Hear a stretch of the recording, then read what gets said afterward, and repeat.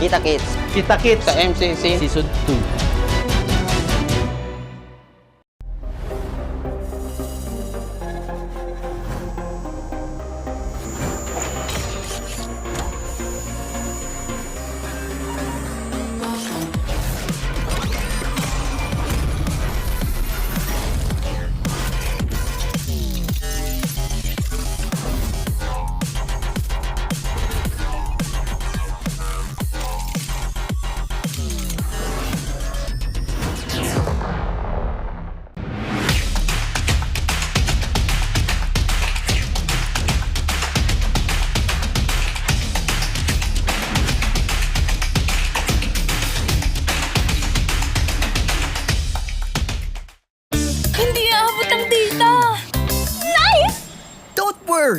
Be only with Smart Power All 99.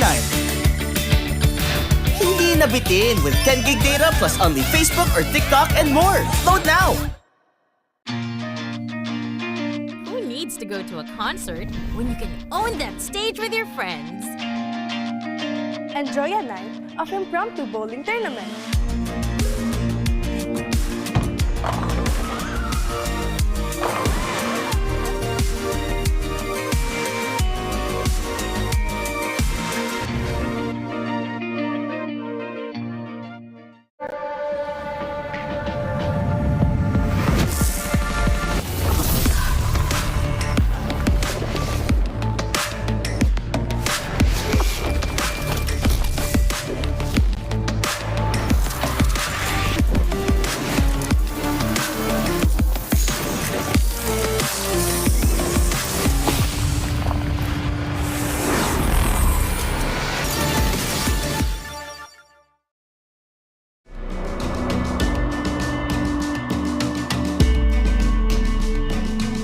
Malakas ka ba? Sali na!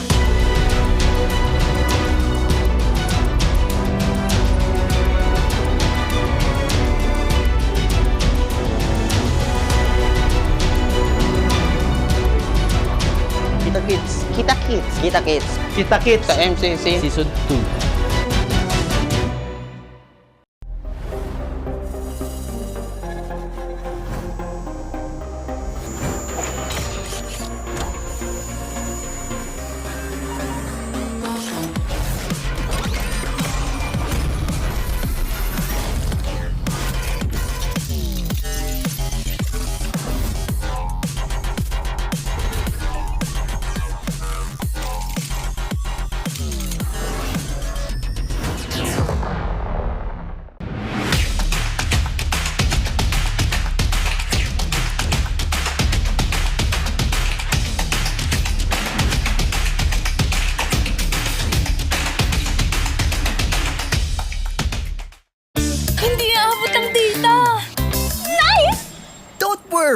Be only with Smart Power All 99.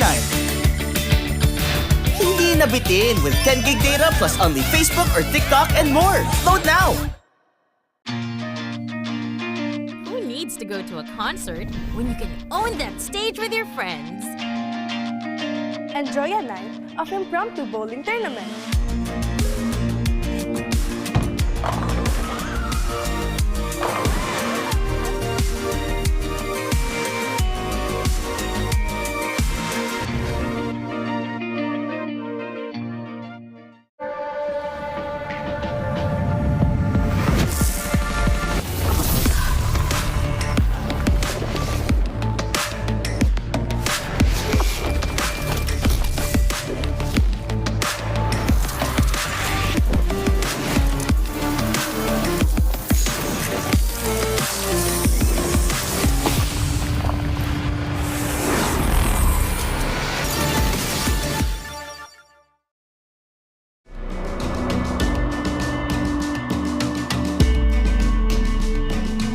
Malakas ka ba? Sali na!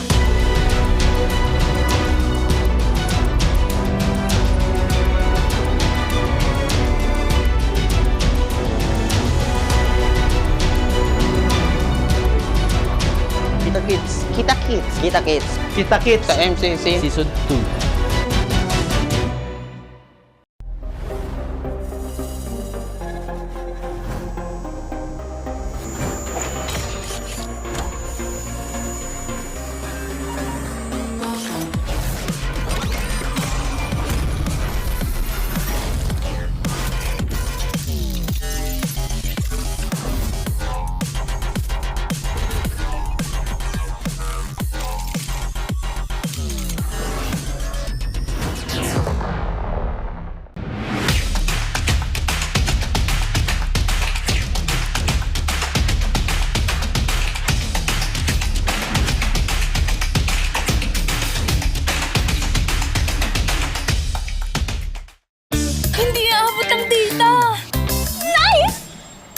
worry! Be only with Smart Power All 99. Hindi nabitin with 10 gig data plus only Facebook or TikTok and more. Load now! Who needs to go to a concert when you can own that stage with your friends? Enjoy a night of impromptu bowling tournament.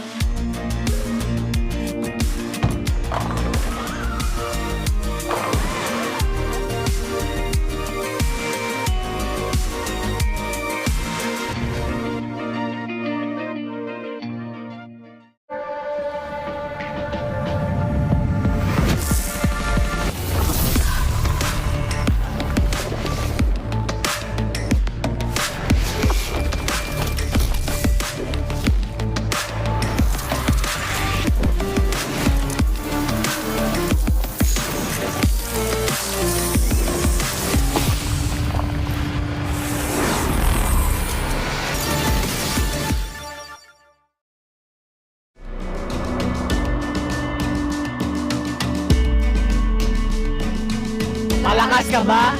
Sali na!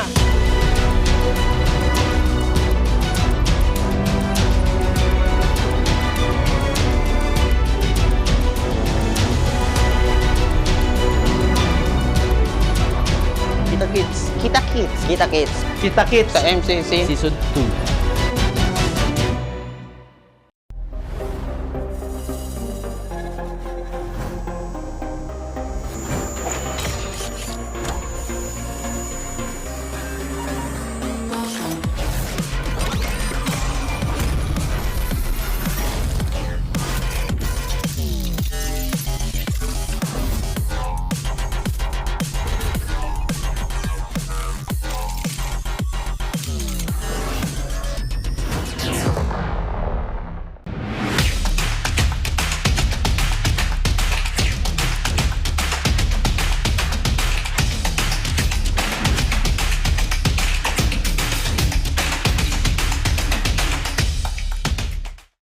Hindi aabot ang data!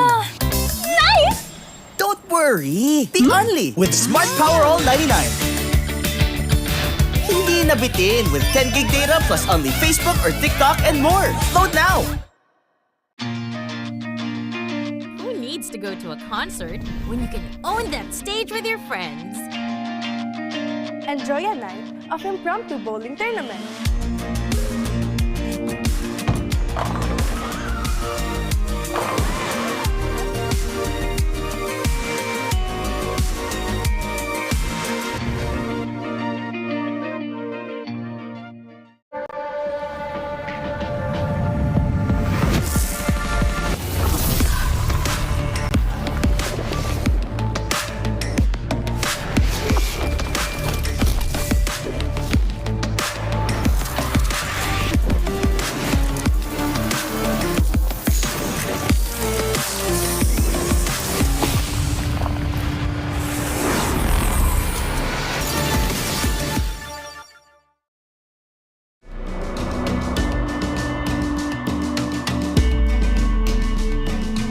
Malakas ka ba? Sali na!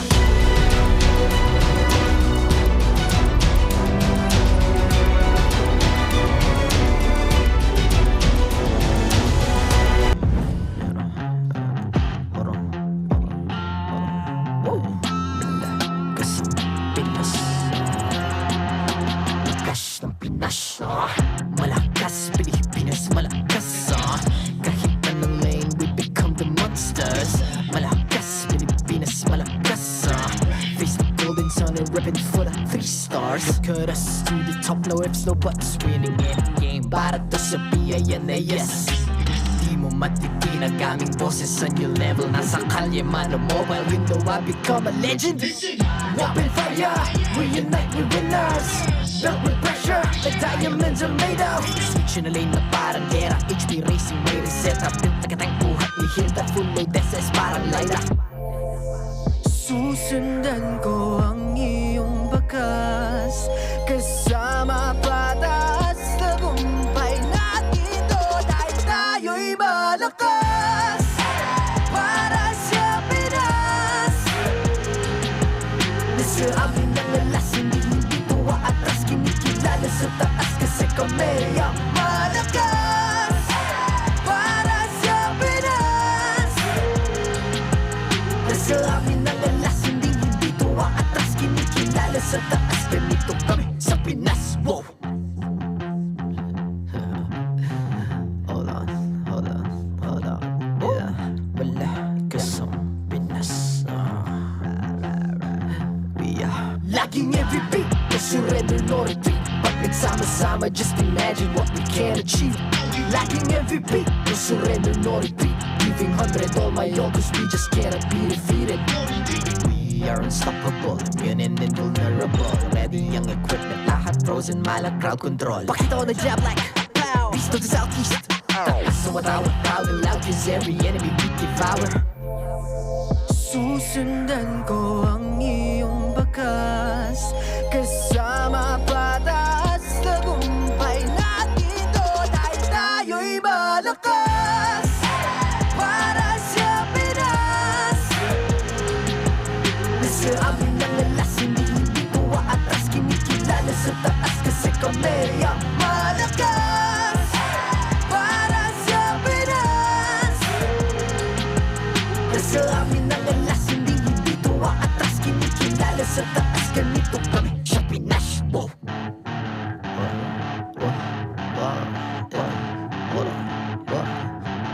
Malakas, Pilipinas, malakas. Kahit anong lane, we become the monsters. Malakas, Pilipinas, malakas. Face the golden sun and repping for the 3 stars.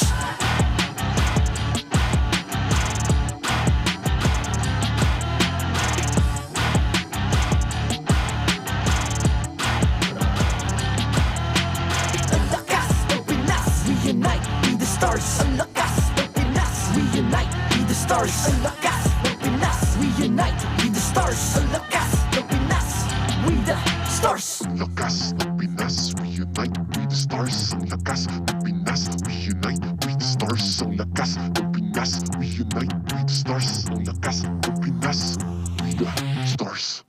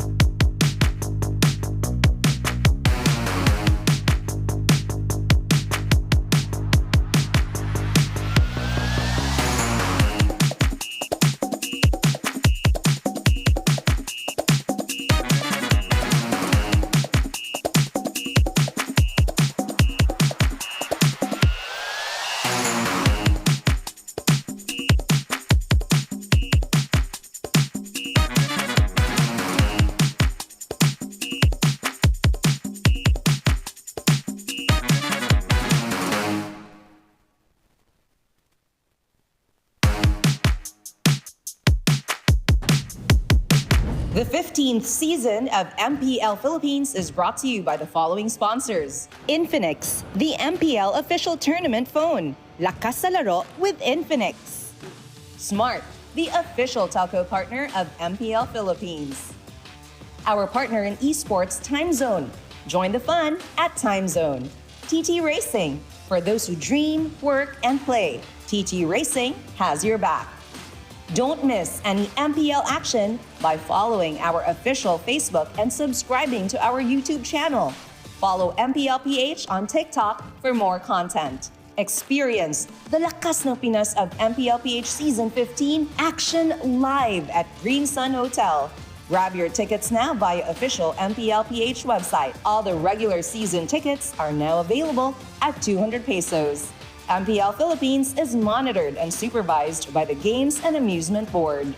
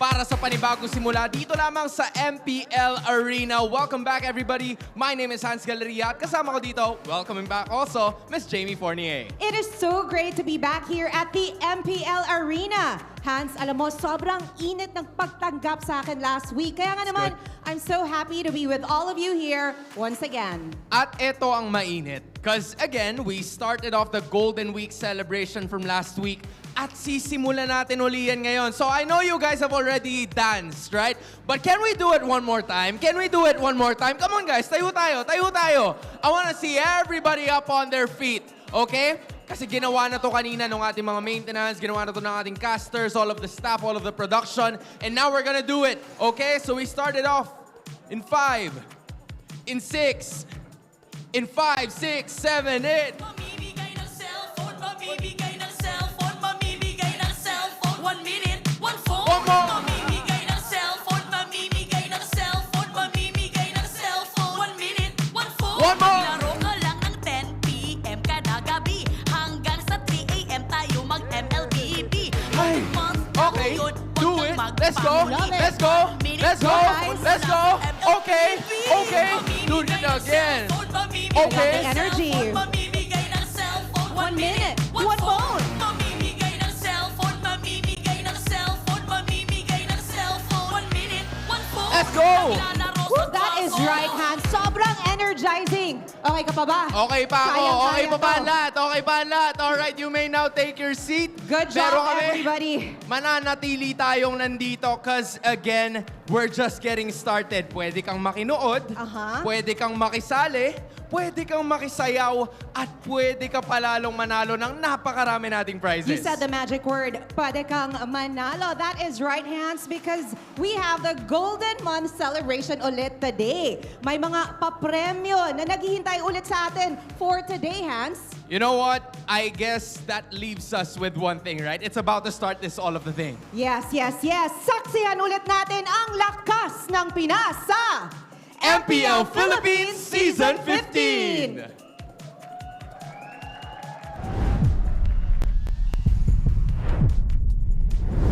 Man, I'm so glad we got a little breather after all that dancing because we're ready to kick off day number 2. It's week 2 here. What is up, guys? I'm Naisu, and I'm joined here with, is it Ingan and Ingan or Renmar and Renmar? I feel a little left out here, boys. Yeah, someone didn't get the memo.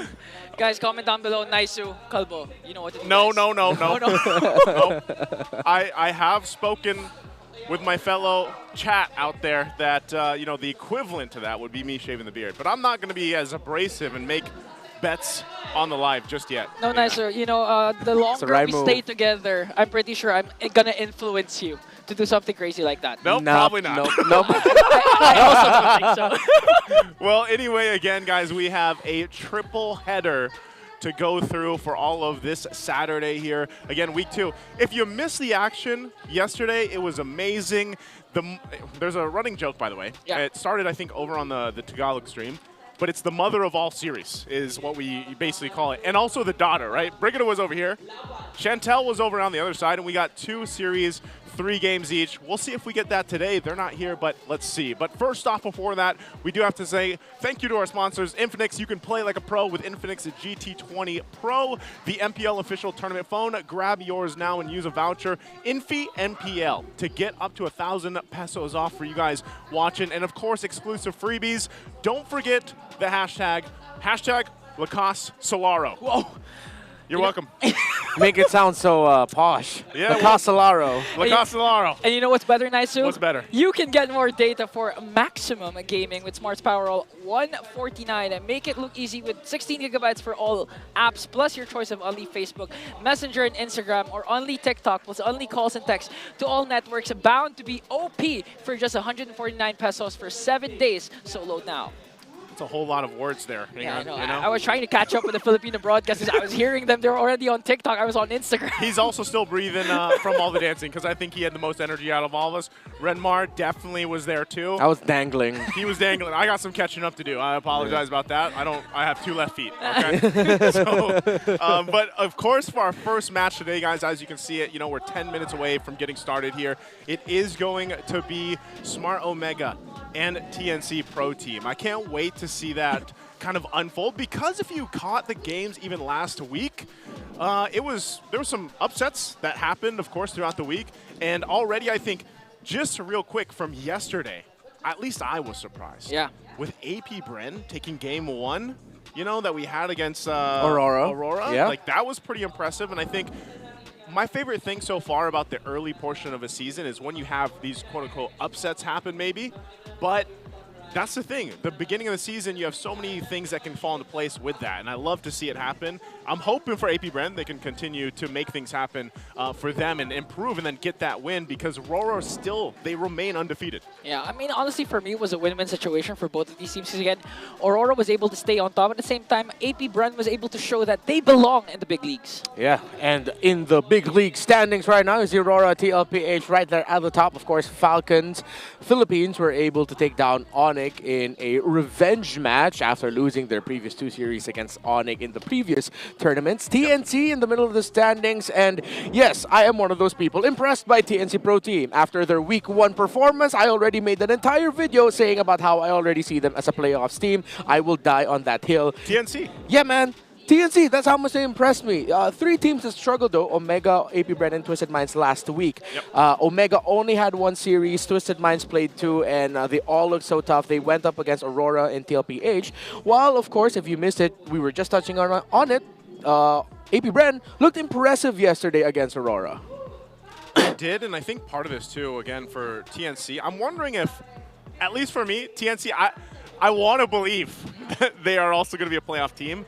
That's why I think, like, at least this first match that we have for today, a lot of the eyes are going to be on TNC to see if they can continue what happened, at least for that first victory, that momentous, I would say, historic event victory they had last week.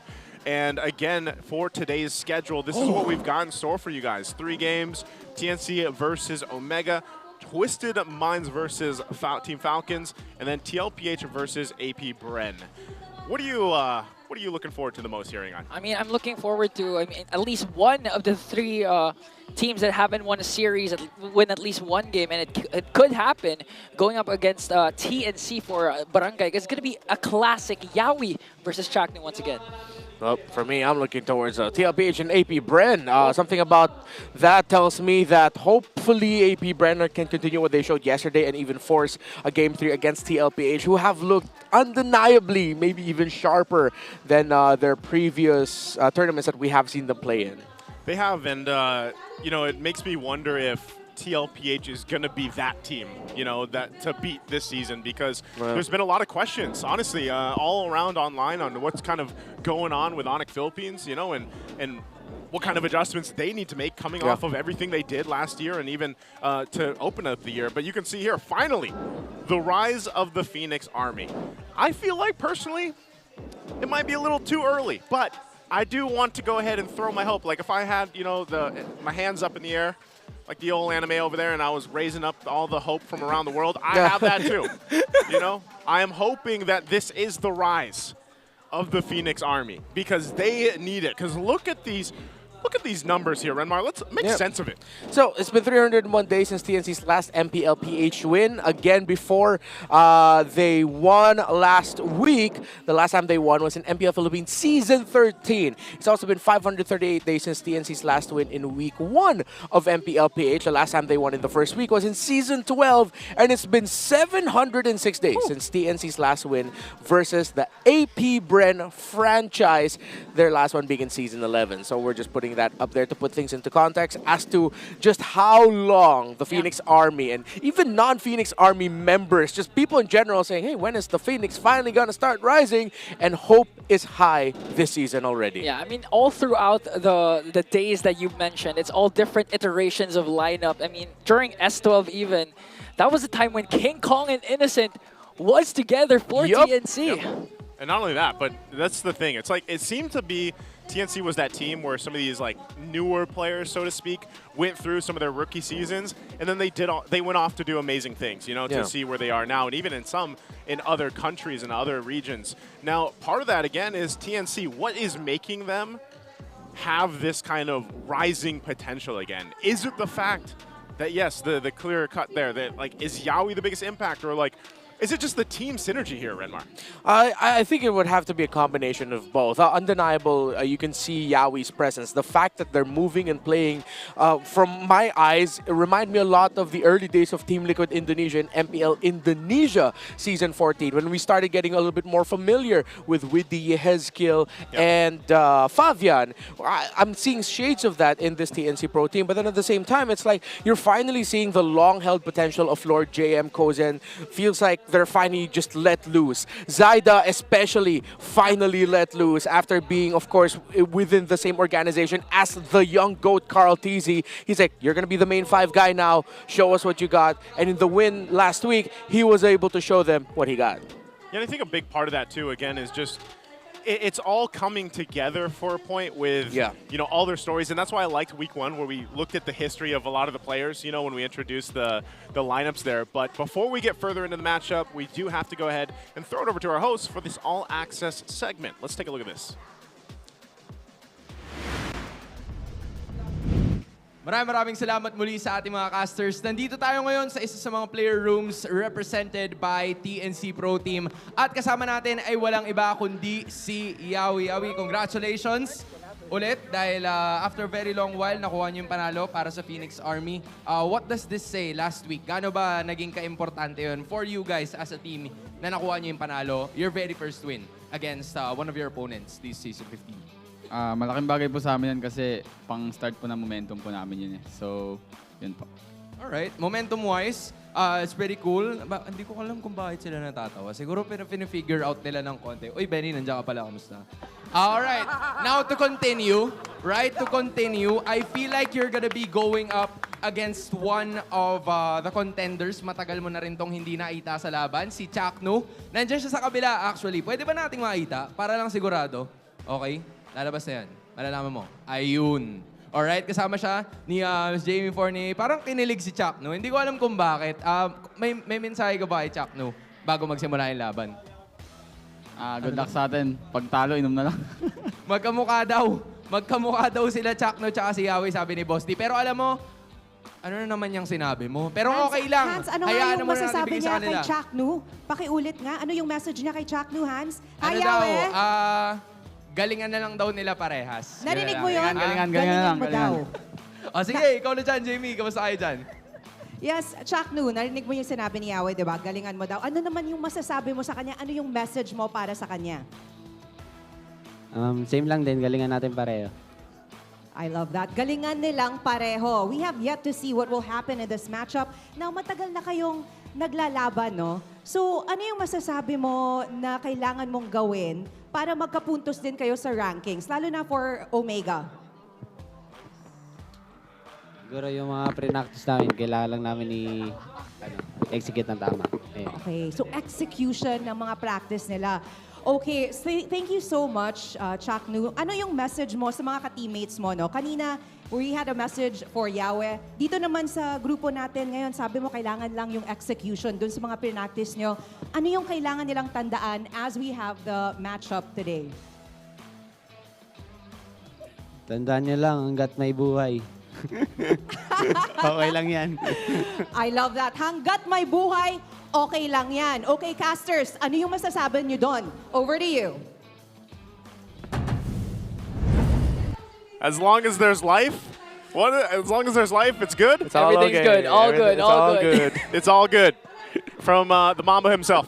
You know, sometimes I wish I had him to just like wake up. You know, when you wake up in the morning and you have, maybe some of you guys have those quotations to start your day. Yeah. I wish I had just a whole bunch of quotations from Chaknu. Chaknu, words to live by. Words to live by to start my day. I thought you meant like when you wake up in the morning, he's just there already by your bedside, ready to dish out some wisdom. Hey, Naisu, as long as you're alive, you're living.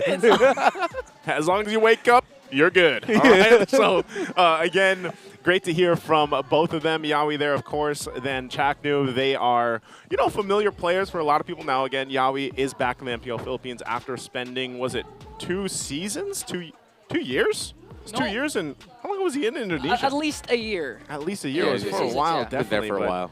You know, this has to be the question here. Will this be the season the Phoenix Army finally rises? A, yes. B, no. C, hope so. And D, They have always been rising. How do you feel about this? I think, honestly, I would say A. Like, because, I mean, what's the criteria? I mean, if they rise, I mean, go inside the playoffs. You can only go up from here, is that what you're saying? You can only go up from here. I mean, I believe there are strong teams that could make it into the playoffs to the point that I could, stake something else aside from my hair. But soon, I'll come up with something new. No, Ingan, it's okay. You can just say you've seen my video now available on all my channels online. Check it out. I made a video about TNC Pro Team and about why I think they are a playoffs team. So yes, it is A for me. So you're an A. Yeah, I'm A. I think it's D. It's always been rising. It's always been D for nicer, yes, yeah. Because they've always been rising, yeah. It's always been rising, and we hope that they are able to rise and rise and rise and hopefully get flight. Yeah. And it starts here. Starts today if they can rise above the barangay. Yeah. Above the barangay. We'll see what happens because, again, Omega, on the other hand, is looking for their very first win.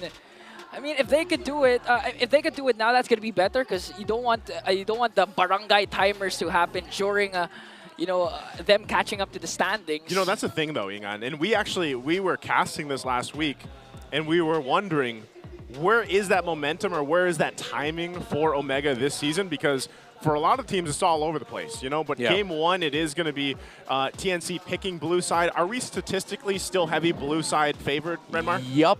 I mean, in terms of the drafting, blue side should really eke it out. I think there were some results yesterday wherein red side won a little bit more, but at the end of the day, teams should always want to choose blue side. It is the preferred side of drafting now because it takes you away from that red side priority of always having to ban Matilda, Juicin, and Fanny. You're stuck with those three bans on the red side. On the blue side, you can get creative with your bans, either the third ban or the second ban in the first phase, that you can move the draft a little bit more differently. Red side, you're sort of stuck. Yeah. Simple solution, like we saw yesterday, and I scratched my head a little bit. Just bring out the Lucas Jungle. seems to work in ranked games. Bring it out here, But first, we got to bring out the marshals alongside the players and teams. Let's go ahead and throw it over to the stage. To oversee and uphold the tournament's integrity, guiding us through this match are our marshals, Joshua, Chico, David, and JJ.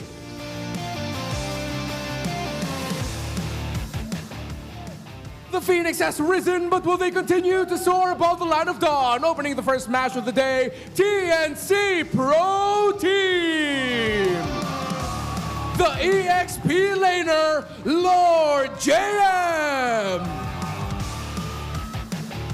In the jungle, Saida! In the mid lane, Lancy! The roamer, Iawi!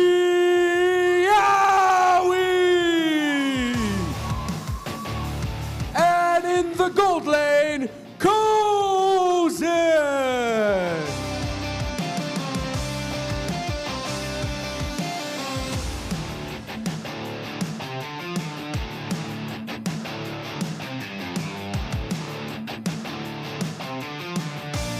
And their opponents, looking above the skylines of the barangay, ready to take the Phoenix back down, it's Barangay Smart Omega! In the EXP lane, Luis! In the jungle, Andoryu! In the mid lane, Ukir! In the roam, the Mamba, Chaknu! And in the gold lane, Big J, Joom!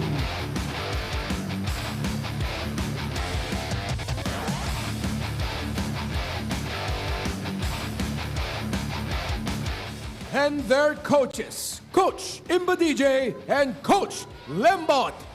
MPL Arena, welcome to day number 2 of week 2. It's TNC Pro Team versus Smart Omega!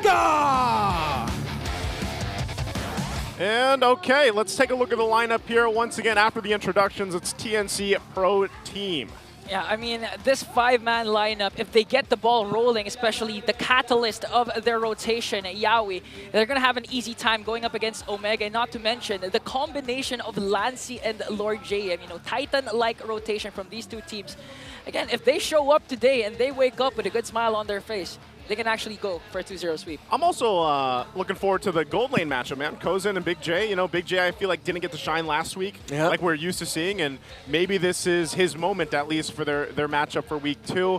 And Kozen as well, you know, he had some pretty risky plays and decisions back in week 1. I'm wondering how that carries over here, because against them, like I said, it's Smart Omega. Renmar, who is it? Yeah, well, we haven't really seen the Smart Omega of MPL Philippines Season 14. The Omega that a lot of people thought would make it into the top 4 of the playoffs before they got swept in the first round. It's the lineup that you know from that season, but again, it's Luis instead of Ryota playing. And Luis needs to step up against Lord JM, who has been the secret sauce for TNC Pro Team. There's been something about how Lord JM's been handling the EXP lane that Luis needs to solve. And I agree with you there, Naisu. Big J really needs to step up, and Omega needs to supplement Big J better. Yeah, I think in a way, he just needs to be able to be protected, but also just allowed. It's not so much, I mean, protection is part of it, but also obviously positioning. And we've seen Big J do that, especially even last season, where he made some amazing plays, but it's also just not losing control of that early game so that the pressure isn't so much on Big J. And I think that's why you mentioned, you know, even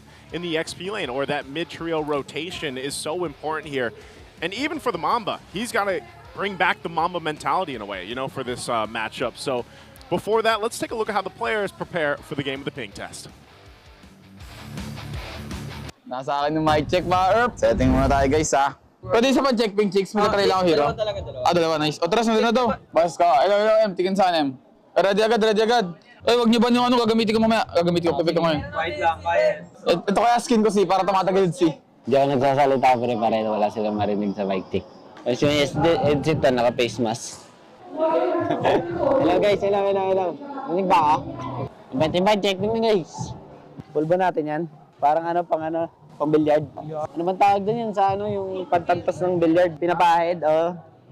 Tisa na lang kulang. And again, the ping test there, of course, for the tournament integrity and also just for us to get a glimpse at how the players prepare for the matchup again. Usually when you guys do see that, I understand it is in Filipino mostly or Tagalog unless they're King Kong and he's, you know, talking in pure English.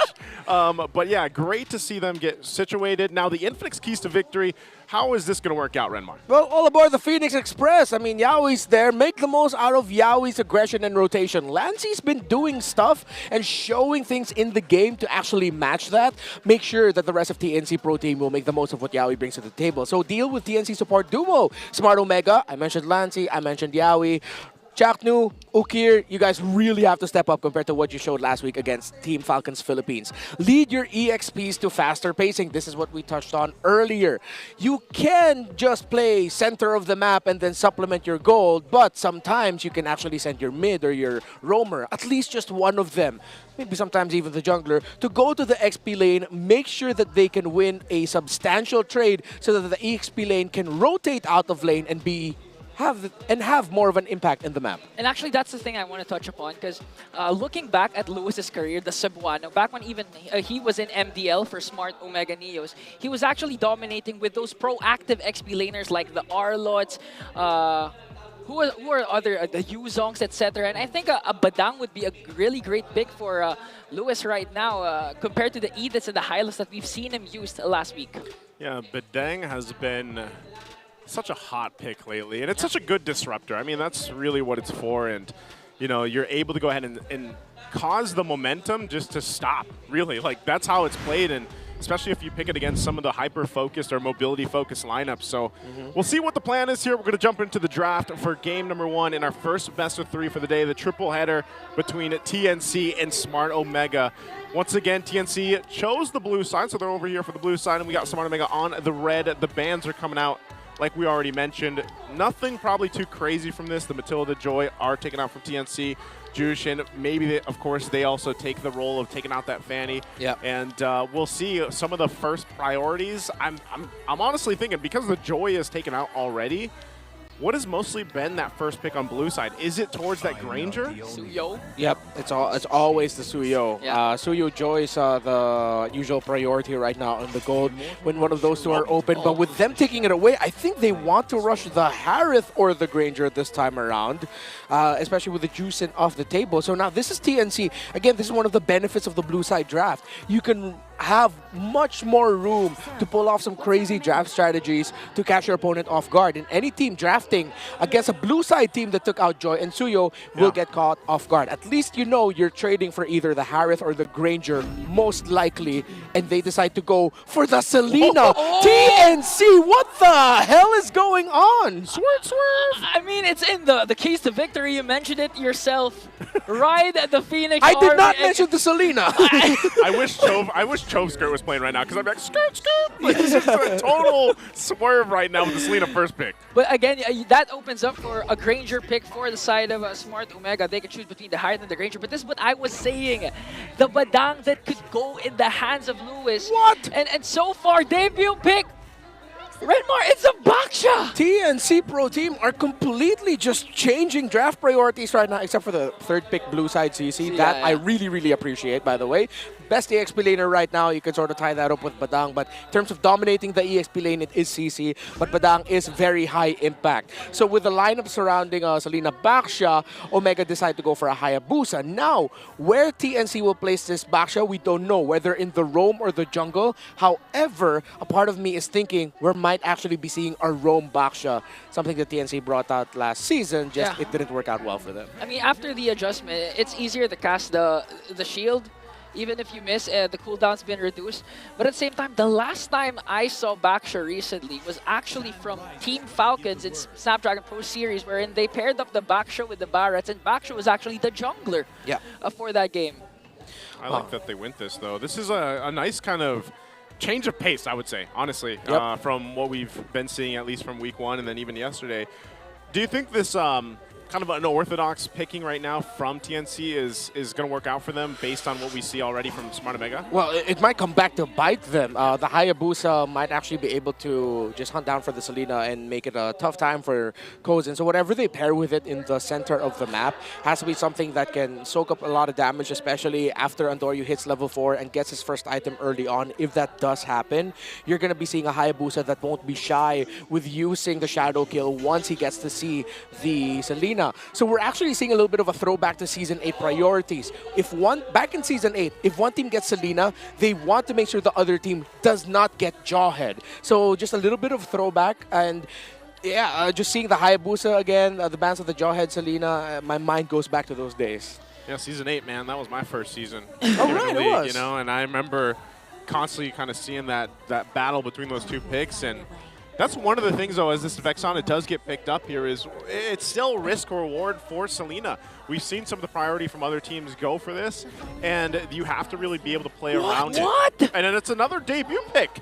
It's a Novaria, but this is also a signature pick for Lancey that we also saw last season, where he was getting some insane numbers statistically. You know what? I'm going to be that guy. I'm going to be that guy for TNC Pro Team this season. What? Selena, Novaria, TNC in 5. I don't mind.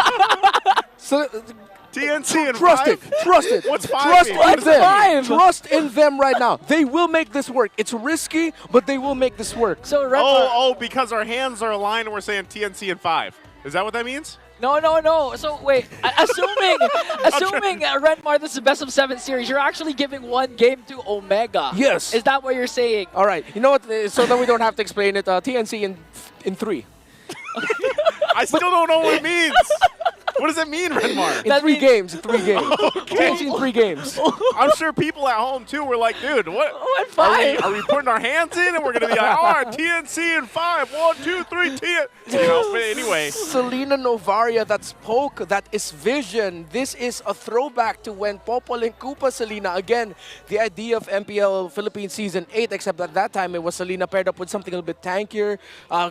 Koopa and Popol were a little bit tankier, but this is so risky for TNC, man. Like, as much as I want to say, hell yeah, this will work, the analyst brain tells me, bro, they got to chill. You got to put the analyst brain aside, look at the index, and just say, you know what, if you want to rise, you got to be a little risky. And that's what TNC is doing for Game 1 with this lineup. You get one last look here at what they're bringing to the table. This is crazy, but it might work for TNC. And now on the other side, can Smart Omega bring a Game 1 victory under their belt? We're jumping into the land of Dawn here.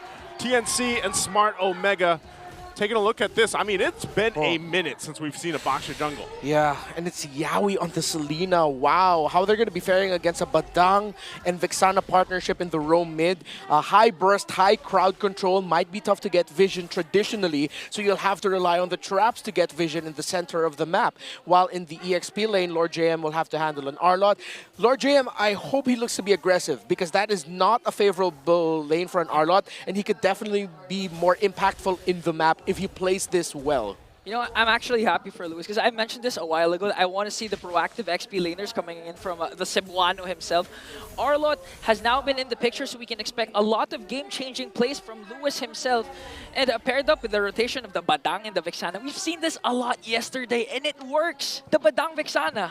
There's a lot of crowd control from this lineup for Smart Omega, and the only thing is, you know, how are you actually going to utilize those ultimates? You've got Chaknu with the Badang in his hands. You know, you've got that great just utilizing of even the fist crack. It does good enough damage, but just using getting the walls off, and then you have a swooping effect, right, with the final slash for this Arlot. I'm wondering how they're going to layer those when it comes to the team fights, especially later on. But it does give them a lot of threat around the objectives. Lord JM? Okay. First initiation forced out by Omega, but Lord James fine. He doesn't care. He has the mobility. And again, Omega reading the laning advantage that ACC will have against an Arlot, their first major rotation to actually help out their EXP laner. They weren't able to threaten Lord JM in any considerable fashion, so TNC Pro Team have started the turtle, and it looks like Andorio, though, will be able to get there in time to contest it. Okay. Chaknu got hit by the arrow. A lot of skills connecting, but Chaknu was able to still escape, and it looks like Omega, will they be able to contest? Oh, wow. The ultimate coming in from Lanzi connected, lost, but still, Okir, he got the turtle. That's wild. Andorio got to press retro. Zaida didn't even press his, and Okir somehow was the one able to get the turtle. This is it's a crazy start, man. Make sense. That's what I feel like that's been the theme from draft to now. You know, maybe that's going to be the theme of this matchup, but right now it's the fact that they were able to go ahead and get themselves that turtle for Smart Omega off of that. And, you know, you saw how devastating an arrow this early on in the game can be, even for Chaknu, who, again, he's got, I believe he had the Tenacity emblem. So, you know, the fact that he's able to go ahead and not die is good for them. But then where do you go from here, right? You already got your first objective. You build up from there. Your XP lane seems to be the dead lane right now. It's just going to be fine. Do they make a play here, Chaknu? Oh, fist crack, just to make sure that TNC is able to get a kill. And actually, Andorio is the one who counters it out and gets Lancy in the middle. What is happening? That's exactly what we were talking about. Once Andorio's level 4 and he will hunt down the Selena and the Novaria with the shadow kills. He does not have to worry about a big beefy roamer to soak up damage because they don't have that. They have Zaida at the center of the map who was placed forward, who wasn't able to take down Chaknu, and I'm just really looking forward to seeing how TNC will make this work because I'm still scratching my head. Yeah, he's, again, that's twice now that Chaknu hasn't gone down. And these arrows from Yawi eventually are going to be a problem that they have to deal with. So some of the early game is going to work in favor for Smart Omega, and a lot of it has to deal with, again, think about this. The way this interaction works with Novaria and also having the Selena, you get so much vision. Like, this is your vision game for game 1. There's no way you lose in vision for TNC. So throughout the game, that's the strength with the lineup that they have. So even if they just kind of, you know, calm down a little bit in the early game, they know that they have one big advantage, and that's vision. But can they win these skirmishes and team fights? They are the ones to start up this turtle next, and Smart Omega will have to get in positioning. Lewis this time around, also, they have to be careful of that final slash as Andorio now makes his way for this turtle fight as they get ready. Okay, Andorio already picked up his Hunter Strike, so again, he can replicate. Just go for the backline. Lewis goes in with the final slash, prepared up with Chaknu's fist crack. And Zaida's the first man down, and Andorio picks up the turtle. And again, this is so much more difficult for TNC Pro Team to execute. It looks so easy right now for Omega. Okay, they're just trying to go. Chaknu once again with the flicker fist break. Make sure, Lord JM, even if you have high mobility up against 4, Oh man, you can't out-sustain that. Again, it's so hard right now for Zyda since he doesn't have a roamer protecting him. He has vision, sure, from the traps, but he's going to be the guy that Omega will see first. He'll just be standing there, getting the vision, holding the objectives, while there's only so much TNC with the lineup that they have right now can do when Omega decides to jump in with Luis's final slash, the combos coming in as well from Yawi. And that's the thing I was pointing out earlier, you know, Andorio goes in, he does use the retry, but not going to be able to follow up. You saw that earlier. Lewis sweeps in with the final slash, and then the way Chaknu lines up his fist break is based off that final slash. So that's something that every time an objective comes up that TNC does have to watch out for, even if they have a vision. Chaknu won't land that one. Multiple members here, though, for Smart Omega. Oh, Lord JM just checking things out. Andorio's going to be fine. Also, meanwhile, this whole time, you have your gold laners just doing their thing, farming up. And that's what Big J needed this game in comparison to what he had last week. Yeah, I actually like the confidence coming in from Jome after picking up the Hunter Strike. Transitions already to a Sky Piercer, so they know that they're in control. Zyda going up against Lewis, though. But here comes Ukir and Chaknu. They're going to finally pick up a kill onto the Cebuano. Okay, good thing Andoryu didn't decide to commit any final slash, and Omega wasn't in the right position to just continue that assault. They were finally able to take down one. It is just Luis, though. But you see how expensive it is for TNC to just get one at this point. Question is, I wonder if it will get to a portion of the game where the damage of the poke from the Novar and the Selena might actually just be too much to handle for either the Arlot or the Badang, that TNC will build that advantage that way. Okay. Again, playing this for the turtle. Andoru? Wiki Shadow kills Zyda out to retrieve Andoryu, so two turtles will be secured. One turtle will be secured by TNC, but here comes the counter attack once again. They want to go for more, forcing out Andoryu to use the Shadow to retreat. So TNC still slowly, they're crawling back. Yeah, one thing I have to remind us is that this is actually Lancy's signature Novaria back in MPL Philippines Season 13 during the height of what could have been a much deeper run in the playoffs for the then Minana Evo squad. It was Lancy's Novaria that was frequently respected by their opponents. And even when he played it from time to time in 14, right? Season 14. Yes. It was a hero that a lot of people just knew that if Lancy had it, there's always that gameplay making capability, even later on in the game. And that's what we're talking about. Just so again, with maybe the poke gets to a point where it's too much because we know how that scaling goes for Novaria. And they might just play around that timer, Lord JM. Wiki Shadow kill onto Lord JM, pops his vengeance, has the Shadow out because he's not going to be able to take down Lord JM. Meanwhile, on the other hand, Lewis catches a final slash, and on the right target, Kozen finally falls down. Oh, the fact that... No, I'm going to say that was more of a Luis thing than it was an error on the side of Kozen to be placed that deep. It was Luis able to display him really well. You see that the Arlot was actually forced to commit the flicker to make that play. Dominant Size is the first item for Luis, so he's going to be going for the tanky build Arlot. While for the CC, very standard so far with the War Axe and the Brute Force Breastplate. Looking at the Zyda Baksha jungle, it's anti-Kiras Rush since it is mostly physical skill damage from Omega. Oh, good catch from Ukir. Paired up with a Wiki Shadow kill from Andoryu to bring down Lord JM. Here comes Big J making the play. Chaknu soaking up the damage, but Zyda as well.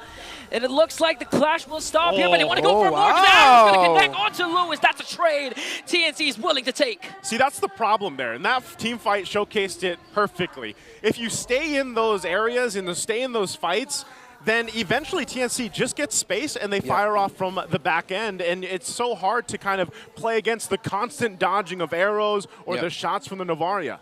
Yeah, and you also see that Yawi's reading Chaknu very well. His rotations with traps and him being not afraid to get vision, usually like how a traditional roamer tank would like to do it. So he knows that he has a dash, he can transform, he has the flicker as well in case it gets a little bit too hairy and he needs to get away. But Yawi's traps and abyssal arrows have been on point to reading Chaknu, and that's what sort of has kept things level. The fact that Chaknu cannot get into the Mamba positioning as much as he would want to. Yeah, and apart from that, you know, Lancy's Astral Echo, the moment they cast it, and connects onto 4. Yawi's going to have a good time just casting the Abyssal Arrows because the hitbox will increase. So TNC has full control over this first Lord, but it looks like Omega, will they be able to strike back? They're going to hold it here. Half health for now.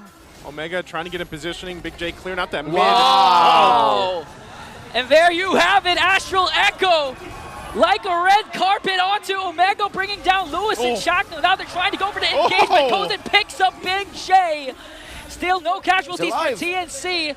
Lord still hasn't been secured, and Andorio is still alive for Omega. They can actually make a play with the Shadows to try and go for the steal. They might try to make a play, Lord JM. Quite low Zyda too. I don't know if they can actually commit to this just yet.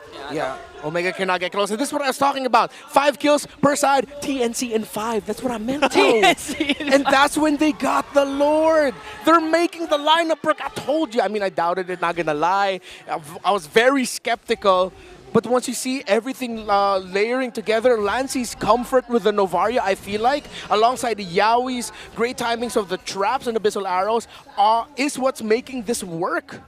Hashtag TNC in 5. Hashtag TNC. If they win this, you know, then we've got the answer we're looking for. Because right now they have this play with the Lord making its way down the bottom. Arrows are going to fly. Oh, plus the Astral. Echo Astral Spear. A lot of projectiles just crashing down onto Andorio to bring him down, but they're going to counterattack with a kill onto Yaoi. A roamer for a jungler. It's well worth it for TNC. They're not letting Omega get into position. They lost Yaoi, yeah, but they got a push down bottom. Their minion waves are still pushing in. I think Omega's sort of like seeing an alternate version of what it was like to go up against the chip of Team Falcons Philippines, wherein they're just wary about the vision and the turnaround factor that a chip provides, except this time it's the Astral Echo and the ability set of a Novaria plus a Selena. And he's been low-key here, but Zyda has also been a very important part of this lineup because he's the main tank. He's the guy who's just there. It's like, hit me, please. I do this for my team. He's the sandbag, you know? He's the sandbag. And it's funny because some people were wondering when we came into this, I think it's still developing the meta right now for the season, but for sure, you know, is it going to still be a lot of the assassins, or do the utility jungler heroes now have a space in the meta? And this is one of the showcases that, yes, it does. Now, I know some people might have a little PTSD from yesterday, seeing the Barretts, maybe, you know, but hey, this Baksha has ended up working pretty well. Yeah, look at that.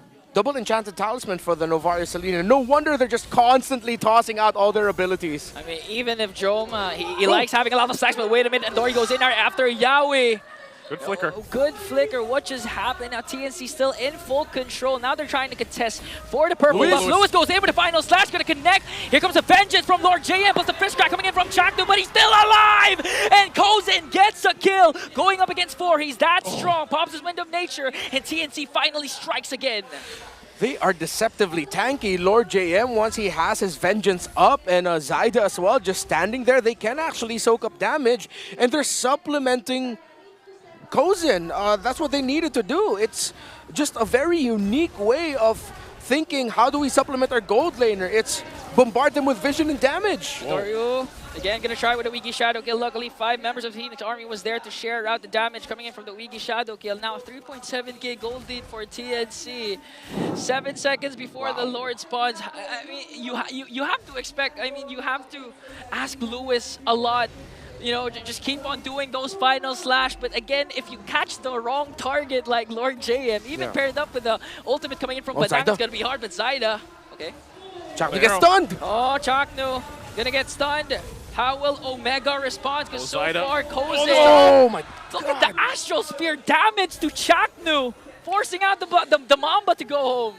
He's going to be fine, though. Again, he'll be able to reset. They should be able to at least... So, whoa, another one! Man, Yaoi, at this point, the Astral Echo wasn't even casted, but he's making sure that all the arrows are connecting to the right targets. There's so many things flying. Omega's just like, guys, how do we position ourselves? It's a mini game within a game at this point for Smart Omega. It is going to be a reset on that Lord. Andorio goes up top. They get this information that he goes up and clears. So this could be a window for TNC to go ahead and start putting the pressure here. He's going to make his way, though. They hold it at less than half health. Chaknu might look for it. Oh, and it looks like Zyda will secure the Lord for the Phoenix Army. Well-executed play from these 5 young men. Well, we posed the question earlier, will it get to the point where the long-range pokes of TNC will just be too much to handle? Apparently the answer was just a simple, hell yeah. Hey, yes. Hey, yes. Guardian's Helmet, Athena's Shield for the Baksha, so your tank is built. I like how Kozin actually built the Malefic Gun quite fast. He knows that there's so much space between him and the rest of Omega, when he's not diving too close to Omega, that he can just safely hit from a distance. So TNC, this is an incredibly well thought out lineup and strategy that have just shocked Omega. Again, right now, they're getting to go ahead and assault the base of Smart Omega. That charge in from the Lord. They should be able to make work on at least one of these turrets right now. They are holding it together. Lord JM! Vengeance up against 4, just dancing around in the middle, and just like that, Lancey erases the living legend Chaknu with 1 Astral Spear. And why did Luis use the final slash before anything happened? I think he was anticipating the jump from Zaida. That wasn't anticipation, that was overthinking. Overthinking. As a fellow overthinker, I relate. Yep, sometimes you trip over yourself and it doesn't work out, you know? But it's... oh, there it is. Okay. We got one. He didn't overthink that, Nice and this combo. time gonna find Lancey for the combo and gonna survive. Omega still finding ways to come back from this game. They do, however, lose 1 inhibitor turret up top, but still, they're continuing to minimize the lead that TNC is making. Lewis just heard us, and he's like, yeah. I'm gonna make up for that one. I'm gonna Bowie that one. And he did. Bowie, guys. Bowie. Bowie. All right, gets the purple buff here for Andoru. So they have been fighting tooth and nail for a lot of just the space around the map. We take a look at this. Divine Glaive's now picked up by Ukir. We haven't talked too much about Ukir. Ukir has actually done really well despite everything that's happening, because you got to remember, they're at a disadvantage when it comes to the range. Yes. Because when Ukir, like literally all he can do is drop down the Eternal Guard from the range for the most part, or at least get a little bit of damage on. But they have to constantly watch out for those arrows, for the astral balls coming through. You know, it's just astral balls. Astral balls. You gotta watch out for those, man. You have 2 astral balls here, nice. Yeah. I looked at your guys' head. I'm sorry. That's the first thing that came to mind. We get it. We're bald. Okay. But yeah, well, Ukir has been doing a good job of being the counter-engage for Lord JM and Yaoi's entry, even when Zaida needs to get close and hold down the front line. So that's when the Deathly Grasp, the Cursed Blast, and the Eternal Guard of the Vexana comes in big time, and I think that's where TNC is going to start feeling the pain now of how difficult it might be to siege with their lineup. Yes, they can still continue applying the pressure, but you saw with one combo from Luis, if TNC were a little bit more mispositioned, they would have lost just more than Lancey, and it would have been a devastating loss. So Omega needs to hold on to that fact if they want to turn this around, that they can turn this around, because it's only a 2.6, 2.7 difference in gold lead. Lewis is going to be that guy here. He's got Flicker in 2 seconds. He's got the ultimate. They take a couple shots again, but it's up to him. And Chaknu takes an arrow. Wow, again. They commit. Oh my goodness, Lancey! Blast down Chaknu out of the map, plus the kill onto Lewis. And goodbye indeed, but TNC will still go for the Lord. Yeah, wow, Lancey got Chaknu with that Star Shatter right in the Astral, bro. Right in, he did advantage. You can't, I mean, at that point, you can't get out of that one, you know? And part of this, too, as I was saying, is, you know, Lewis and Chaknu had to be those guys. There was no opportunity for them to be those guys because of all the arrows and the traps and everything else thrown at them. Yeah, and the thing is, Lewis and Chaknu are actually just doing their job. I mean, they have to try and zone out. They have to provide information for Omega. They just can't play passively, especially up against the lineup of TNC. And if they get the Lord, Omega's going to have a hard time trying to clear out the minions. So you pretty much can't blame them for how the Astral Spears, the Abyssal Arrows is connecting. The power of arrows and friendship. I like how TNC Pro Team doubled down on this thought that, you know what, it's week 2, day 2, it's our 3rd match. Let's go wild. Let's see what we can do to stretch out the limits of this meta. We've already been saying this meta is starting to get super predictable and boring, and here comes TNC. Okay, Luis with a catch, plus paired up with the Eternal Guard coming in from Ukir. This time they're going to pick up again also Lord and JM, but the inhibitor turret down bottom has now been exposed. Lord up top for TNC. They do, however, still have 4 members, but it looks like they will take the discipline route and wait for the minion waves in the middle. This is what Renmar was basically saying, you know, the sieging potential with this lineup is going to be a little difficult. They do conceal.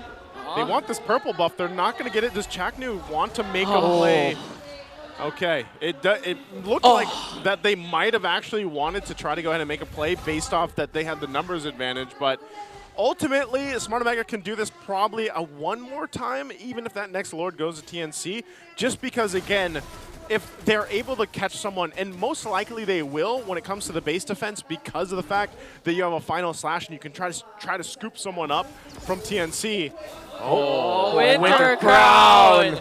Go! He got away! Yeah, we got away. And now the chase is on for TNC. They're not going to contest for the orange buff anymore. But look at just the fast hands of Yawi. I mean, that was cool. You spent the entire game just making sure the Abyssal Arrows will connect on the dot. And now you have enough time to execute those kinds of outplays up against Adorium. Yawi, where have you been all my life, Yawi?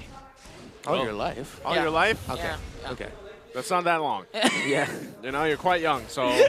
Still a young man. Still a young man, still who has young lost man. all his hair. I mean, I said that because, you know, as a roamer myself, I really look up to these kinds of roamers. Yawi. You relate, you relate. I relate. I've never seen you play Selena. I honestly can't relate because I also can't execute a Winter Crown play like that. You can. Just have a little bit more faith in yourself. You just got to prep it. That's it. That's all you got to do. Okay, fine, guys. You just prep the winner's crown. You've never done that before? You know, you guys, you make it sound so easy. It is, bro. It is. You've never done a 1 second quick item swap while also keeping track of everything else? While cooking rice? I don't know. Ian. Still a lot to learn. Still a lot to learn, young guy. Fully built are the Selena and Novaria. No wonder why Omega's just getting peppered with nukes from afar. The last time we saw an item check onto Lancey, he has fully built. Oh, this could be big. But Luis, by the way, he's been massive in the past few sequences. His flicker final slashes have been very big for Omega in terms of stopping TNC in what they want to do. But TNC's been watching their positioning. They still have to really watch out for it. If Luis is even more patient and he waits for the full commit dive from TNC before he uses the final slash, and then he lets it out at the perfect time, TNC's just going to feel the world of pain. This is the pain right here. The fact that Jome is so low on the damage. Again, Winter Crown? Again, Two consecutive Winter Crown plays from Yawi. Now the Astral Echo is going to connect on to 4. The chase is on. Zyda leading the way for the Phoenix Army. Luis counters out with a final slash, but Lord James just pops his Benjen on the other hand. Kozen going right after the backline, and the Clash will disengage, but a lot of resources have been expended on the side of TNC. Every ultimate. Yeah, that's so much for Lord JM only. But TNC, to be fair, also used a lot of their ultimates. So these two teams are going into this without a lot of their key abilities. It's coming back quickly, though, for Omega and TNC. Ultimate should be back online, except for the Eternal Guard of the Vexana. This is tough. Again, what angle do you go from if you're smart Omega? Because right now they just might have to watch this get taken. Oh, Chakno will he attempt to go for the steal alongside Andori. Andori goes in with the shadow, but Lancey secures the Lord. Now Omega's desperate to try and go for a kill as Zyda just is tanking up the damage coming in from the Rhapsody of Jome. Zyda was drifting in front of the face of Jome, sidestepping all of the Rhapsodies as much as he could, pulling attention. That was pretty funny, not gonna lie. But that was cool. That was a cool funny. That's like one of those things you want to see animated, you know? Basically at that point. But that's the thing, like Jome, he has his itemization. Like look at what he has, but he really has not been able to get in the range to fight on this Granger, and that's one of the disadvantages, and now they're gonna have to clear out this Lord here. Okay.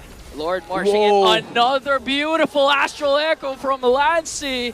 And TNC, let's see, how are they going to end this? Because so far, Omega's doing a good job trying to clear out the minions. On the other hand, they're going to be able to shut down Ook here. And now the clash is still going on. Zyda jumps into the middle as Kozen just free hitting up against 2.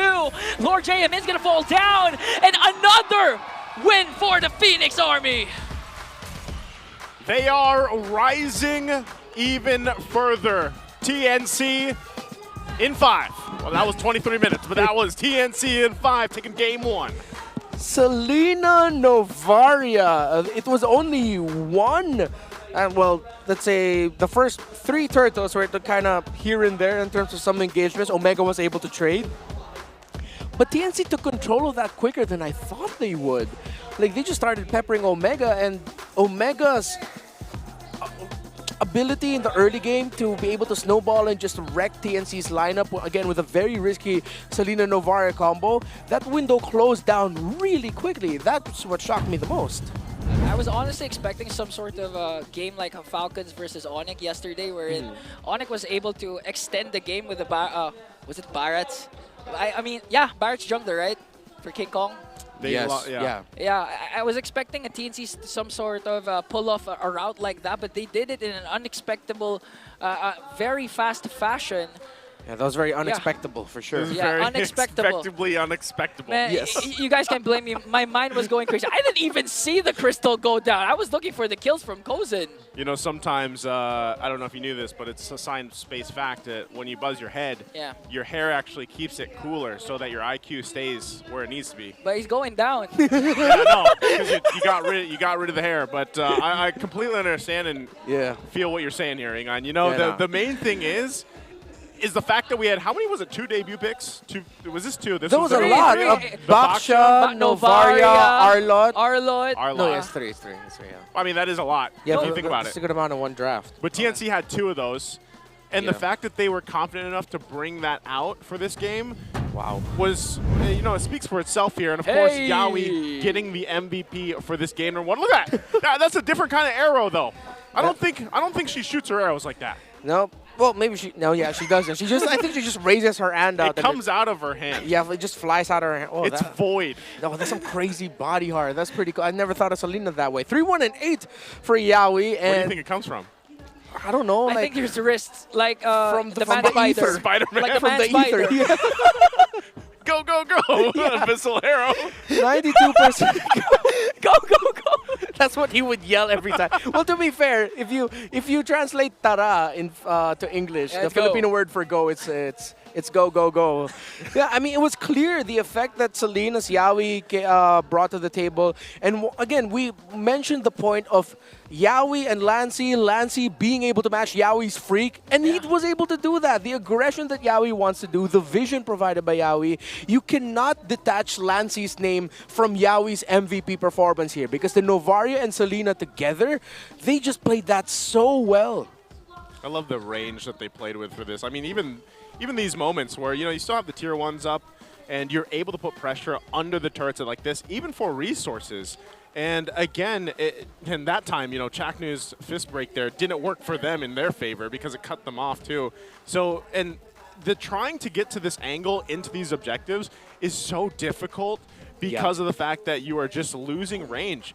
And that's why I was saying, you know, for Big J, the guy struggled. He had no really opportunity to get in range, and even when he did, it was because Zaida was literally moving in circles around him on the Baksha. So very tough game. I could imagine that if, you know, it was TNC that had the Granger, then that's a total range game that they could actually use in their favor. But taking a look at this, 23-35. Hey, there's still a 5 in there, Renmar. Yeah, see, TNC in 5. How many players do they have? 5. If you count, you know, the one Hans saw a while ago, they're technically 6. You can only play 5 in the game, Ingan. Okay, fine. That's why you can't do the Winter Crown trick. No, but I am excited for when we start talking about Benny Cutie for this one. But Benny Cutie's not here. Kozen definitely was. And again, I really appreciate the itemization. I believe that's a 3rd item Malefic Gun. He didn't go for the Wind of Nature 3rd. I'll have to double check on that, but he got that relatively quickly, and that just meant that it would be near impossible now to be able to catch the Irithel. You'll have to go through Lord JM, Zaida, the rest of TNC before you got Kozen, as long as Kozen really watched his positioning. The one time he didn't was the only time he died. And then after that, you saw, it was like, oh, okay, Luis isn't messing around. He's going to use his Flicker Wild Slash when he, Final Slash, excuse me, when he knows he can get someone. So I'm going to watch out for that. So as much as you saw TNC dominate, you also see them respect the capabilities that Omega can bring to the table, especially with what you mentioned and pointed out earlier, Naisu, wherein Jome, despite being the rich guy here, you barely felt the damage that he could have dished out. Yeah, and again, I like the concept, too, of Smart Omega's lineup. It could have worked, but I think, again, they just were constantly trying to figure out, man, how do we even get in range? And this was what was so difficult for Chaknu and Luis, and why they kind of juggled that role a little bit, especially as the game went on. Sometimes it was Chaknu trying to go forward first, sometimes it was Luis, sometimes they were trying to make that work together, but if it failed, then they didn't have any of the follow-through to actually go and have that team fight, because a lot of times, too, even if you get there, who are you going to catch? Yeah, you can't really catch an Irithel, you know, and Kozen was well protected because of just the fact that how much vision was provided from that lineup. So I wouldn't be surprised again if, you know, throughout the regular season here that we see more of this combination between the Selena and the Novaria. Mind you, it is still a risk to pick that up because I feel like only specific teams or players, combinations of players would like to go that way. Yeah. But this time around for TNC, it worked out well. And I'm going to say something that might be a little bit controversial. So tell them. It's specific to who the team that would pick it, but it's also very specific to who you're going to pick it up against. Who? No, exactly. It's like, I feel like TNC went into this thinking, Oh, hey, is that rhetorical? going up against Omega, Yeah. they can be the type of team that we can use this kind of combination with. What that means for you, At up to home. you how you're going to read that. But in my point of view, it's more of like, Chaknu's always been the type of, he knows how to play around the shrub so well. Yeah. So how do you stop a guy like that?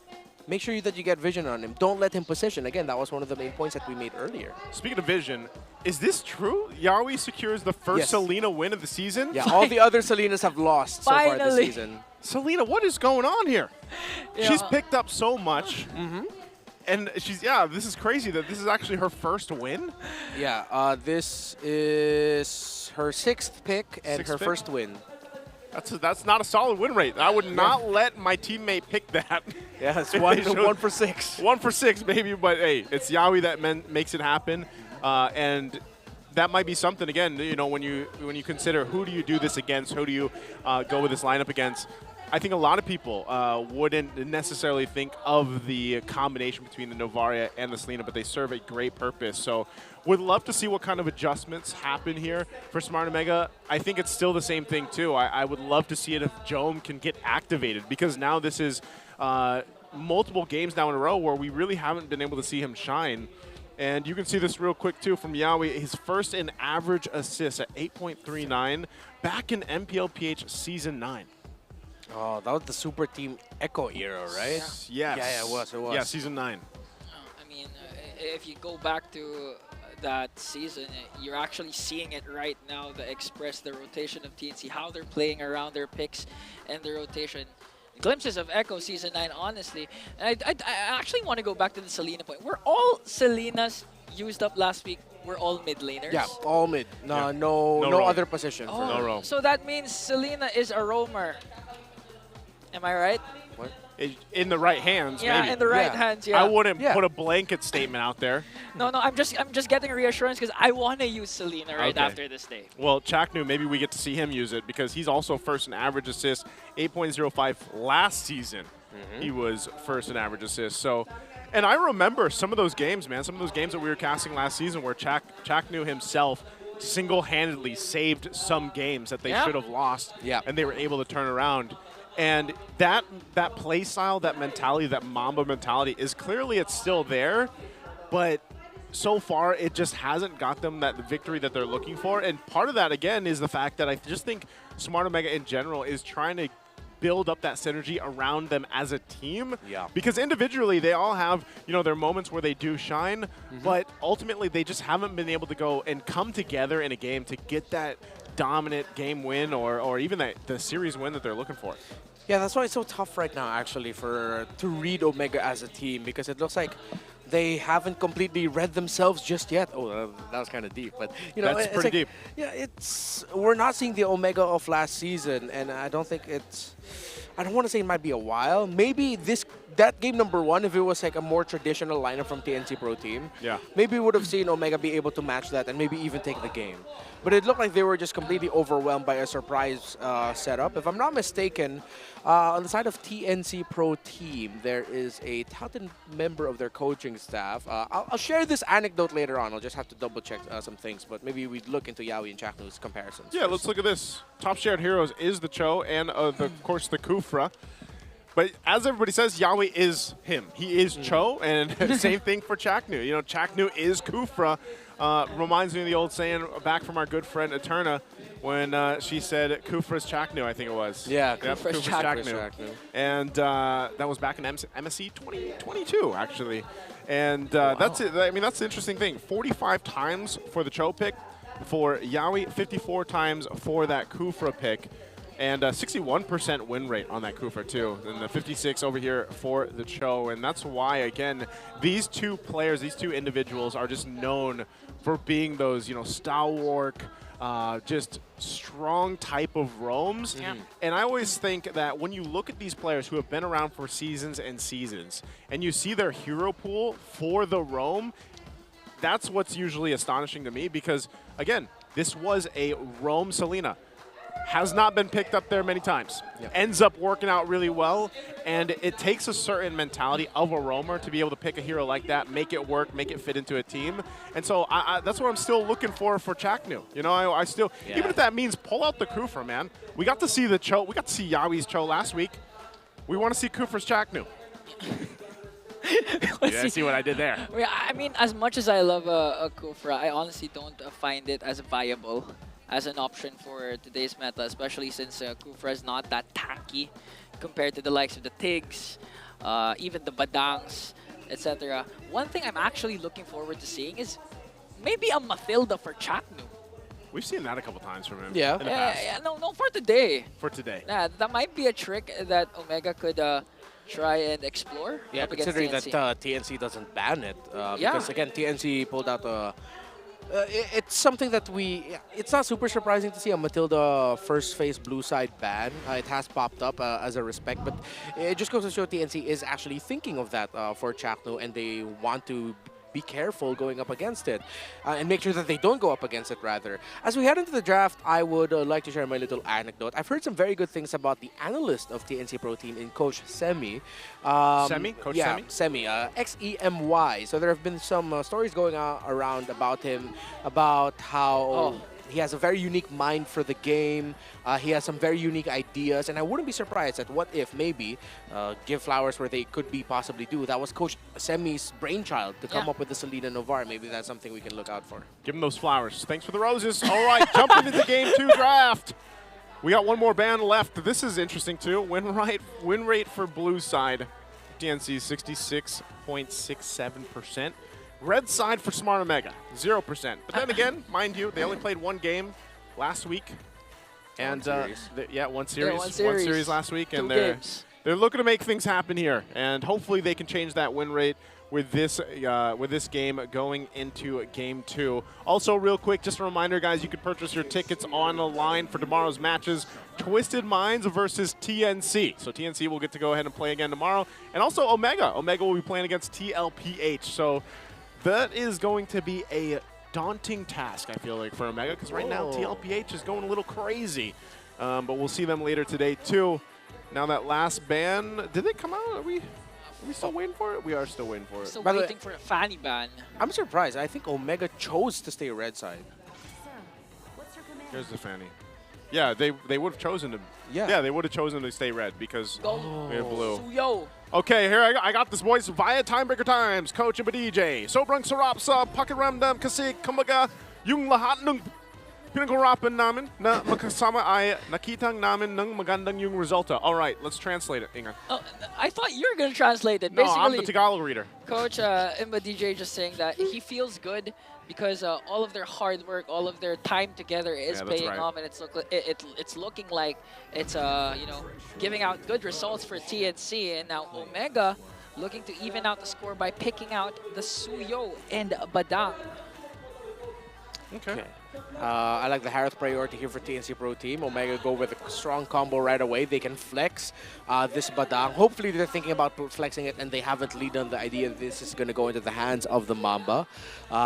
Most likely we're going to be seeing another Vexana pick later on for Omega, or just anyone that can burst down to make sure that they make the most out of what the Badang brings to the table. Jawhead might actually also be a possibility for Omega later on, so hopefully they hold on to the Badang flex up until the second phase of the draft and they don't show it yet. For TNC Pro Team, they can get Eve. Yawi gets his Cho. All right. Does this mean that Kufra will put out Chaknu? You know what? If you're going to pick up Kufra, now would be a good time to do it. Right? Not now, but in this draft. Later on, yeah, of course. Yeah. Hopefully we get that matchup. Okay, we like it. We like it. We like it. He gets. I just anytime, dude. You guys can't deny it. All the Yawi fans around the world, they see him get the Cho. It's the same reaction when, for example, Chaknu did get the Kufra before. So they want to see him make the moves, make the plays. And right now, based off this first phase of the draft, I would say that right now TNC, I like what they have. The combination too that we've seen before quite a bit is that E pick with that Harith. Two solid options that really work with a lot of utility, but also the ultimates work great together. You know, if you want to set up that box, the real world manipulation with that Zaman Force, there's a lot of zone potential, especially when you consider the fact that you have these heroes across from you that want to be in your face, right? The Mozkov coming in with the Spear of Destruction, the Suyo, of course, even the Badang. Like, this is what you want to go ahead and fight. And if you can actually lock someone down with a kick with that Way of the Dragon and take someone out right away, that's a huge advantage for TNC already. Yeah. And we've seen it a lot multiple times yesterday. I believe Cho was picked up as a roamer multiple times, and Omega takes out a lot of junglers, Joy and Alpha. The problem means Omega's actually thinking about a Farsa in their mid lane. That's usually one of the reasons why you would ban out the Joy. Because if you're the Vexana, you're okay with letting the Joy through. TNC Pro Team let go of the glue. There might be a Farsa 4th pick, and then we're just gonna see finally the Roam EXP get shown in the 5th. Hopefully that's what they're thinking. Okay. Next pick, Farsa. That's what this is they common. were thinking. Yeah. Literally the common, the Farsa into the Eve. Now your last 2 picks for TNC. We still need a jungle. What do you think Zyda's gonna go for? Hoping they pick Lucas, but not for Zyda. Yeah. Or for Lord JM. I would like the Lucas for Lord JM and maybe a Still Nolan or Hayabusa. But they might actually be thinking about the Nolan more, considering the rotational speed matches the Suyo better. Okay. So Because Nolan, of the effect, Lucas. yeah, Nolan. Nolan, Lucas. Lucas jungle. Why do you think it doesn't work out so? Why didn't it work out so well yesterday? What it was the record yesterday for Lucas? No. Nolan. Lucas. I don't know. There's just something about Lucas right now. I think teams haven't completely learned how to make the most out of it. Yeah. So instead of going for the Lucas, they go for the Hilda. So this is the disruptive, fast-rotating Lord JM. TNC Pro Team might be thinking to just... They're not reading the EXP matchup so well. Okay. So they want the Hilda to be very active in the map, to go to the jungle a little bit more. So you're actually rotating more as 4 with the Hilda leaving the EXP lane. And I think they banked on that idea that they're going to be going up against a Badang on the EXP, then the Badang is not going roam. Yeah, not going roam. That was that Tig last pick there. So good responses. And I feel like that Tig was kind of warranted because you want to be able to go ahead and help with setting things up just in case. Because if you do happen to get caught in that fight with the rear world manipulation and you have a response with the implosion, and we've seen this happen time and time again, you could use that in a couple different ways, whether that's to peel, whether that's just to be a counter response from TNC, or to TNC's lineup, then that's fine. But also, again, you have good burst damage, and that's what I like for Smart Omega, because I want to see them have a better early game, one where they take control, at least in the early game, because look at this. The potential here right now, the early to mid-game potential, that was a 4.4. I mean, it looked like it was more red than blue. Yeah. The numbers were swapped a little bit, but I want to see this early game potential with a Suyo and a Farsa in the hands of Smart Omega. We'll see if they pull it off. We're jumping into the game at 2. Once again in the Land of Dawn. TNC, will they get a sweep against the Barangay Smart Omega? Yeah, if Omega wants to get that early snowball that Naisu is looking for, they have to make sure that they don't have a repeat of their first engage against Team Falcons Philippines in game number 1 last week, wherein they overly committed because they knew they could get the snowball, and they just missed the execution. Early game post, you could already feel it. And just like that, you already force out Ukir's flicker early on. That early on with the flicker is going to be tough because I was... You know, again, he could just wait till he's level 4, and if you're Farsa, you got wings by wings. That's kind of safety and net enough. But ultimately, with how this is going to go, like I said, for Jome, he's got his signature Mozkov. I want to say it's signature because that's where we saw some of his best performances last season. And I hope that he can pop off. But this is Kozin on the Harith, and the Harith has been phenomenal already, even back before we started MPL. I mean, even last week we saw quite of a good thing for the side of Omega, wherein there was a good outplay coming in from Jome, where he used up the Spear of Destruction up against 2 members of Team Falcons. If he continues to pull off outplays like that, I'm not going to wonder why this could go to a Game 3. Oh, Yawi goes in, just checks things out. And even with this, they do have Zyda at level 4. It's going to be spotted out. Little check with the Queller there. The turtle will be up here shortly. So once they kind of get things situated, again, you're playing around once you have level 4s available, once you have that timer available to you. If Omega, what we're looking for is snowball from them, they might find the start of it. Oh, good use of the Sacred Hammer plus the Evil Queller plus the Surge to make sure that Yawi has to use the Flicker. So no Flicker available for the roamer of TNC for this first turtle fight. Yeah, but you can see this, right? Okir just nearly level 4, so he'll have it. Both gold laners doing their thing. This is going to be a close one for the first turtle anyway, as both teams went for the reset. They've got their level 4s now. Yawi doesn't, though, because he had to go back. So he might just clear that mid lane, get it, and then they are going to start this up. Half health for now. Who's he going to go for? Okay, Chakno used up his Sacred Hammer. He has the Flicker, connects the kick. Will he be able to cast out the Implosion? Oh. He did, but he didn't catch Zyda. First blood will be drawn for the side of the Phoenix Army. A counterattack right away for Omega to bring down Lord JM. Okay, it's a trade, but slightly not favorable for Omega. Good thing they have a Badang with them that can act as the roamer substitute for now and just hold alongside it. But now TNC Pro Team look to get minion wave priority in the middle. They push that while now threatening the turtle. Good call. Lancy pops the real world manipulation to zone out Omega. Meanwhile, Chaknu is now in the picture. Yawi goes in with the Way of the Dragon, going to connect onto the Mamba and going to bring him down successfully. That's one member down for the Barangay. Okay, keep it together. Still fighting for it. That is going to be finally the turtle go in the hands of TNC. They're still hunting for Andoru, but he should be able to get away. He's going to lose his orange, though, here, too. Yawi will keep him at bay alongside Lord JM. Andoru, he's still going to try to take this. Doesn't get it.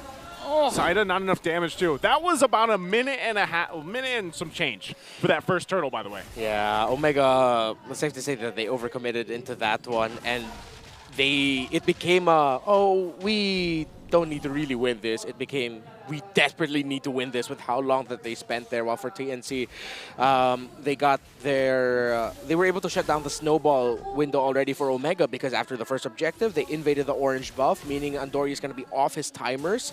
He's going to be a level behind Zyda, or at least half a level bar behind Zyda, which means that he'll be playing catch-up. So Omega might actually want to think about sacrificing the next objective so that they can just steal buffs or steal resources in the lower portion of the map when the second turtle spawns. Yeah, that's a good idea, too. Oh, Yawi doesn't. He just goes. Connects, but Chakno answers with the Implosion. Omega, though, will they be able to counterattack? Zyda goes in with a Fracture. Okir manages to stay alive with the Wings by Wings. No casualties, but 2 ultimates have been popped. Forget, this is also a signature Nolan pick for Zyda in MPL Philippines Season 13 when he became an MPL champion. There was a time where Carl Tizzi's performance was shaky during that season, and Zyda stepped in. In that run, he went 7-0 with a Nolan. Gosh, what season was that? 13. 13? Yeah. I feel like that was so long ago. Yeah. I remember that. I remember that specifically when Zyda did step in because a lot of people were like, I wonder how Zyda's going to do, you know? He did very well. He did very well. Yawi goes in, knows there's no flicker. Wow. Speaking of doing very well, Yawi once again making sure that all of his Way of the Dragons will connect to the proper target. Okir, not safe in the middle lane. Solo kill. Solo kill onto the bottom lane. We didn't get a chance to see it. But still, Big J finding big ways to crawl back to the game. Yeah, okay. That was on his side of the map, too.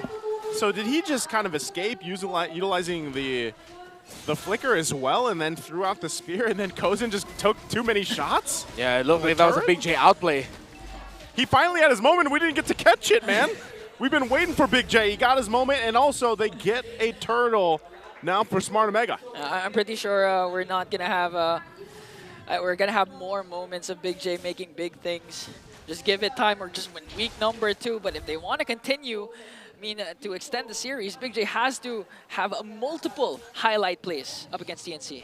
This is just a personal flavor for mine, but one of the things I don't like about what Omega decided to do here is that Okir picked up the flicker instead of the Purify. Bro, you're up against Yawi on a Cho. I get why you would want the flicker. You can reposition the Feathered Airstrike, maybe even use it to avoid Yawi when you see him coming up. When you have the Feathered Airstrike up already, I get that line of thinking, but the Purify might have been the safer choice. That's something I would do, and I always say, you know, when you pick up the flicker instead, it's just you're relying on pure athleticism.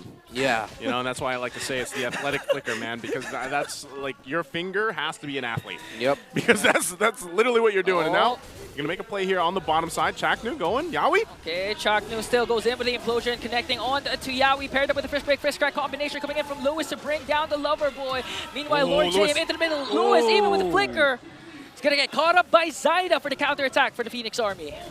TNC Pro Team now are starting to feel the effect of the Mamba, but they are still clapping back. How many more trades until Omega finally gets the definitive winning one? Oh, early cast of the feathered airstrike. Kyletzy answers right back with real world manipulation. They're trying to make a sandwich play up top against Omega. Kozen still here in the picture. Salmon Force goes in. After Jome. Fortunately for Kozen, this highlight play was caught in camera. It was under the turret too with your teammates there. That must not feel good for Big J as TNC Pro Team will continue their momentum. Lancy on point with the real world manipulation there, and TNC are feeling it. They're feeling it right now, and they're feeling that pressure mounting up from a rising Phoenix. So they'll go ahead and just focus on getting these objectives. They do just give up this last turtle, which they should. Like we mentioned, you know, you don't want to get too kind of carried away when you're already falling behind. It's could be a slippery slope if they continue to just play this out. Right now, there hasn't been really an answer to deal with Yawi starting some of these fights and some of the choices that Smart Omega is making to respond to this. Because even looking at the itemization, you know, it's getting pretty scary for the Nolan specifically. He's 2,000, nearly 2,000 gold ahead of Endoru. I mean, looking at game number 1 and now game number 2, honestly, Omega has been, to a certain point, playing it safe.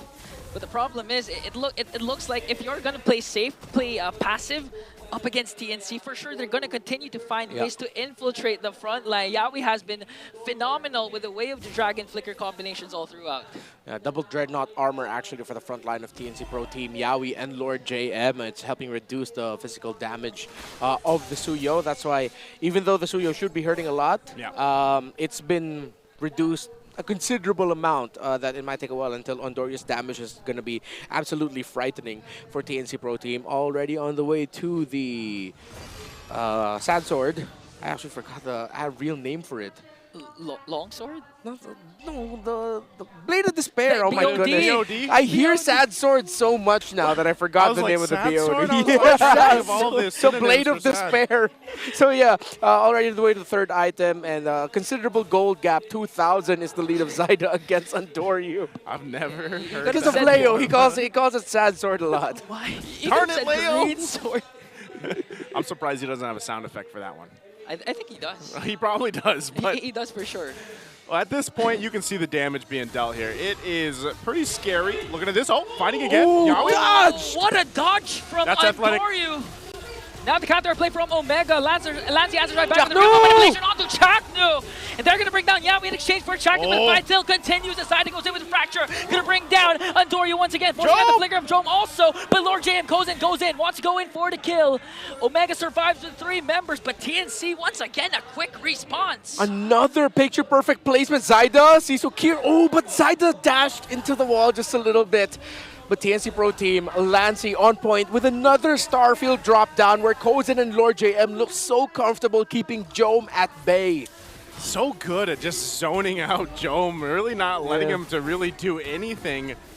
Whether he's playing the Granger, whether he's on the Moskov, it just seems like he's not really able to be activated other than that 1v1 fight he had earlier on with Kozen. So this is, again, a swing in favor of TNC even further now that they've gotten themselves the Lord. Chaknu, though. They're going to commit the implosion onto Lord JM, but the damage, will it be enough, though, as Yawi goes in, plus flicker in. Ukir cast his feathered airstrike to zone out the members of TNC. Now it's 1 attempt wasted for the side of Omega. Lord JM was just too tanky, and TNC's quick response, quick counterattack was just too much to handle for the Barangay.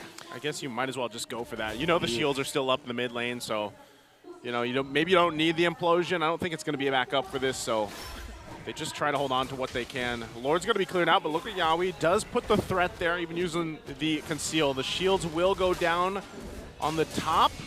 They're still here on the mid, though, so it's actually held in. They keep it together. Oh, luckily, TNC then try to go and force out an initiation because they still have to wait for the implosion. But as I was saying that, Yawi goes in, but Lewis catches him off guard with a first break, first crack combination. But Lancy will be able to take down Shaknu. No more implosion once again for Omega. It's going to be a 4-on-4. Both roamers are down. Jome also able to knock back Yawi in time. I believe it was the knockback from the Moskov that messed up his initial entry there. Yawi could have gotten a really good kick, but that was now fast reactions and fast fingers coming from the side of Omega. Now, one of the things that we have to watch out now for is the next timer of items for Ukir. He already is up to a Blood Wings. However, it might take up until either the Divine Glaive or the Holy Crystal, where TNC is going to start having to be more careful. When the Farsa has built up both, that's when the comeback scenario is online and active for Omega. But he's not going to be going for the Holy Crystal. I believe he wants to build the Genius Wand next, and then we'll see if he'll decide between the Crystal or the Divine Glaive. Either of those two items, once it's locked in, it's going to be go time for Omega to just completely turn it around. I mean, aside from the items that Ukir has, again, since he did go for the Athletic Flicker, yeah, he's going to have a hard time trying to execute those Feathered Airstrike, because for sure, Yawi and Lord JM sets their eyes every single time at Ukir whenever initiation is about to happen. I mean, regardless, too, when you really look at it and the fact that you're down 8,000 gold and, you know, even in terms of damage, I mean, look how far away the gap is between your main damage dealers for both teams.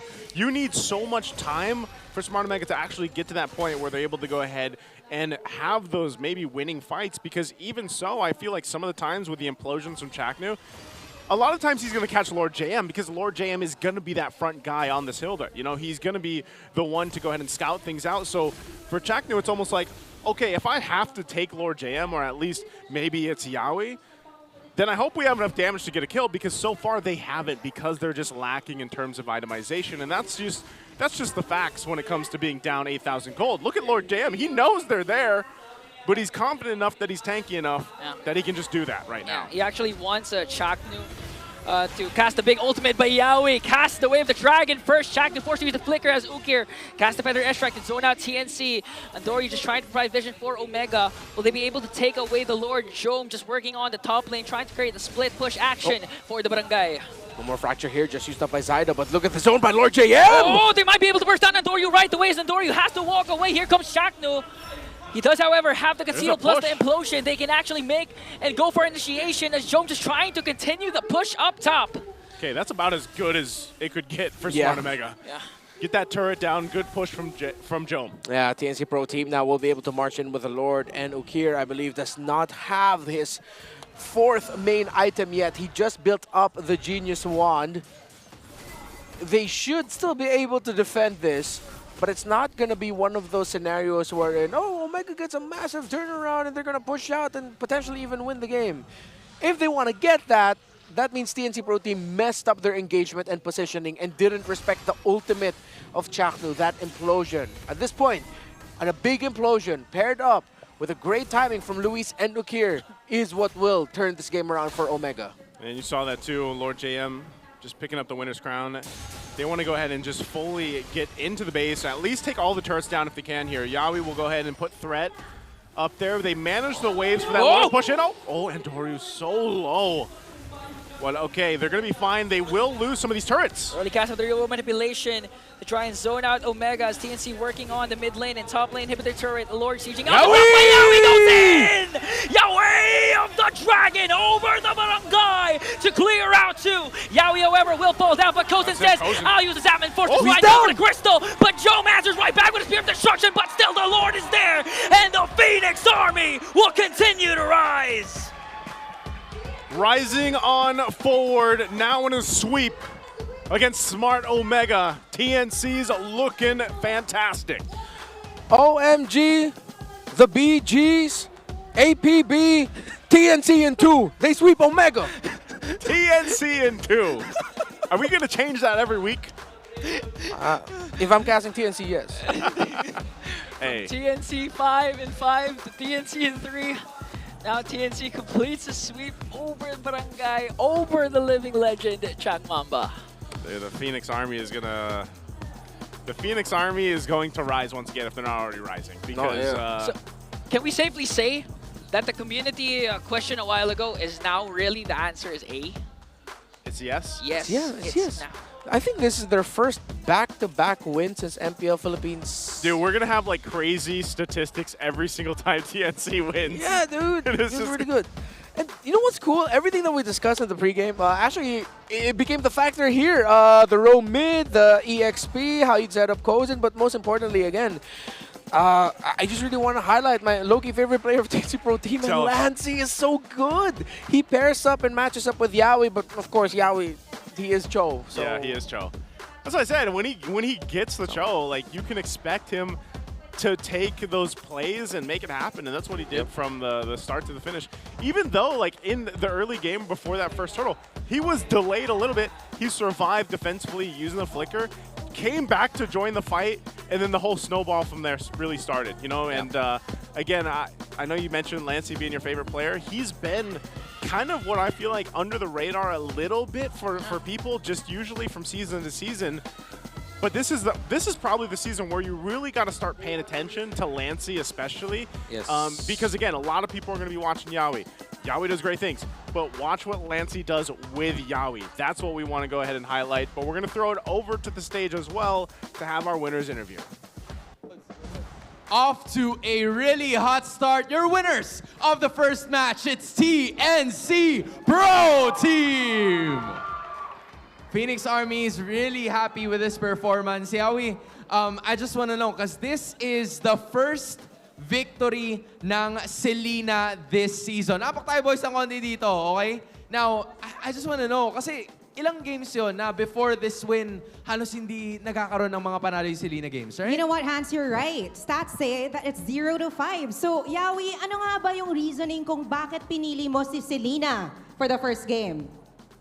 Yawi. 5, 4, and Sabi niyang dalawang coach pick ko daw Okay, tanungin natin yung coach. okay. Tanungin natin yung coach. Coach Imba DJ.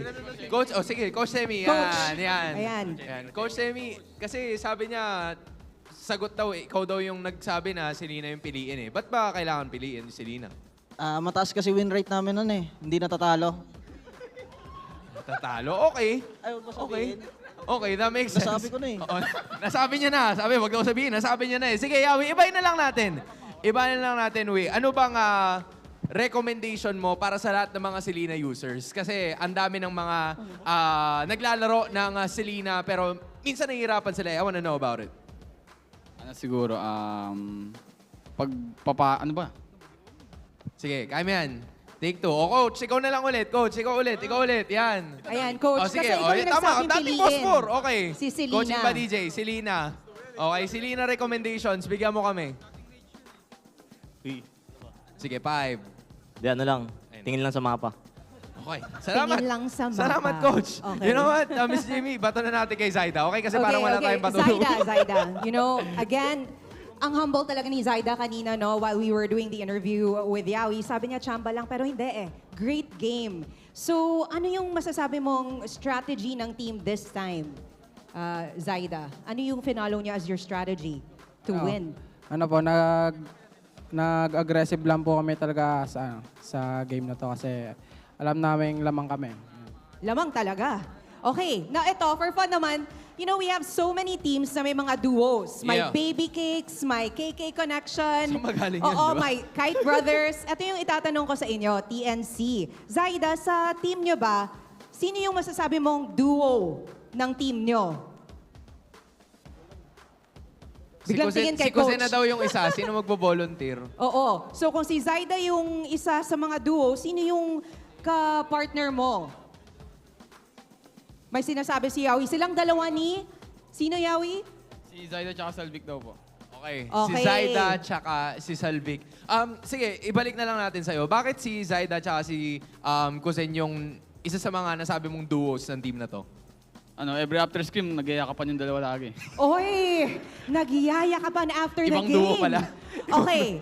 So kung may Baby Cakes, Kite Okay. Brothers, KK Connection, ano naman yung pangalan ng duo sa TNC? Ikaw magpangalan. May baby cakes na, yung dalawa.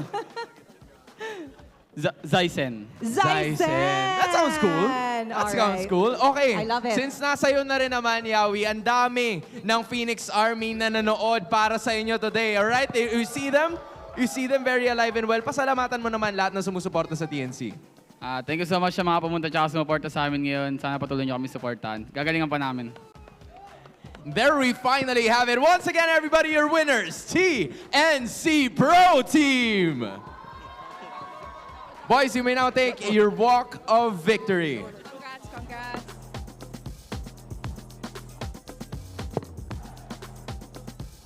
And right there at the middle, gentlemen, you may now take your bow.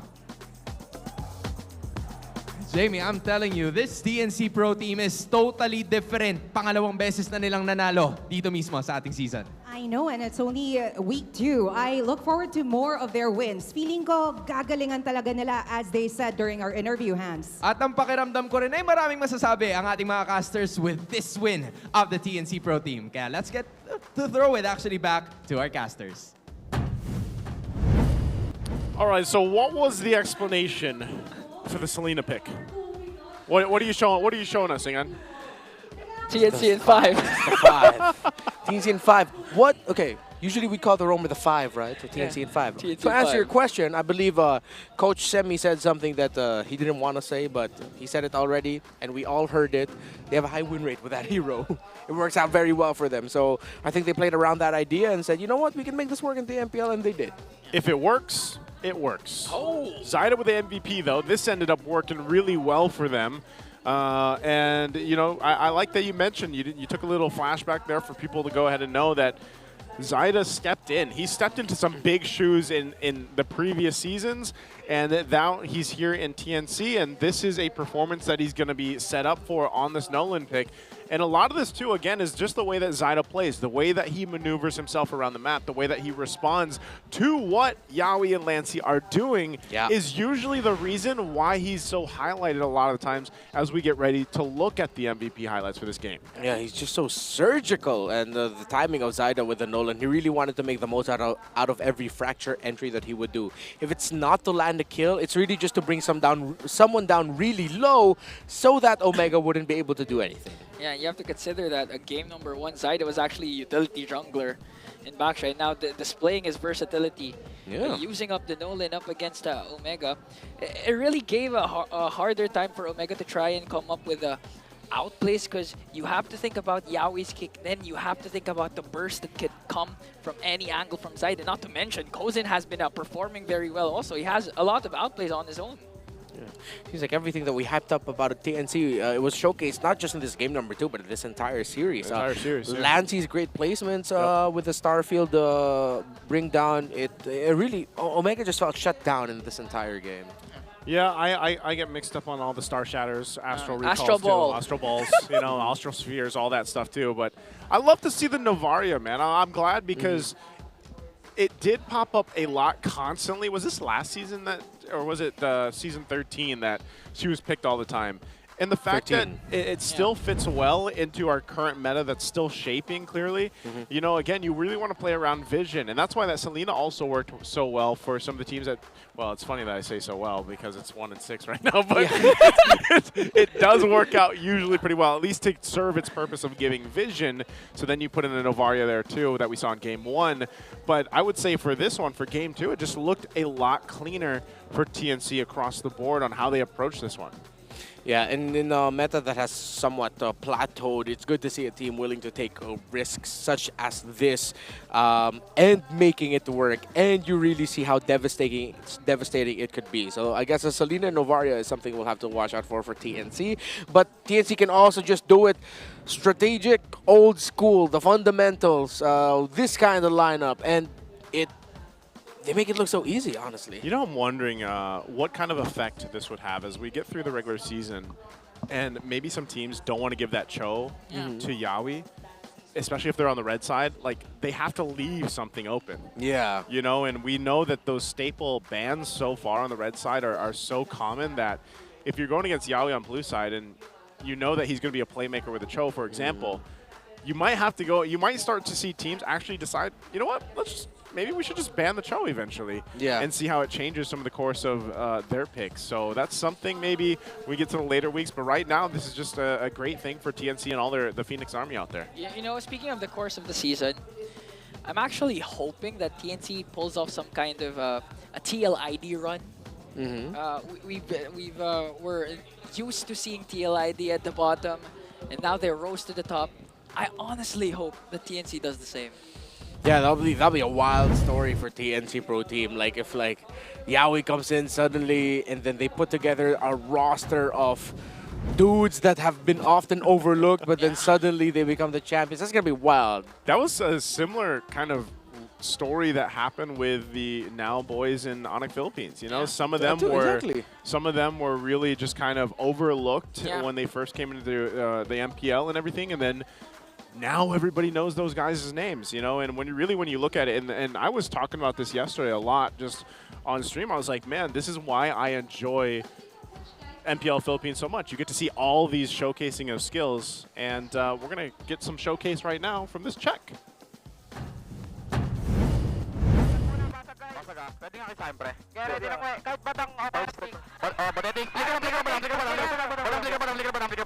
Nice, Vicky. Alam na, suyo, respect ah. Power na, malinis na laro. Malinis na laro lang. Nice boys, love you all. You know, I just have to say, as someone who loves audio, I don't love that audio that much. You know, like, and our viewers, our international viewers too, they're probably like, man, all we hear is yeah, and it's also in a different language. Yeah. It is like aviation grade headset. Man, that's a great mic check. Yeah. You know? I'm gonna just say, for my fellow Filipinos out there who say they prefer the mic checks in Indonesia, as much as we love our Indonesian brothers, Filipinos, they speak in Bahasa. Here we speak Tagalog. Yeah. How come y'all are saying that you prefer the mic checks and everything? I don't know anymore, man. I don't know. But yeah, it's great. From there, I could get that things get chaotic when you're about to end a game. I mean, even for, I'm sure, you know, if you guys have played with your friends or, you know, even for us, like casters, when we get to play together, usually in that end, we're all yelling. Yeah. You know, I honestly know that at that point in the game, when you're breaking the crystal, you literally don't understand anyone. It's just common sense or pure instinct that that's what you're going to do as a team. And TNC is just doing that successfully up against Omega. Hold up, what is this? Community shout out from Zinner. Masaya ko, manalo TNC kahit di ako fans ng TNC pag patuloy niyo na lang. So he's not a fan. Yeah. I'm going to translate it. He's not a fan of TNC, but he's happy because TNC is winning. So hopefully they can continue on. Thank you for the translation. Certified Filipino, Naisu. You're welcome. You know, I had a special Filipino for 4 years in college. Really? Yep. And they taught me they taught me birthdays and they taught me years and months. Oh. Everything else was totally for 4 years. That's what all years. For 4 years they taught you. Get your tuition back, nice. We focus on a quarter a year, a quarter of the year a year. You know, 4 months a year. And I would like to say that I passed with flying colors, and I'm pretty proud of it. Yeah, we're proud of you. Education's important, y'all. Stay in school, kids. You know. School. And hopefully everybody that wants you're welcome. It happened to you too. Right here, buddy. All right. I still can't look you guys in the eyes. Oh, it's okay. Look me in the head. Nice. Just like Brigida yesterday. You know, with the red. Yeah, no, Brigida just did me dirty, man. She was pointing and laughing at me. She just needed to say, haha, bald. I think it looks good. Yeah, I know. Like, I know I pull it off. Are you talking to me or him? Both. Okay, good. Thank you. Both of you guys. Maybe you should try it. Nice. Nope, I don't think so. I don't think so. I don't think I'm ever going to go there, boys. But where we are going to go is we're going to take a look at the next matchup for today. The second match of the day, it's going to be Twisted Minds versus Team Falcons. And that's going to be a spicy one because I think a lot of us are still waiting to see, like a lot of people were from the Phoenix Army, a lot of, what do we call them? The brains out there? Or the minds. The minds. The minds. The brains, the twisters, the twisters. The hive mind. They want to see, too, what Twisted Minds has in store. So we're going to be taking a short break with you guys. Hope you guys get your snacks. We'll be back after this. Nice to Ingon Redmart. We'll see you after this.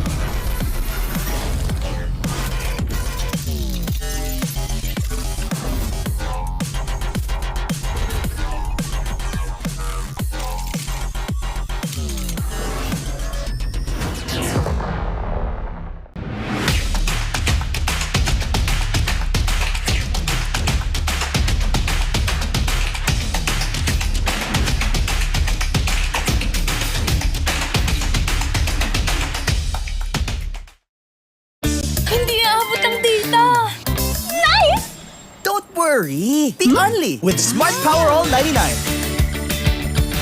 Hindi nabitin with 10 gig data plus only Facebook or TikTok and more. Load now!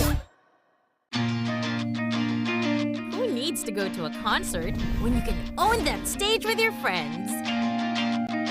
Enjoy a night of impromptu bowling tournament.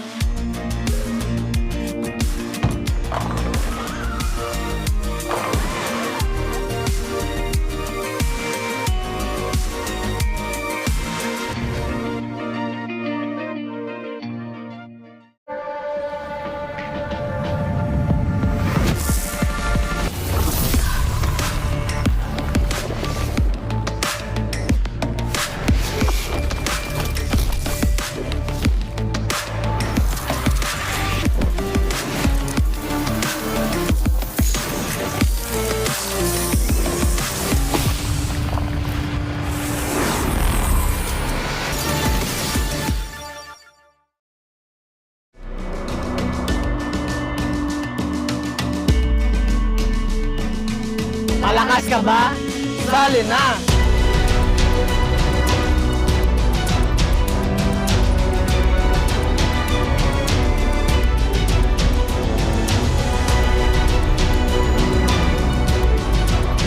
Kita Kids. Kita Kids. Kita Kids. Kita Kids. Sa MCC. Season 2.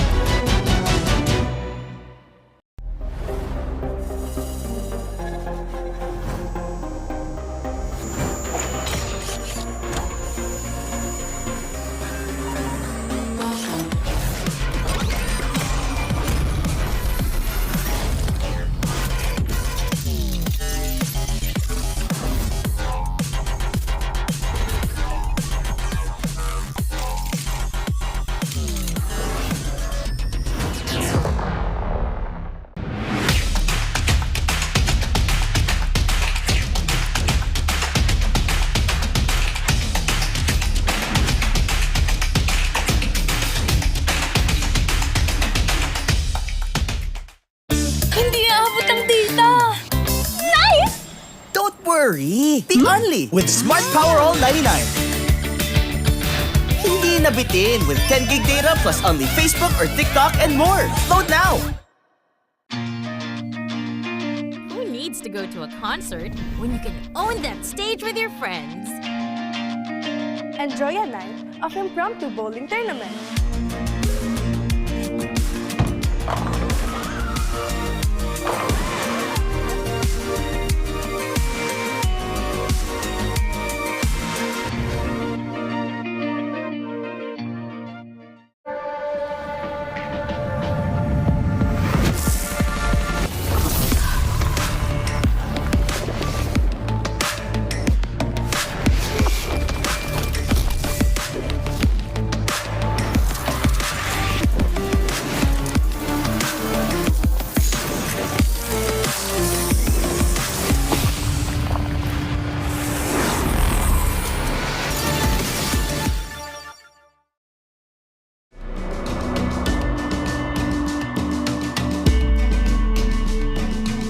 Malakas ka ba?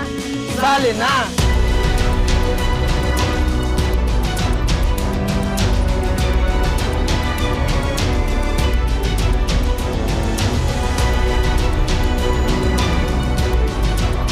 Kita Kids. Kita Kids. Kita Kids. Kita Kids. Sa MCC. Season 2.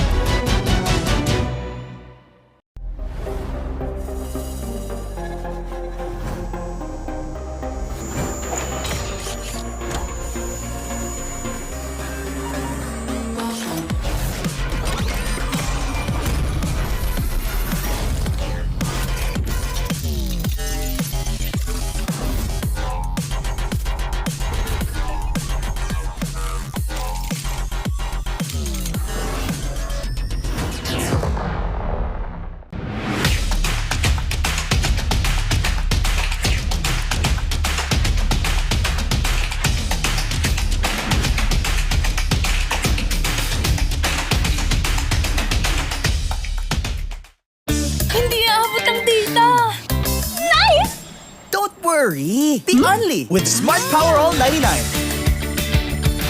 Hindi nabitin with 10 gig data plus only Facebook or TikTok and more. Load now! to go to a concert when you can own that stage with your friends? Enjoy a night of impromptu bowling tournament.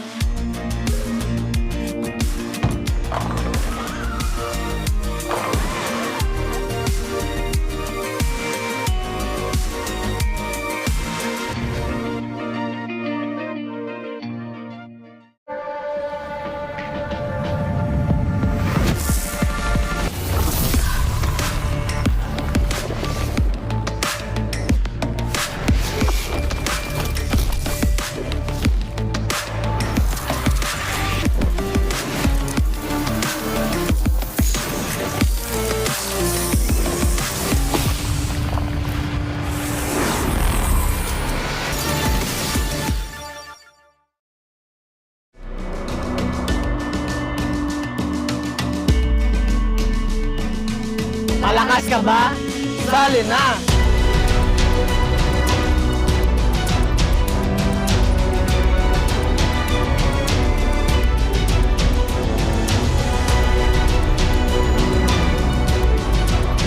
Kita Kids. Kita Kids. Kita Kids. Kita Kids. Sa MCC. Season 2.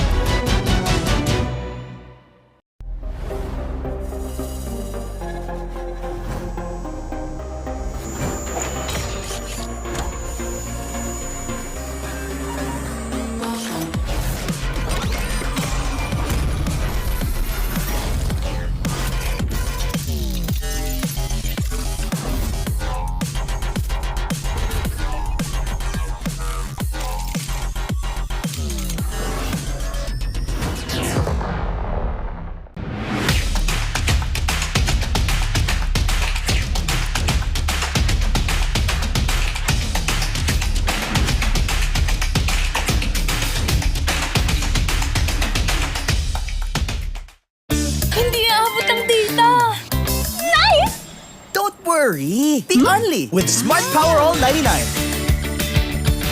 Hindi nabitin with 10 gig data plus only Facebook or TikTok and more. Load now! Who needs to go to a concert when you can own that stage with your friends? Enjoy a night of impromptu bowling tournament.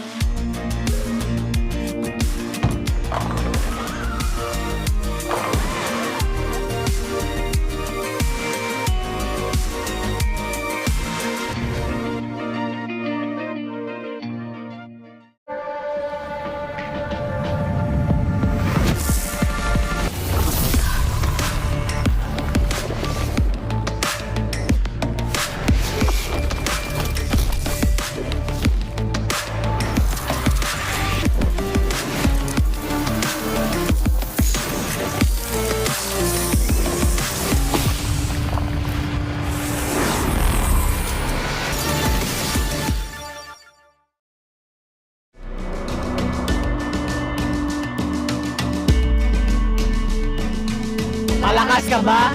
Sali na!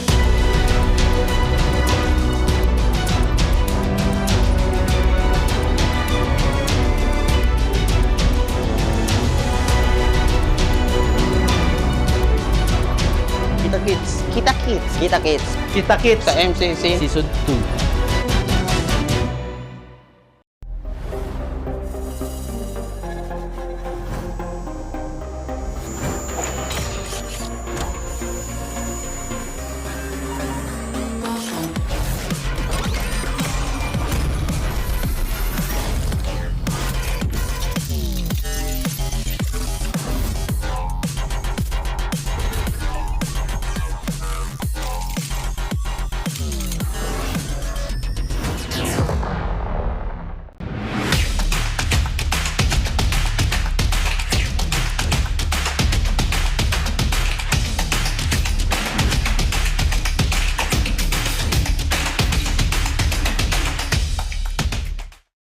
Hindi aabot ang data!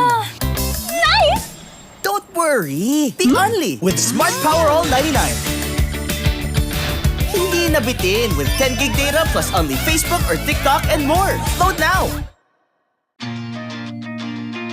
Who needs to go to a concert when you can own that stage with your friends? Enjoy a night of impromptu bowling tournament.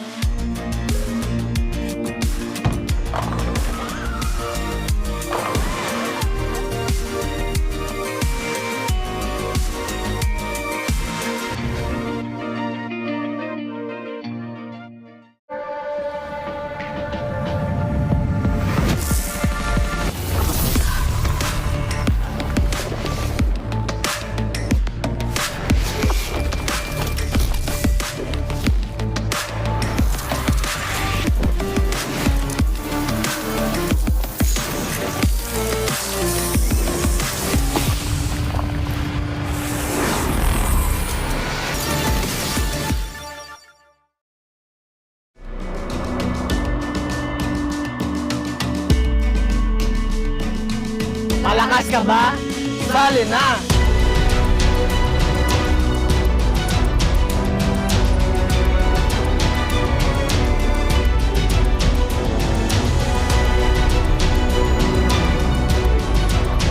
Kita Kids. Kita Kids. Kita Kids. Kita Kids. Sa MCC. Season 2.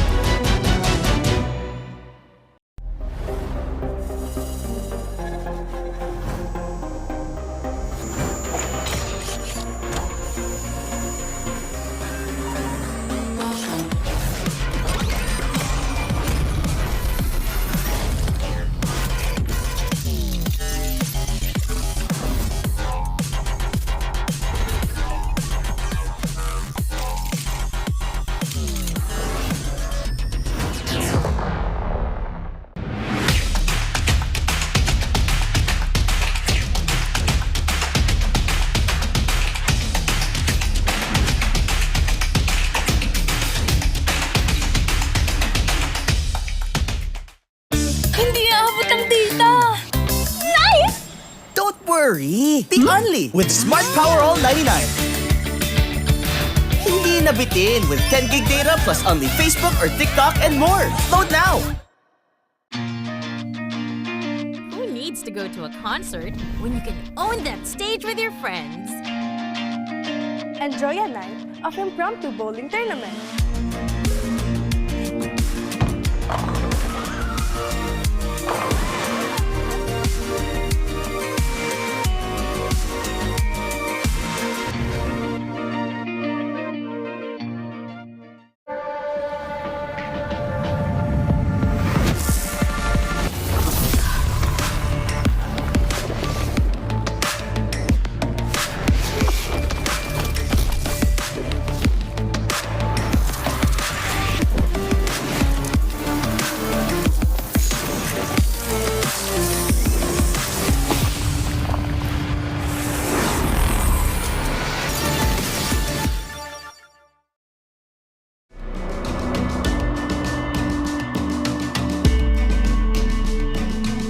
Malakas ka ba? Sali na!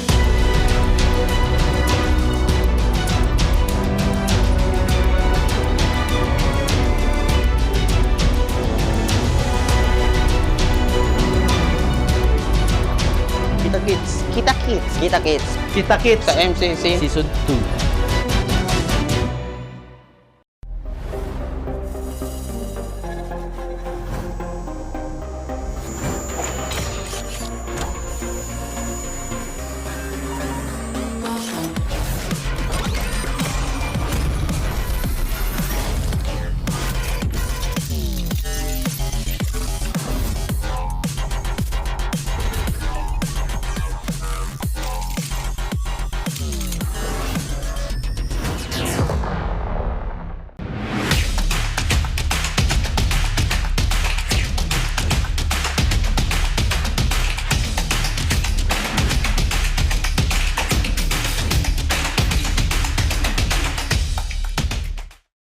Hindi aabot ang data! Nice! Don't worry! The Only with Smart Power All 99. Hindi nabitin with 10 gig data plus only Facebook or TikTok and more. Load now! Who needs to go to a concert when you can own that stage with your friends? Enjoy a night of impromptu bowling tournament.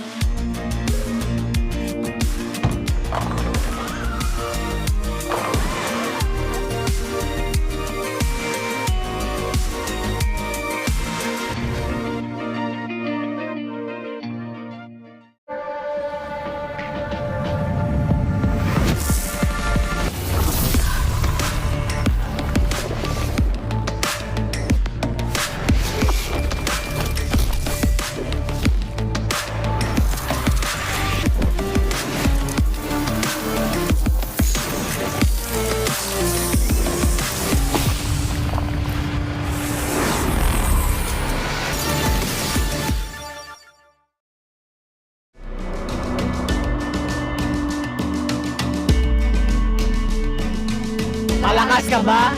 Sali na!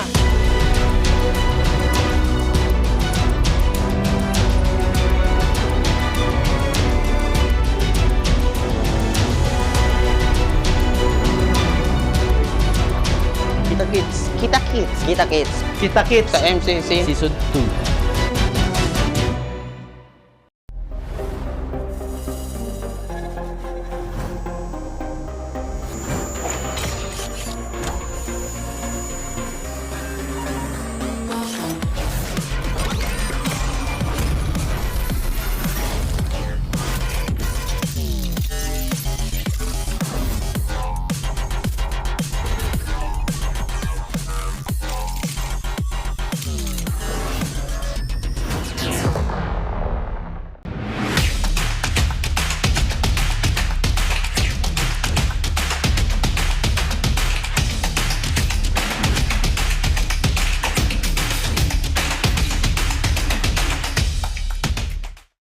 Hindi aabot ang data!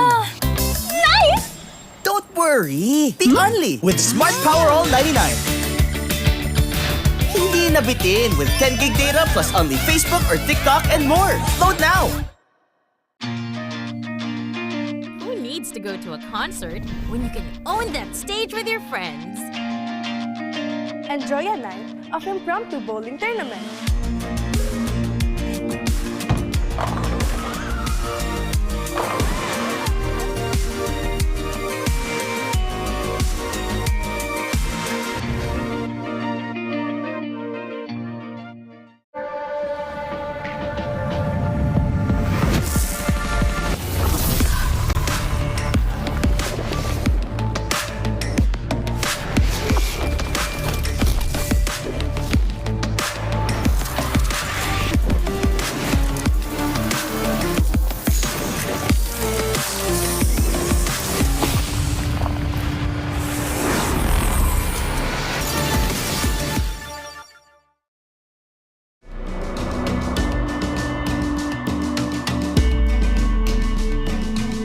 Malakas ka ba?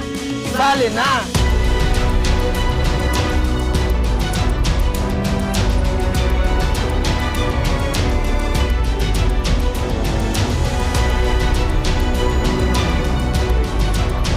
Kita Kids. Kita Kids. Kita Kids. Kita Kids. Sa MCC. Season 2.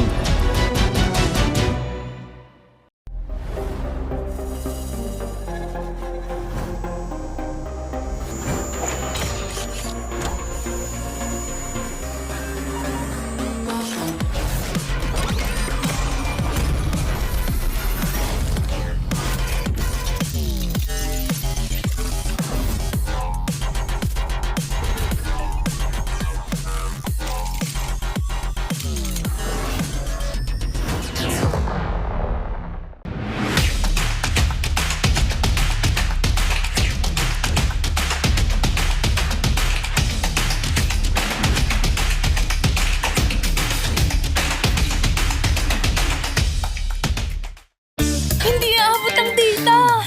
Nice! Don't worry! The Only with Smart Power All 99. Hindi nabitin with 10 gig data plus only Facebook or TikTok and more. Load now! Who needs to go to a concert when you can own that stage with your friends? Enjoy a night of impromptu bowling tournament.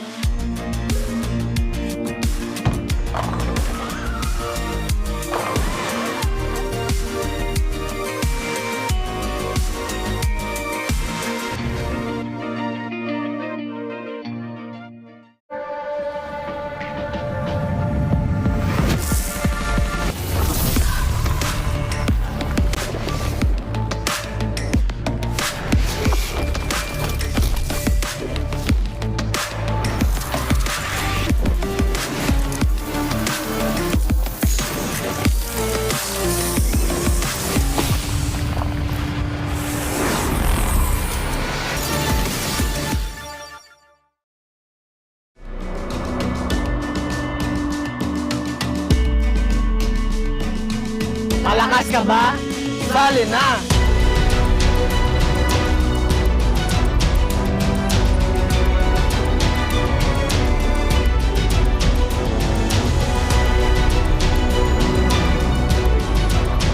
Kita Kids. Kita Kids. Kita Kids. Kita Kids. Sa MCC. Season 2.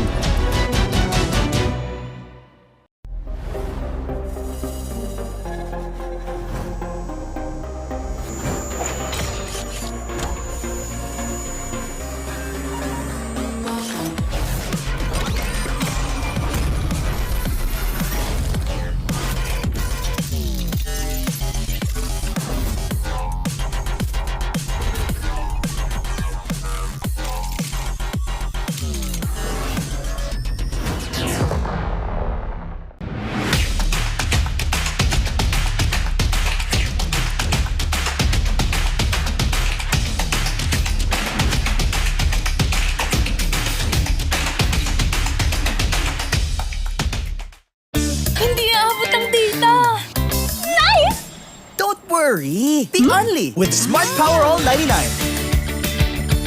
Hindi nabitin with 10 gig data plus only Facebook or TikTok and more. Load now! Who needs to go to a concert when you can own that stage with your friends? Enjoy a night of impromptu bowling tournament.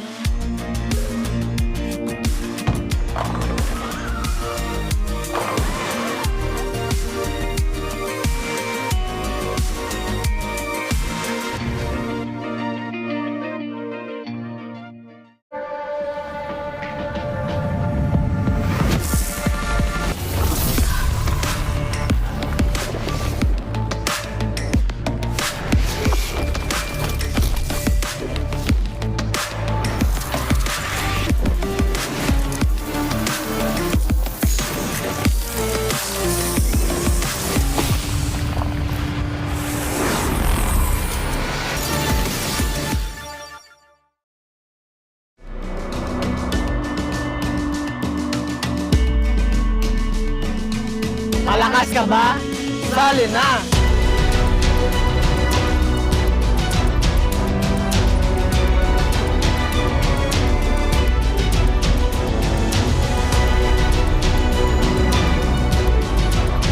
Kita Kids. Kita Kids. Kita Kids. Kita Kids. Sa MCC. Season 2.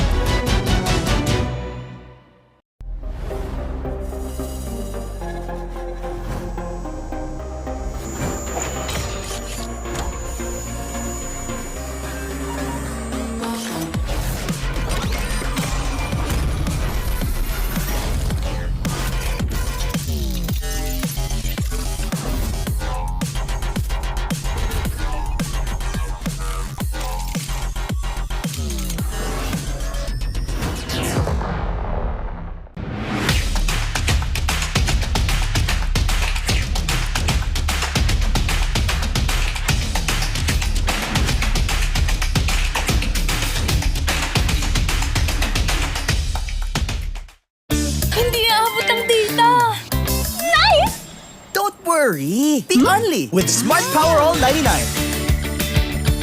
Hindi nabitin with 10 gig data plus only Facebook or TikTok and more. Load now!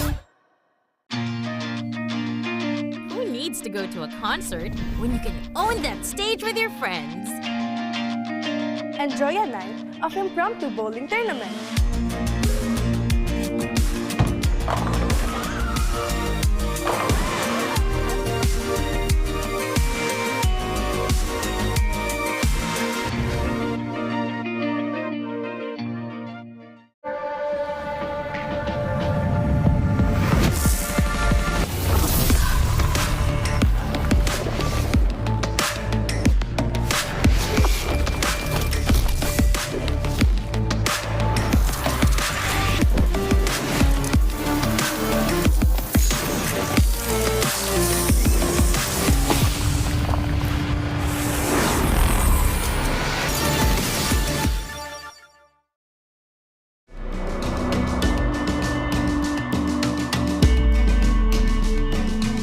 Malakas ka ba? Sali na!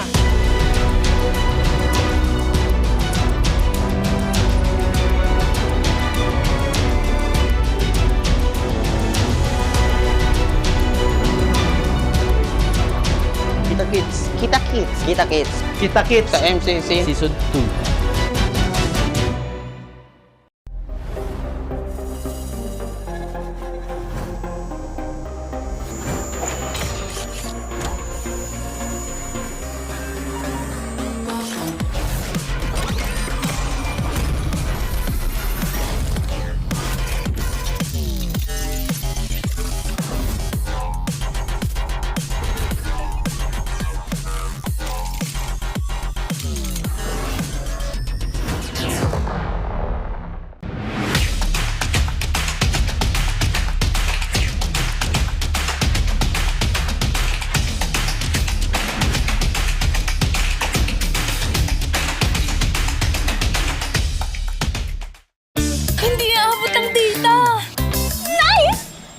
Worry! Be only with Smart Power All 99.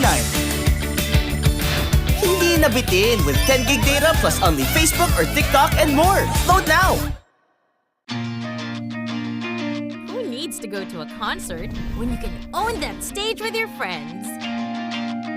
Enjoy a night of impromptu bowling tournament.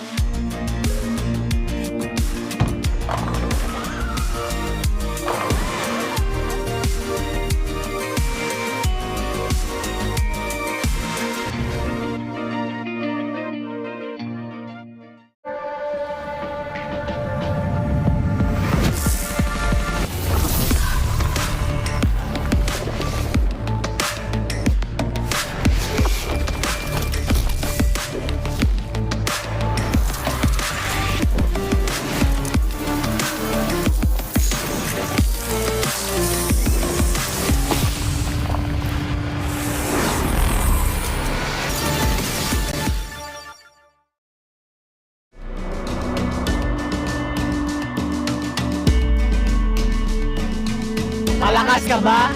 Sali na!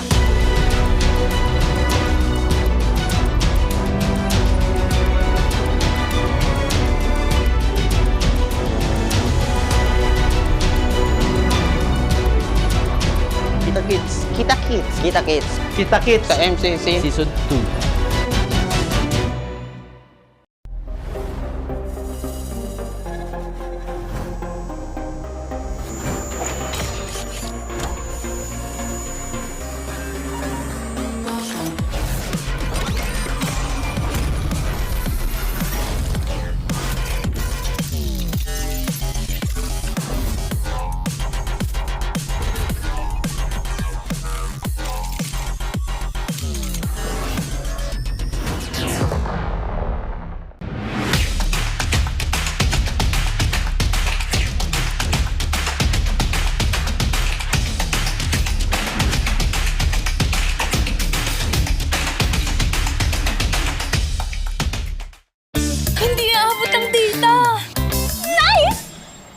worry! The Only with Smart Power All 99.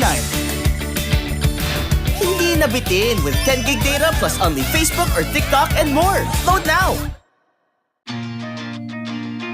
Who needs to go to a concert when you can own that stage with your friends? Enjoy a night of impromptu bowling tournament.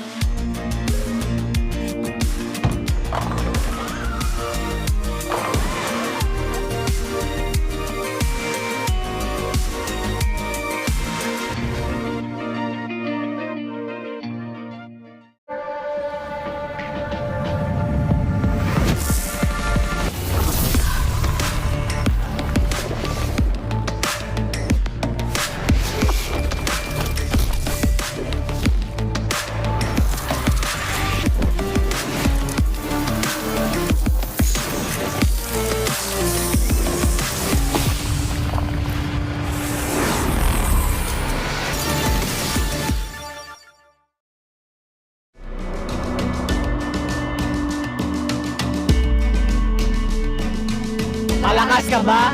Sali na!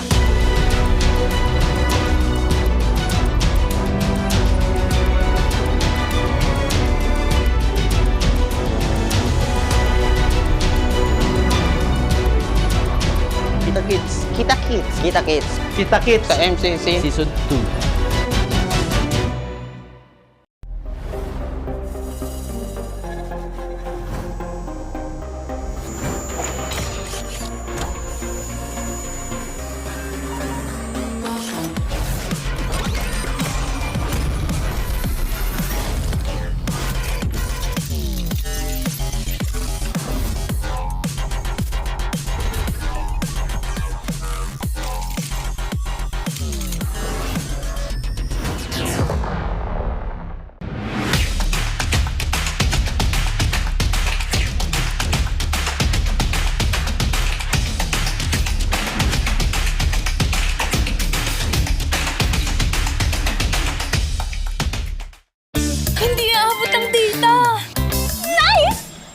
Worry! The Only with Smart Power All 99.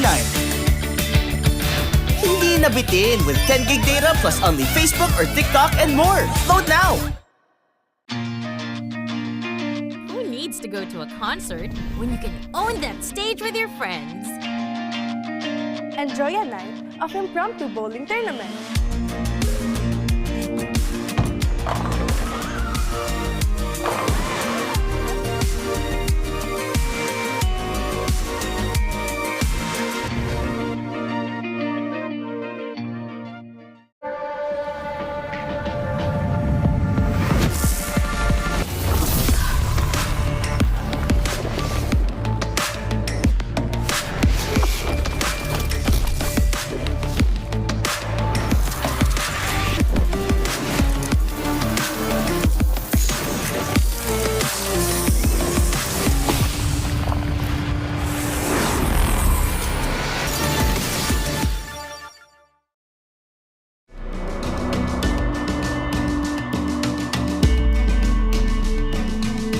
Malakas ka ba?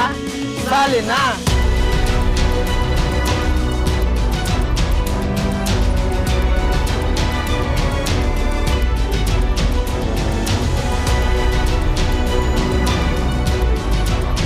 Kita Kids. Kita Kids. Kita Kids. Kita Kids. Sa MCC. Season 2.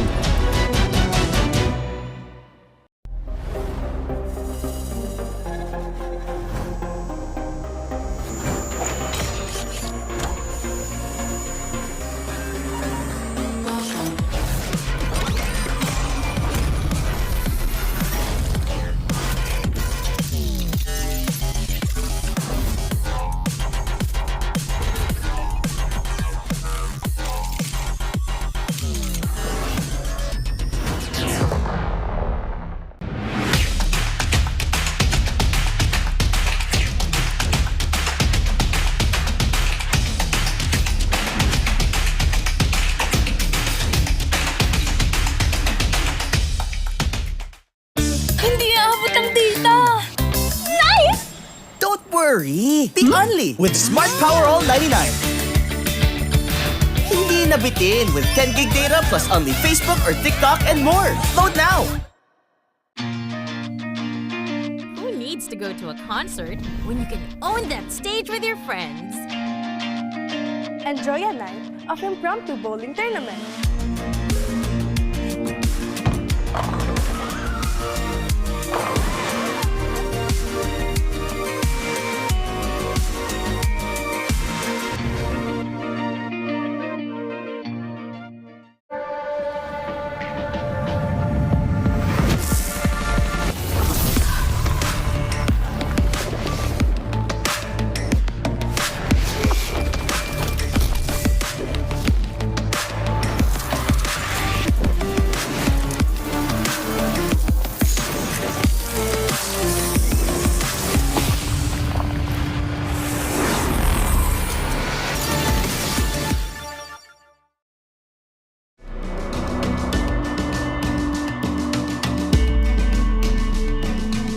Malakas ka ba?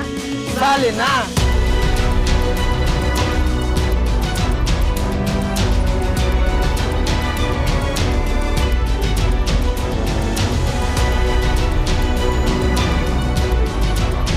Kita Kids. Kita Kids. Kita Kids. Kita Kids. Sa MCC. Season 2.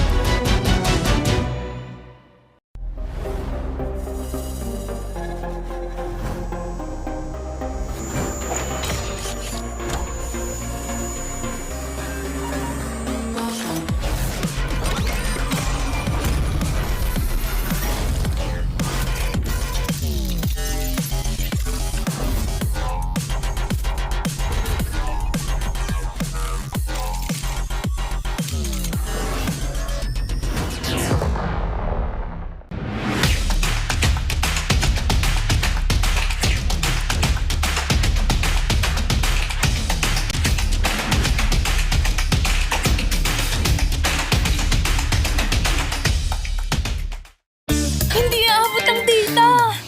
Nice! Don't worry! Be only with Smart Power All 99. Hindi nabitin with 10 gig data plus only Facebook or TikTok and more. Load now! Who needs to go to a concert when you can own that stage with your friends? Enjoy a night of impromptu bowling tournament.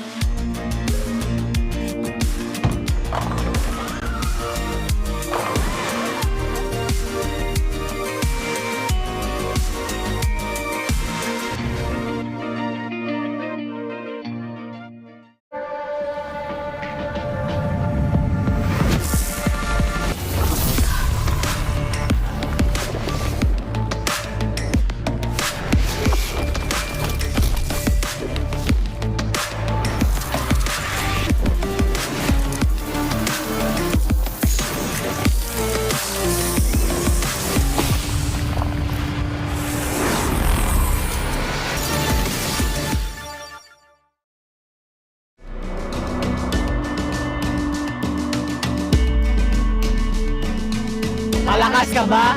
Sali na!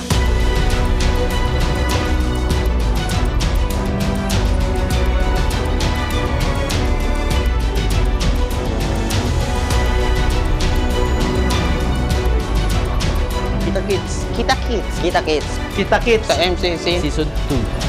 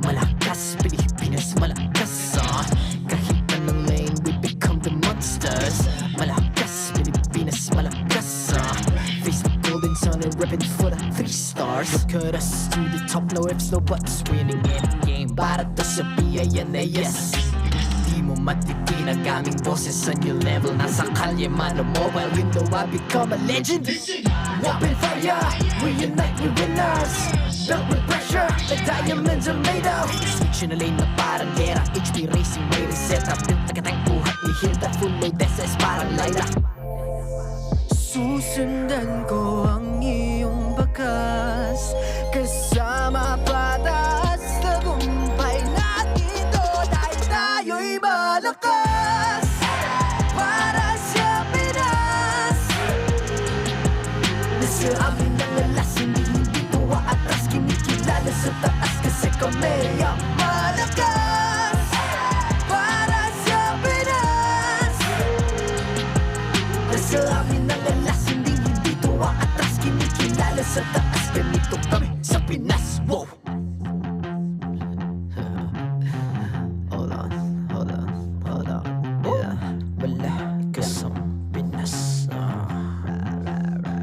We are lacking every beat No surrender, no retreat Pag nagsama-sama, just imagine what we can achieve Lacking every beat No surrender, no retreat Giving 100 all my all Cause we just cannot be defeated We are unstoppable, immune and invulnerable Ready ang equipment, lahat frozen, malang crowd control Pakita ko na jab like pow East to the southeast So matawag proud and loud Cause every enemy we devour Susundan ko ang iyong bakas Kasama patas Tagumpay natin ito Dahil tayo'y malakas Para sa Pinas Nasa amin ang alas Hindi tuwa atras Kinikilala sa taas Kasi kami ang malakas Para sa Pinas Nasa amin ang alas Hindi tuwa atras Kinikilala sa taas Ganito kami sa Pinas Wow!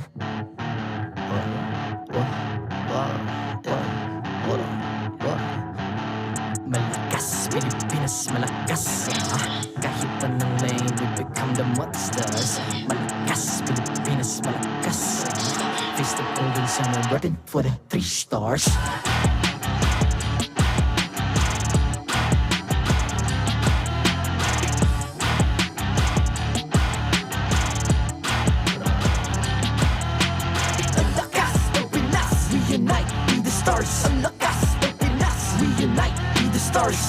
lakas ng Pinas. We unite with the stars. Ang lakas ng Pinas with the stars. Ang lakas ng Pinas, we unite with the stars. Ang lakas ng Pinas, we unite with the stars. Ang lakas ng Pinas, we unite with the stars. Ang lakas ng Pinas, with the stars.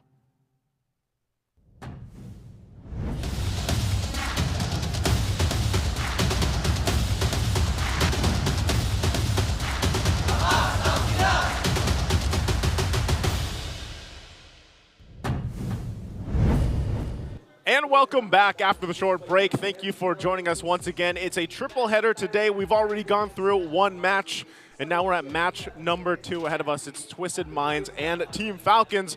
What is up, guys? I'm Nice2, and the desk has changed a little bit. It's Rockhart and Renmar. Now Renmar's the one left out. Yeah, there's a little bit more hair on the desk now. Ingan will be back later. Yeah, right, Yeah. right. Rockhart, how we doing? I'm doing great.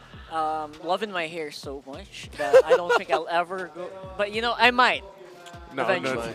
No, but you've always had a very healthy set of hair ever since I've known you, so I think you're going to be a good. It's a bit thin, but yeah, I like it. Yeah, you're going to be good. I think Rockhart's going to be fine here. But also, we want to make sure everybody joining us is also fine, because right now we have to thank our sponsors, and it's Time Zone.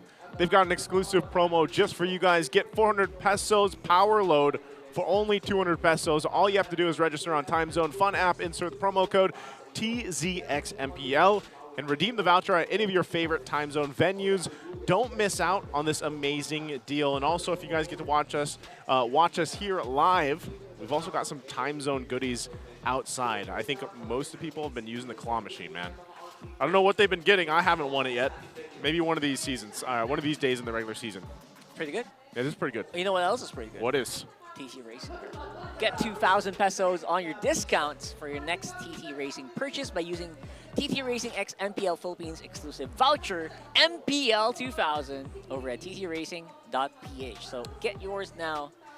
I love this chair. You love the chair? I wish we all had one. Plus, don't miss out on the exciting TT Racing gaming chair giveaways that are happening during the MPL Philippines. Stay tuned for more info. And just remember, for those of you who dream, work, and play TT Racing, it has your back. They are very comfortable. I love them. They're plush. They are plush. They're plush. Actually, the little back support pillow. Whoa. The back support pillow is so good. This guy. Ooh. I like it. Dude, I'm ready. Like, I could have used this yesterday in my restream. Oh. I didn't have one of these. Yeah, like a 5-hour restream yesterday. Oh, yeah. Oh, they were for back support? I thought they were for smaller people like Well, me. Why did you look at me when you said smaller person? No, actually. I was looking if you were using it. It's not just Renmar. Brigida used it. Oh, really? Brigida actually sat on it. So she did? Okay. She did. The little fun fact, she had to sit on it for a booster seat. Real quick, our headline too, Yaoi and Zaida, they continue the rise of the Phoenix Army. As we were just saying when we were in that match just a little bit ago before the break, they are always rising, and it's a definite A. Yes, they are rising right now. I think this is a... What did you say that this is actually the first time in a long time that they've had back-to-back wins, right? Yeah, this is their first since MPL Philippines season 12, if I'm not mistaken, for their first back-to-back wins.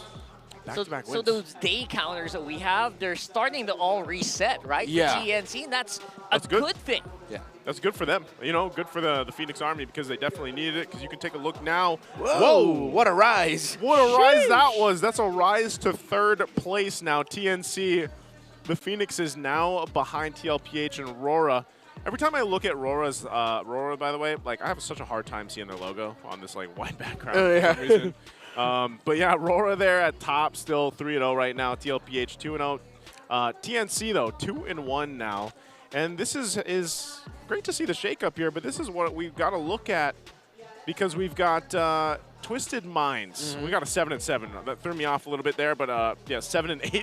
Omega and Twisted Minds. Well, they're both tied, I guess. So they're both technically 7-7. Yeah, and now that we've seen all the teams have at least 2 matches, I think it's really clear that not just in the results, but I think when you really get to watch those games, it gets magnified more to see where they are in the standings, because you can see that the disconnect, the still really having a lot of time discovering what their own meta actually is. So hopefully we get to see Twisted Minds pick up the pace here. Oh, look at this. Breaking news from MPL ID. which also just started yesterday. Albert leads EVOS to sweep Beloyski's Geek. All right. It's been a great weekend for EVOS. They beat TLID yesterday 2-1. So now they go perfect for the first week of MPL Indonesia. And again, these are things that you don't... If you were in Season 14, these are things that you would probably foresee. Yeah. For them, exactly that happening right there. And for us, it's TNC, right? Which, fun times. It's in the good middle because I don't know. I can speak for MPL PH, you know, where it's like I like this difference in how the early season is going so far, like the first couple of weeks where things are being shaken up a little bit. And I hope the same can be said for our other MPL regions out there, because I think all of that would lead to a great international. And, you know, right after this, the next one we have is MSC, right? So I think I'm not sure 100%. I just tuned in for a little bit on MPL ID's first day yesterday, and I'm wondering really who is still, I guess, who's the underdog now, you know, for their current season 14. And I know a lot of our viewers kind of bounce between, and some people have literally shown a lot of their screenshots where they have like both MPLs up, you know, at the same time, and watching both and following both. So SpongeBob's eyes watching both. literally that. But yeah, so far so good, and I hope they have a great season as well. Honestly, you're absolutely right, especially with the upcoming international tournaments we have. I believe Mobile Masters is coming soon as well. Yeah. So next month. That is next month. We have a little break. We have a little breather. Yeah. I think. We have like a 2-3 week break before we come back for the final 2 weeks of MPL Philippines. Oh my goodness, that's next month. My brain literally thought it was like February early. Oh my god. That's you know, you gotta untwist your brain, Rockhard, because right now also there is a new twist from Twisted Mind. Is there? I think that's a question. If you guys had tuned in on before it threw it to us, our little loading screen, there was a little clue in there. Yeah. You know, so I'm wondering if they caught that. But because that's the thing, because at least for the most part, Twisted Minds, they've got to get a win here, honestly. And up against a team like Team Falcons, I think that's a huge thing to ask them. Maybe this will actually work, though, with what they're doing here for the roster. That's right. Yeah.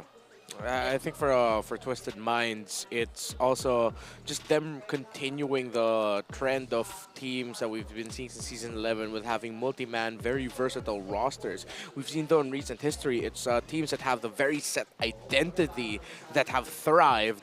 Of course, Blacklist International had their massive roster last season. Omega and Onyx had some crazy shakeups in 12 and 13. And, of course, we know what Minana EVOS brought to the table in Season 12 that didn't really fully come into fruition up until MPL Philippines Season 13. And of course, that crazy season TNC Pro team had in Season 11 where they had like an entire basketball team as an MLBB team. That's true. Rockhard, do you think that's actually an advantage, though? Like when you have a team roster that deep, or, you know, with a wide range of players to choose from? Historically, MPL Philippines eats these teams up, right? Especially on their debut season, which is where we find Twisted Minds right now.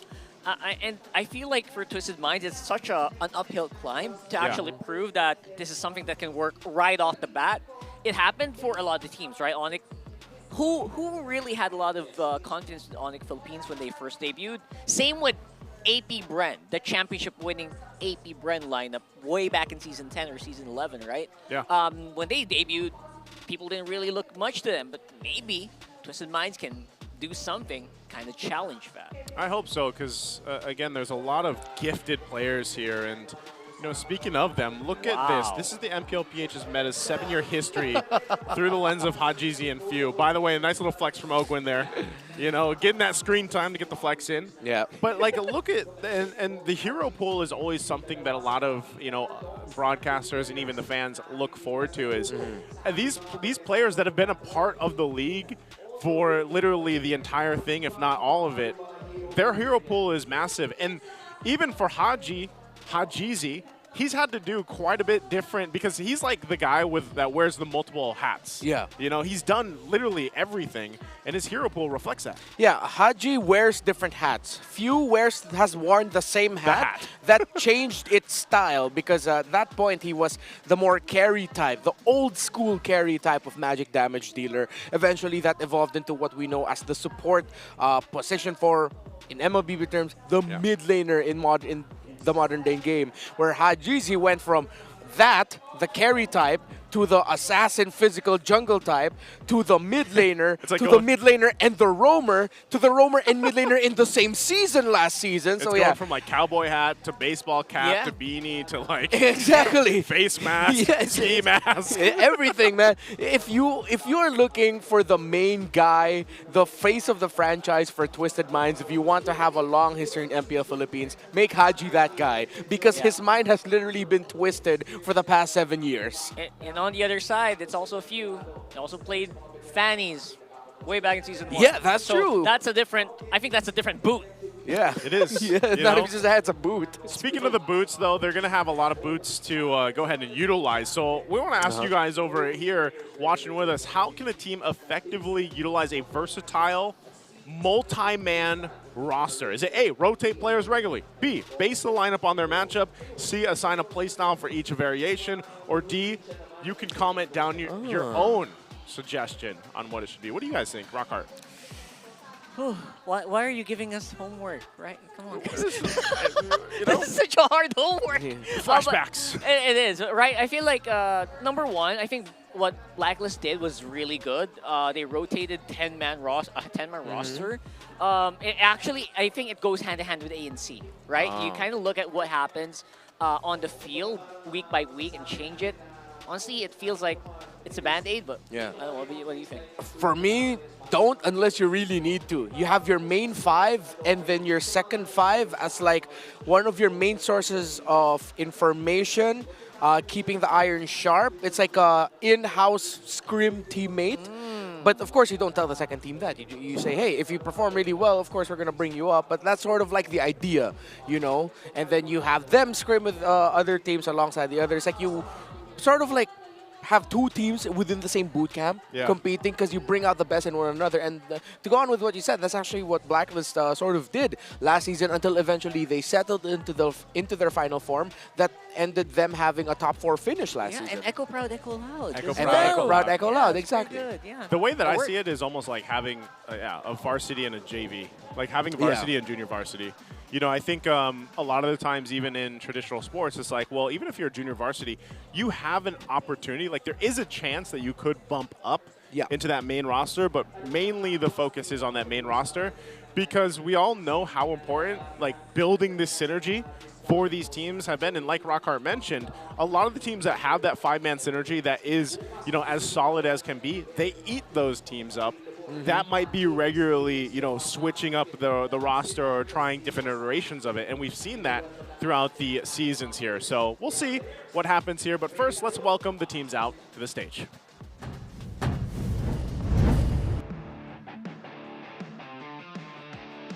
Through this match, make some noise for our marshals, Joshua, Chico, Pat, and JJ. A squad that's still looking for ways that they can twist the game with a new twist to this lineup. It's Twisted Minds. In the EXP lane, it's James. In the jungle, MP the King. In the mid lane, the KDA machine, Hajizi. In the roam, it's Escalera. And in the gold lane, Outplayed.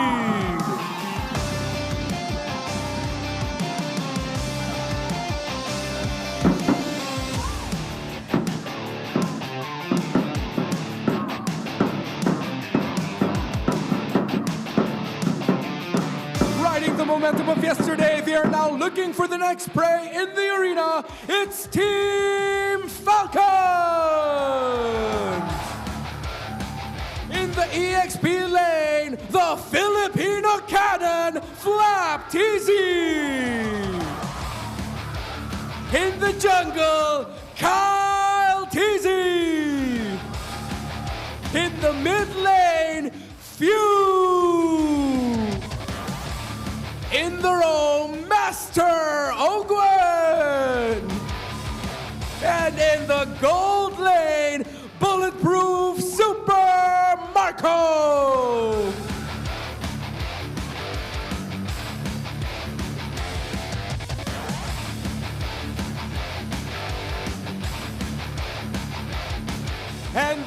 coaches, Coach Bonchan and Coach Trevor. From the sands of Riyadh to the sunny shores of Manila, it's Twisted Minds versus Team Falcons!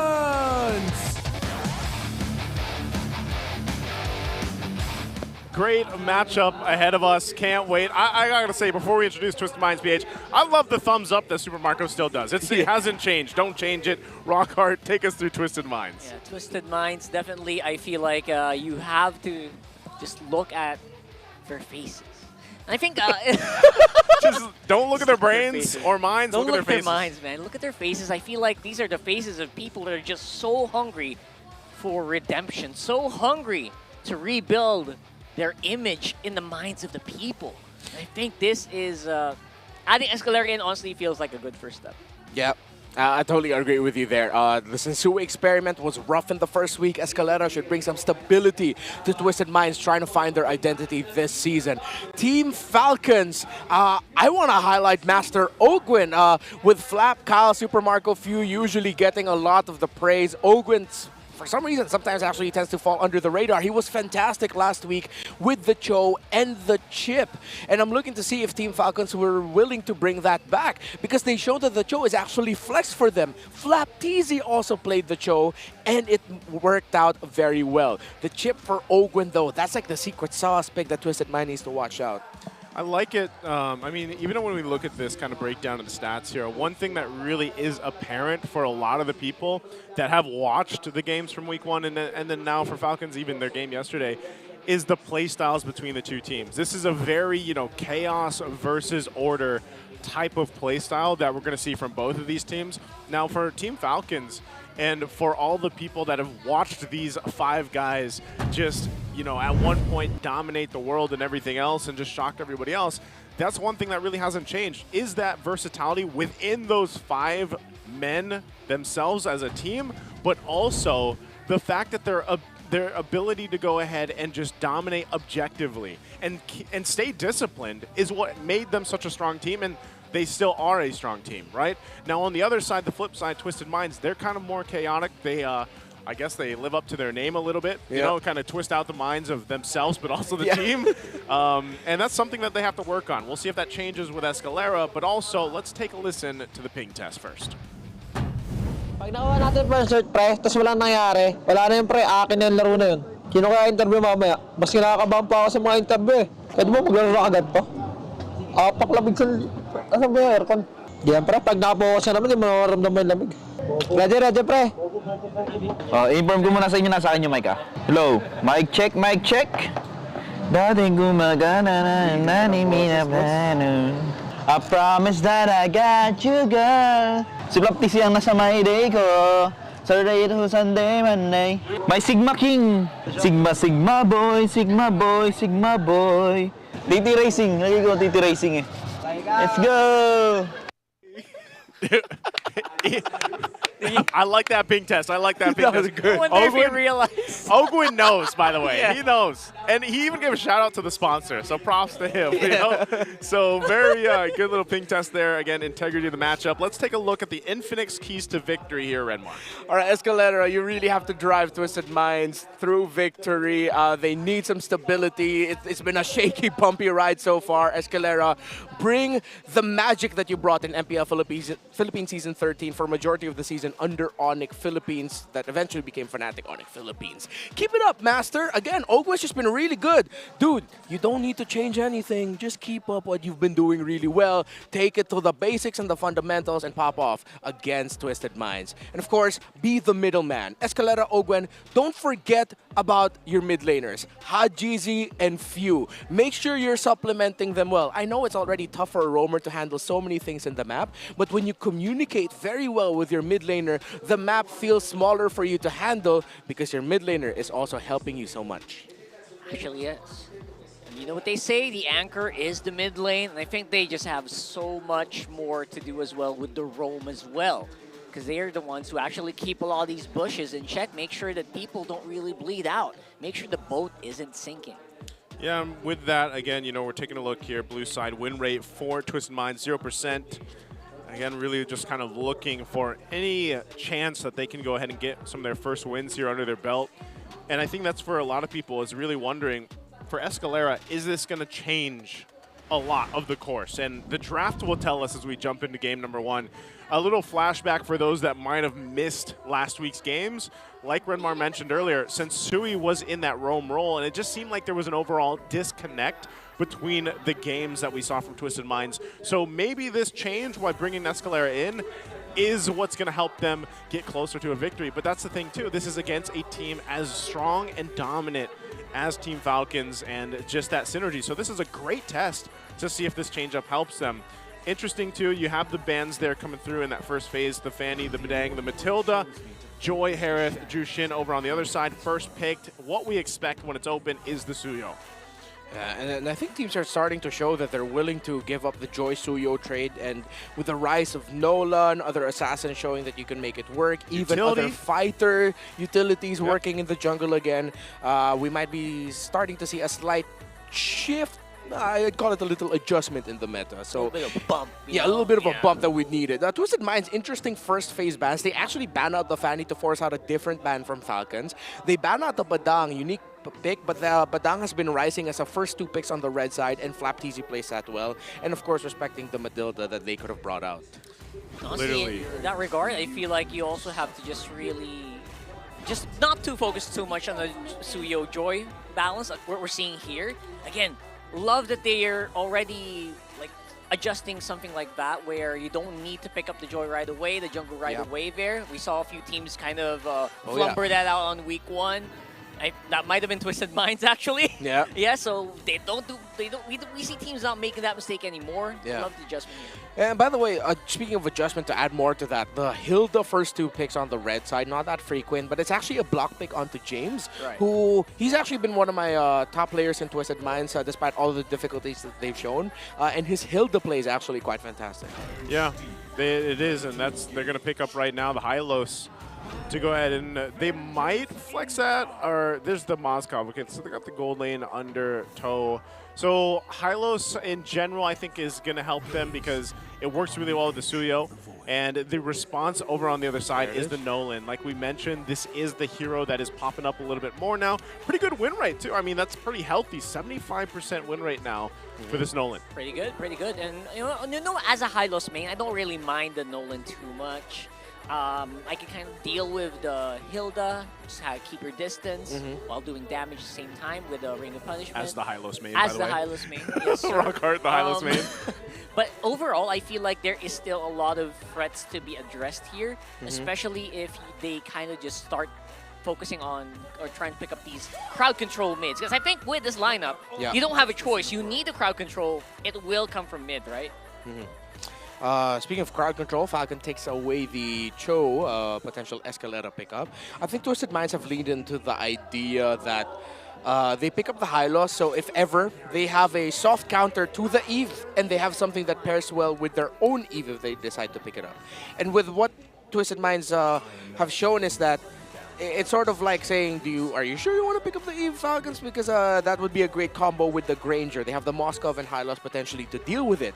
Now, the kicker is, with Falcons picking up the Nolan, even though they have 2 picks to counter the Eve, you have 1 pick that can mess up the backline if they're not careful, trying to go break the formation where the Eve is in. So it's sort of like a pick your poison type of scenario around the Eve now. Could both of these also be flex, the Hylos and the Hilda? Is that what the play is for both teams right now? Like seeing, do they want to park them in the XP lane, or do they want to go with roam for both those picks? I think more the Hylos is flexible than the Hilda. Although Hylos EXP is also quite abysmal in terms of the win rate. So yeah. And Ogwen definitely can play these heroes. With the Jawhead lockdown, that is going to secure the Hilda on the XP. Okay, Hilda does go for the XP. There's a Jawhead pick. Jawhead Nolan. This is good, though, because of the fact, too, that it was left open, and I don't know if statistically they would have done that, considering what you just mentioned about the high-lows, but that is a usual combination, Jawhead, Suyo, that some teams have really liked to lean towards. So now these last two picks for Twisted Minds, yeah, what are they going to put in the mid lane? They've got a couple options left available. The Farce has been doing pretty good for a lot of the teams that do want to get that extra burst and have that mobility still to work with. So we'll see if they actually decide to go with that. Eve obviously still open too. It looks like it is going to be the Farsa locked in, so there it is. And then the Lucas now. All right, not bad at all. Obviously the Farsa, as long as you position well, you're fine. But it is a Nolan, it is a Jawhead. Eventually, this Farsa is going to be in trouble so many times in this game. But I like the Lucas as well, just to make sure the high-lows can always be ready on the bush. If you throw it on the XP, it's going to be able to bush check less. Yeah. So I like this. And Falcons have really blocked off from a Valentina pickup, I think. I wonder if they're willing to lean into Theramis. That might be a bit too aggro. They have the reach from the Granger. They can play it safe and go Vexana. Vexana is pretty good. Yeah, I'm looking Theramis or Less Vexana. on the Eve. Yeah. Yeah. Eve is still available, but I don't. I would not want them to Eve. It's gonna be bad. Oh, Low Yi. Oh my goodness. All right, of course. All yeah. right. Again, we're so used to seeing her banned out that Banned out, I'm yeah. surprised that she's picked up again. She wasn't banned out last series at all, right? Like this is, I mean, it's a 91% contention rate that she has right now. Yeah, so you're right. Yeah, she was left open. Only she was banned out for one game only. For one game? Okay. Yeah. Amazing. So, interestingly enough, and leave it up to Team Falcons, man. They are the team that wants to usually utilize some of that macro option, whether that's the chip, like you were mentioning earlier with Ogwin, or you get your hands on Lui Yi, you can do the same thing. You can put pressure where you see fit alongside the game, and that's really what they want to do and how they want to approach this game, because of the fact that, again, yes, you have to kind of deal with the pace that Twisted Minds lineup could give them from early to late game. We take a look here at the index. You're seeing it broken down. There's a lot of higher numbers here for Team Falcons right now throughout this game. We'll see if it actually plays a part. You get one last look here at the lineup. And interesting. I think this is interesting for Twisted Minds, but really want to see if this Escalera change instead of Sensui playing for this one is going to change things up. We jump into the Land of Dawn. It's game one in our second series of the day, day 2 of week 2. Will it be Twisted Minds or will it be Team Falcons drawing the first blood? Again, the Granger falls into the hands of Super Marco, who yesterday he was able to get the first Savage of the season so far. And now Escalera getting the information. Two different lineups. On Falcon, you have pick and pressure. Pick off and pressure is the identity for them. While for Twisted Minds, it's more steady, stable team fighting concepts. And if you keep the team fights up, I feel like Twisted Minds does have a pretty good handle on the early, or to mid rather. But in the early game, I feel like this Jawhead is something that you really have to keep your eyes on. And he is keeping his eyes on you as well. So your MPTK might not have an easy time in the jungle here. I want to see how they kind of respond to that early pressure that can be set up. Now, Team Falcons, their play style for the most part is going to be waiting even for Ogwin to have that level 4 available. Yeah. Right now, he's just literally got in the ejector. So that's pretty much all he can do. Now, you have to also respect the early game damage on both sides, because that's the thing about the Lui Yi too. For Few, he knows that he can actually, when they clump up and they want to, for Twisted Minds, they got to watch out for the Lui Yi. Now, Flap is going to go check out the bush. Nice bit of a check here. Flap TZ, of course, with the power of wilderness, going to be able to keep himself alive. He's fine, but the rest of the team, good positioning, going to go for it themselves. Oh, I'm not sure. I don't know if you expect that. Escalera put on half here, and of course the diversion not available for Few, but the damage is pretty good from the rest of the team here. Kyletzy chased Flap TZ as well. Two TZ brothers giving it pretty good damage. MP the King's out. Yeah, quick scaling here for Falcons, and they will have damage right away. And instantly you see Flap TZ applying pressure into the purple buff. See if they're going to invade it. Diversion play by Few to send Kyle. Interesting. And that's so deep down, getting ready to intercept on the orange. He expects it. He sees MP the King. Don't think he's going to do anything yet, though. Good attempt there, but still actually going to go ahead and take one of the camps. So MP the King, part of the plan is really to slow him down or at least give that gap. And so far, Kyletzy keeps up with the pressure. So Very MP the King will aggressive fight as for it. well. Yeah, very aggressive. Yeah, MP the King though keeping up with the pressure as well. He's not. We don't see a significant XP deficit yet for the Suyo. Twisted Minds. Let's see how they find a way to slow down the pace of Falcons, who are just controlling the tempo. Could be problematic here. Flap TZ knows how to dip, he knows how to dive. Oh, He finds one. Hajizi goes down. Ogwen beautifully positioned on the jawhead. Very patient. It is a trap. Very patient. Good pickoff too, and that's what you expect to see from the master Ogwen with the jawhead. So a lot of that, once again, he's just kind of scouting things out, and he makes a play. Yeah, a very good read. It really looked like Falcons PH were baiting them into that, knowing that Ogwen was in the right spot. I think they were just waiting to get the information where Hajizi was. Simple toss-up, follow-up. And I think we're starting to see also just how devastating the Jawhead Low-E combo could be. Because once Ogwen gets a toss, that's going to be an easy trigger with a duality pull for few. I mean, I say easy, but he has to make sure that the shadow light is right. The balance. The balance. Yeah. You know what it is with the Low-E. But so far, they've been making it work. And when Twisted Minds try to respond, they find themselves getting bursted and pulled in by the Low-E. And that's something that's very deceptive because you don't know. You can't always check yourself like, oh, what do I have over my head? It's not something that's easy to find, and it can really catch you off guard. Yes. Kyletzy's damage is catching them a little off guard too, because even this Escalera, Ogwen again, tossing up. Ogwen again with a beautiful position here. James actually will be able to survive here. Haji's forced to use the Fender airstrike very early on, though. And because of that, Falcons might see an opportunity here. James is low, and from the back, it's outplayed. It's going to be a 5v5. It looks like there's going to be MP getting taken out with that turtle. Escalera going to be the sacrificial horse here for the meantime. Team Falcons PH, good patience with that, and diversion. Whoa! To quickly rotate. Very aggressive, Kyletzy. Wasting no time to get into the purple buff here, knowing he can take it very easily from MP. And even without the retro, he's like, yeah, send me. Send me forward and I'll go get something because we lost that turtle. So they go get that. Super Marco gets some extra gold too, knocking on the plates here, of course. Even taking a look at it, look at the lead that Super Marco has right now against Outplayed. They've just been 1v1ing for the most part. Yeah, they've just been the lane. Super Marco has been on God mode since yesterday, and he breaks the tower on his own. Not much rotations downside that would really disrupt the laning phase between the two. That's just pure dominance in lane by Super Marco. Again, on a Granger that he got the first Savage of the season with yesterday. It's a thumbs up, man. I don't know. Like he's such a silent killer, and he's so good in the lane 1v1, and that's just him taking care of it. Look at this, because he's going to stay there, continue to farm up, and Outplayed's got to go get gold elsewhere. So, and rely on the team too. So that is a problem for right now the gold lane for Outplayed. Yeah, get those 750 stacks. Saw that yesterday. It was like pretty 750? crazy. Yeah, we reached that number, right? I can't believe I saw that actually.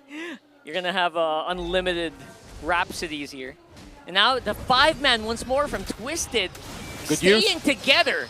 Dodging it out, though, is going to be Falcons. They don't want to absorb any of that damage coming in for that Feather Airstrike. I guess what Twisted Mind is doing is just staying together as much as they can to avoid that diversion pickoff. Yeah, and considering that they are against a pick and pressure lineup, you have to turtle it out as a team and see what you can do together to maximize the combination that you will have with the Farsa, getting the Sun, and of course a follow-up from MP the King and James. Escalera can only do so much. He will be, as you mentioned, Rockard, the sacrificial horse of this lineup. Stand up, get tossed, revitalize, try to survive. That's his personal game plan and the only thing that he can do. See if we can make the game plan work here. Oh! Oh, they got Hajizi before he could actually pull off anything. Flicker is off cooldown.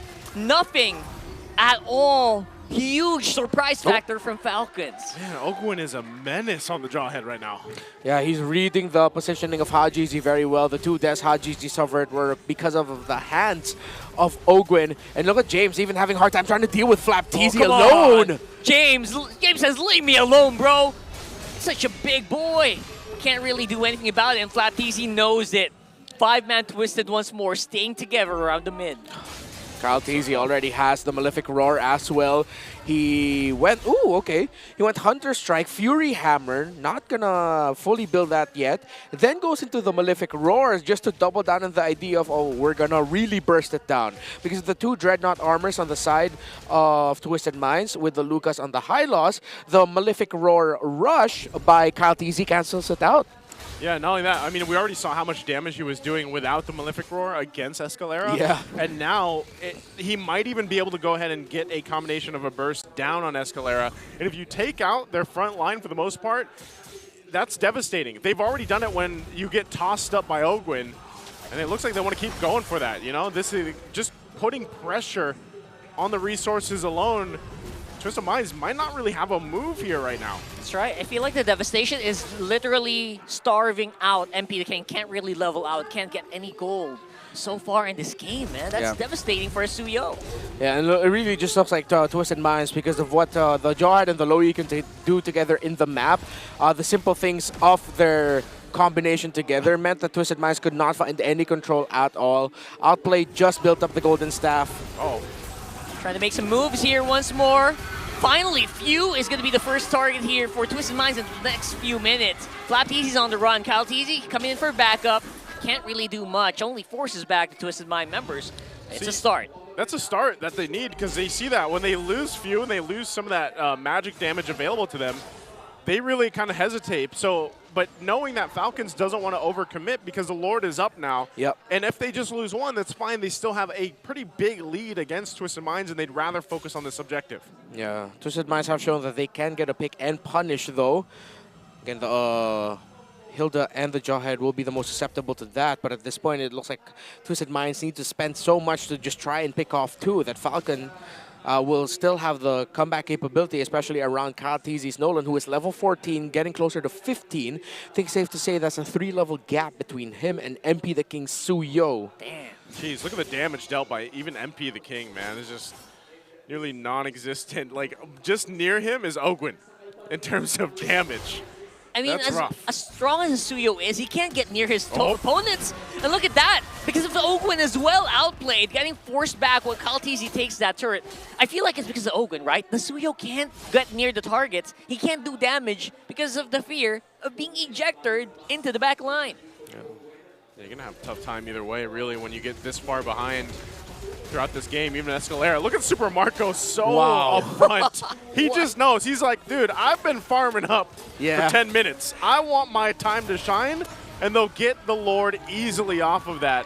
You know when you're playing with that kind of confidence and you're that up front, and you're relying on the fact that you just have a flicker, basically, defensively, that you're locked in, basically. Yeah, Falcons PH. Yeah, they can just continue this.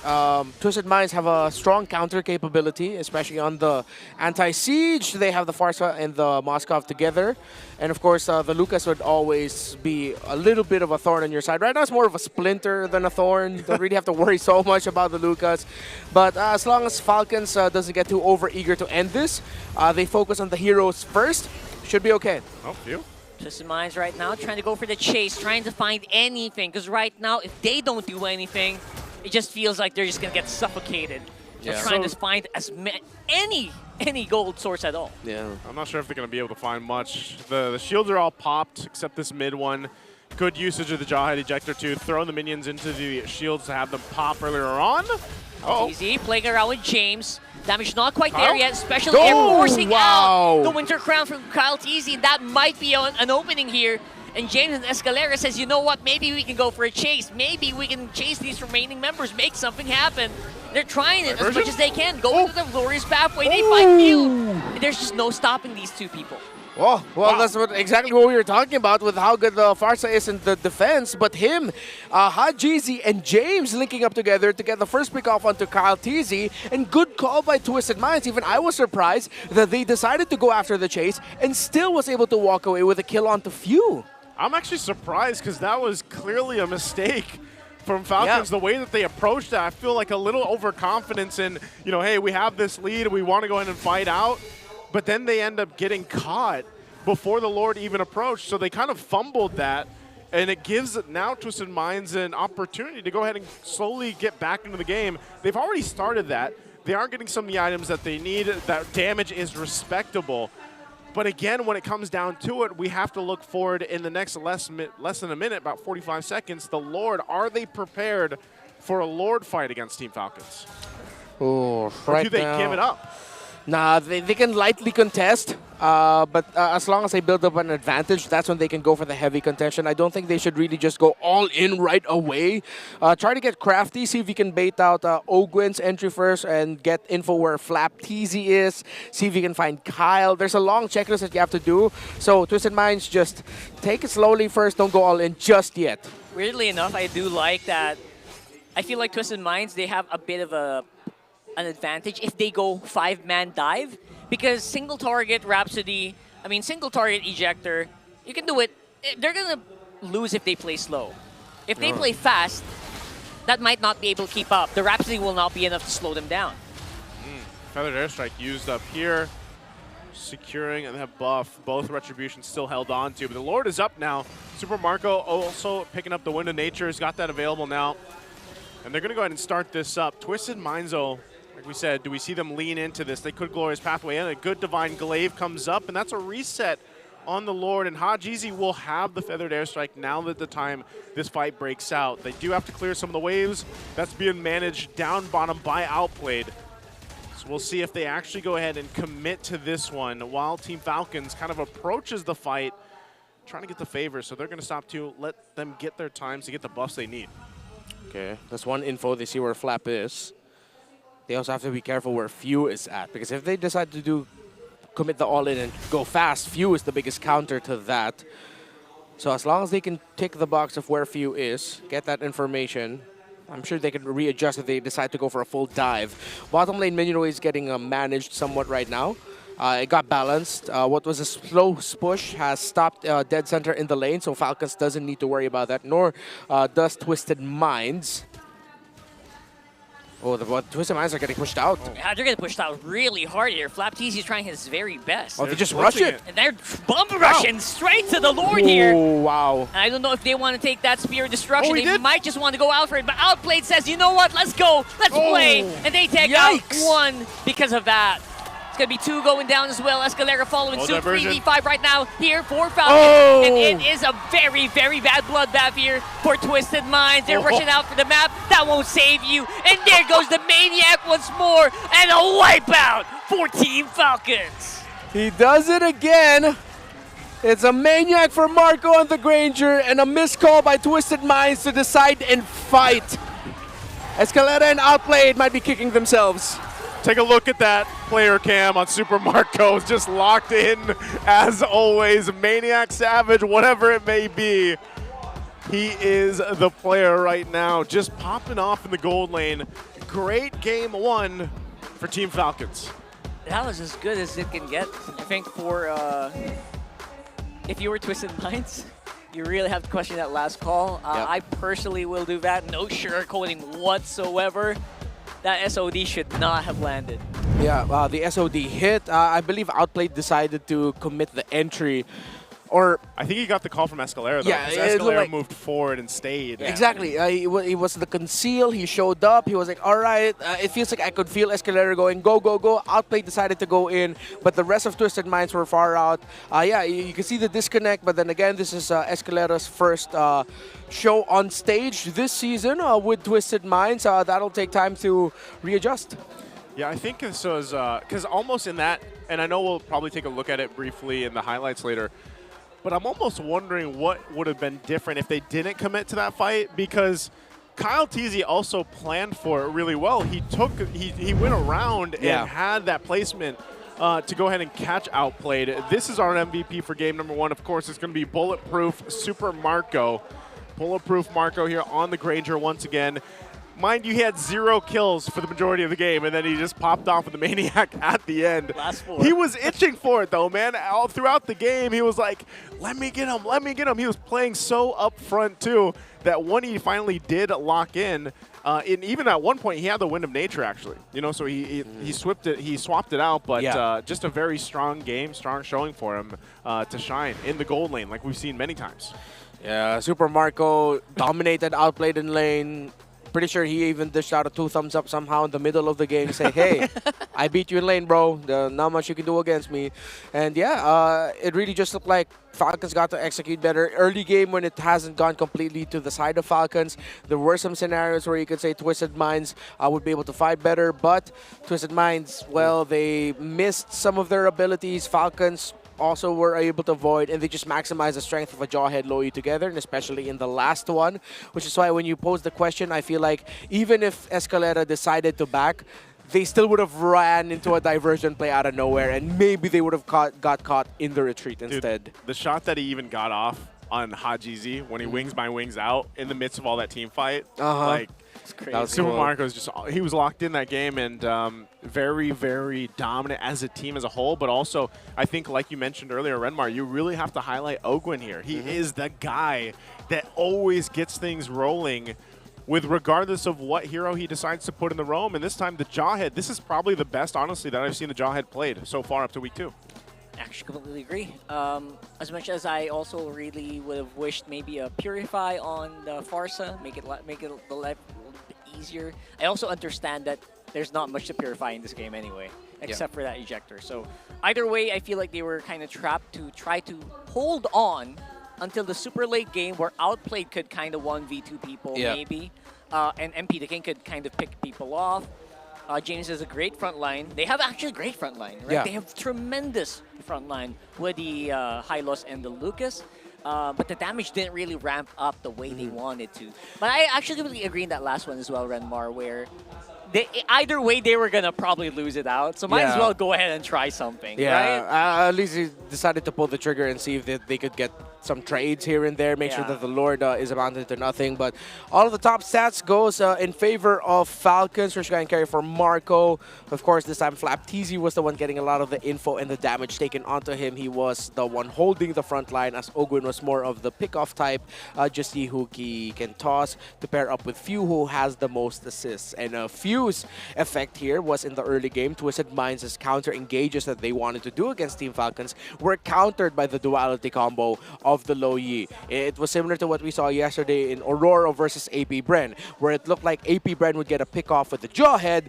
In comes the Gato Kacha flying into counter. This time around, when the Jawhead gets a pick off, the Loyi blocks any response that Twisted Minds wants to do while dealing damage on whoever Ogwin picked off.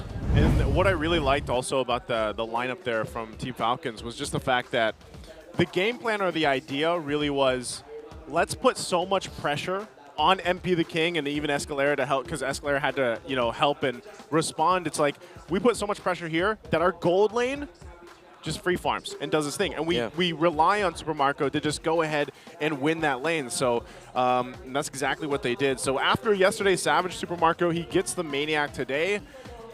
He's unleashed. I remember at one point, especially when Bulletproof Marco, the moniker, started, his KDA was insane. What season was that? That was like Zero Death season in 11. Season 11?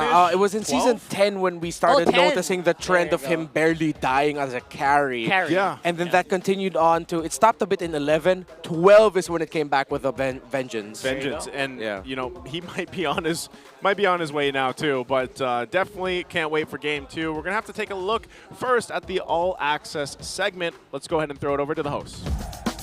Maraming salamat muli sa ating mga casters. Hans and Jamie still here. Dito lamang sa loob ng ating MPL Arena. But technically outside. Kasi nandito tayo ngayon sa Infinix booth. Right? There's a lot of prizes here. I know. And we're going to tell you about how you can win these prizes if you're here at the MPL Arena. Oh, yeah. So we have the mechanics here, Hans. Why don't we go through it? You know what? To further explain this in a better term, may we talk to Cyron? So Cyron's one of the representatives coming in from Infinix. Cyron, it's so nice to have you here. Hi, Cyron. Maybe you Dito can ka sa gitna. talk to us a bit sa kung paano ba ginagawa yung mga mechanics natin sa Infinix, men.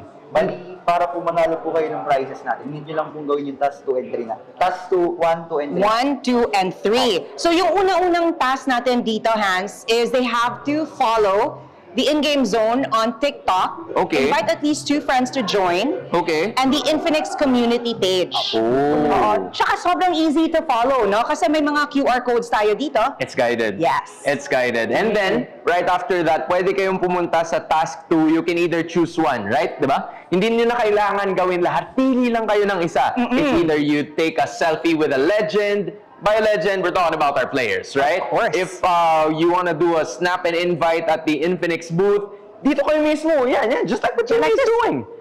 Yum. And then last but not the least, you also have the Infinix X Clutch Moments Challenge. So, yung mga best yung MLBB highlights, yung mga nasa drafts nyo, yan. Pwede nyo nang i-post, pwede nyo nang gamitin, and rekta na kayo to be able to do task 2. At uulitin namin, you just have to choose 1 out of the 3 tasks. But of course, if they want to do all 3, why not? Diba? Why not? More chances of winning. And then we have task 3. Okay. So upload content on Facebook and TikTok, diba, for task 2. Ang gagawin nyo ay make sure to use the hashtags. At may 3 hashtags tayo. Ano ba yung yun? hashtags? Bali, Infinix lakas sa chamba. Infinix lakas sa chamba? Philippines Season 15. MPL PH S15. Okay, so actually dalawa na lang daw pala. Dalawang hashtag. Yan. Again, Infinix lakas sa chamba and hashtag MPL PH S15. Okay? Alright. So there you have it. And then after that, okay na. Sobrang easy. Sobrang easy. Pero ano mangyayari after nun? Boss Iron, let's say natapos na lahat. Anong gagawin namin? Bali, pwede na po sila mag-spin dito sa ruleta. Spin! Dito. Okay, Come. Rekta tayo doon. After you do that, pwede na mag-spin. Okay. Sayo na, sasali na ako officially, okay? Wala na nandito na Let's assume, ginawa ko na yung lahat. Yeah? Ano yung mapapananunan ko? Okay. Spin the ruleta. And you get Akala ko bokya. Buti naman pin. Okay, do I have my pin? Yeah, actually you do. As that, Wait lang, kukuha daw siya. Ako din, I wanna try my luck. Bokya. No, just kidding. Pero okay lang. Let's try Alright, let's see. Pag ito talaga, Jamie, bokya talaga, I swear. I called it. I manifested it. It's my fault. If ever, I tote bag. Oh, diba? Excuse me. Okay, he won this round. Coming through, tote bag, may hawak ako. Alright, so in case you guys want to join in on all of the party na meron tayo dito sa MPL Arena, check out nyo lang to. Kasi mamaya, just like Jamie, I won a pin, you won a tote bag. Pero yun na. I guess I'll leave it to you right after that. Actually, nag-claim pa yata. Asan naman Ayan na yung pin ko. Ayan. Sorry. Napaka-unfair ng universe, Sorry. Hans, ha? Sobrang unfair. Sorry. I feel like naka-black ako ngayon. Zion mas bagay sa akin. No, just kidding. Sorry. Just it's yours. Sorry. And I get my Black din naman. Black din sa laro pin. Diba? From Lalakas Infinix. kayo sa laro dito lamang sa Infinix. Alright? So make sure to check out the Infinix booth. But for now, we're gonna toss it back to our casters. Thank you so much, Jamie and Hans. Jamie got a pin, Hans got a tote bag. I would love a bokya. What's a bokya? You'd not. Bokya? No? You wouldn't. Bokya? You wouldn't want to get a bokya. What is it? We'll tell you. We'll tell you later. All right, well, first off, we want to go ahead and invite everyone to get together at the MPL Arena and watch your favorite MPL pros live. The tickets are selling fast. So what are you waiting for? There are still available tickets for Sunday and, of course, next week. And did you know if you buy 5 tickets, you get an opportunity to win exclusive prizes? Just one account. Just use one account to buy them. You're going to get something really good. Get them tickets. Get them tickets. They're tickets. 5. There's a lot. And of course, for tomorrow, we have a highlight match that you got to watch out for. TNC and Twisted Minds. Of course, you're going to be seeing a bout between former teammates. A lot of shared history between TNC and Twisted Minds, of course, with the people there. Zayda and Outplayed especially. There we go. It took me a while to remember that. I will admit, I was like, who am I looking for in my brain? It's funny because your mind got twisted a little bit. Yeah, it did. Yaoi also. Yeah, Yaoi, Zayda, Outplayed. Who else? I'm not missing anyone else, right? Yeah, that should be. Lord J. A lot of James? It's a family thing, right? It's a huge family. Dude, honestly. Yeah, there's we'll talk about it tomorrow. It's There's a a lot whole of shared family history. thing. Oh my goodness. Trying to keep up with the MPL family tree is kind of difficult. Like when we started like exporting and I was gonna say importing, but really it's mostly like exporting. Yeah. When we've been exporting players. It's kind of difficult, man, because teams have jumbled around, and you have coaches over here, coaches over there, players as well. You got blue side pick over here for side selection for Team Falcons, and they're on a 50% win rate. Okay, they got a 50% win rate over there, but. That's the thing, man. I think for specifically for Twisted Minds, so let's talk about what they can do in Game 2. Because what were the pros, what were the good things, Renmar, that you specifically saw from Twisted Minds in Game 1? Because, like, did they have an opportunity? Because it was mostly the comeback they were starting to get towards the middle game. I think it would be the vision that Haji has. You can tell there are scenarios where Haji decided to call a play. I go back to when Haji and James were able to pick off Kyletzy initially, and to be able to see that and call that as a pickoff, and then their decision to even chase and take down Few eventually. So it seems like they're a great counter-punching team, and so far all their drafts in this season has been leaning towards that. I want to see them trying to go for a play style where they're the ones leading the control, they're the ones leading the pack. I guess that can happen if they kind of just draft a bit for the early. Because earlier, I feel like they really banked on a super late game. And that whole lineup, it could not really activate before 8 minutes, before 10 minutes. Unless MP the King had a really good game, which he did not. And you know what? They made sure he didn't have a good game. That's a kicker there. Yeah. And they're going to go with the Moskov in response. The Joy obviously being picked up here is what we expected. That is also going to be a Badang picked up. So this is kind of typical for that red side first phase. What do you think the jungle response is going to be because of Joy's here? They will still have the Nolan available if they want to go for the wild speed. I don't think they're going to be thinking about picking something that isn't an assassin for MP the King, so I'm leaning towards a Nolan. For Falcons, they would want Reach. I'd want to see them consider the CC and the Eve now as their next two pick. Considering that they have the Joy with them, they don't have to worry about the Joy being on the other side anymore to remind some mess up an Eve. So CC and Joy for me. CC and CC and Eve. CC and Eve. Yeah. There you go. Never mind. There's But I will Cho- retire now. Joel is really good. Which is still the flex, technically, Yeah. for Falcons, right? Yeah. Team Falcons, that's a flex Cho. Could go in the roam, could go in the XP lane here. I have to highlight what, speaking of like flexing a Cho to the XP, I really have to really commend what Flap did earlier. I His was going to say flexing. that earlier. Yeah. His play, play, his Hilda play. Yeah. His Hilda play actually was exquisite in the earlier game. It was.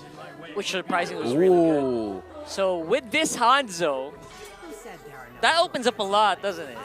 Yeah, and this it won't completely turn off Falcons from picking up a artillery mage like a Farsa or an Eve, but now Twisted Minds will have to really think twice about it. I think that's also one of the reasons why maybe Falcons didn't pick up the Eve already, alongside getting Cho for them, which blocks a pick away from Escalera, which means that Twisted Minds' hero pool in terms of being able to set an aggressive early tempo now just boils down to a Jawhead. That's a good call by Falcons to eventually pick up the Cho as one of the first 3 picks, and then they go for Irithel for safety. What I'm thinking here is, what's the chances if Badang goes roam here? Higher chance on XP or roam for this one? Ooh, well, the best Badang so far this season have been in the EXP lane, right? but I won't completely turn off the idea of a roam Badang. It is up against a Cho though, and the Cho can just easily dash out. Might get less kills, possibility of kills here if that does happen, so yeah. Okay, so these last band, last band for Twisted is going to be the Hilda. So it's taking out last band here Tigreal. for them is the Tigreal. Yep. Cover some of the roam or the roam options here for Twisted Minds. I'm wondering what this leaves Escalera to pick, unless we do see a flex and it goes for a roam Badang. I don't want to count it out for Escalera just because, again, this is his debut match for this season, you know? It's so hard to really say much else about Escalera because we don't really get to see a lot of him play, right? I don't think he even streams. I haven't, or if he does, I haven't caught it. You know?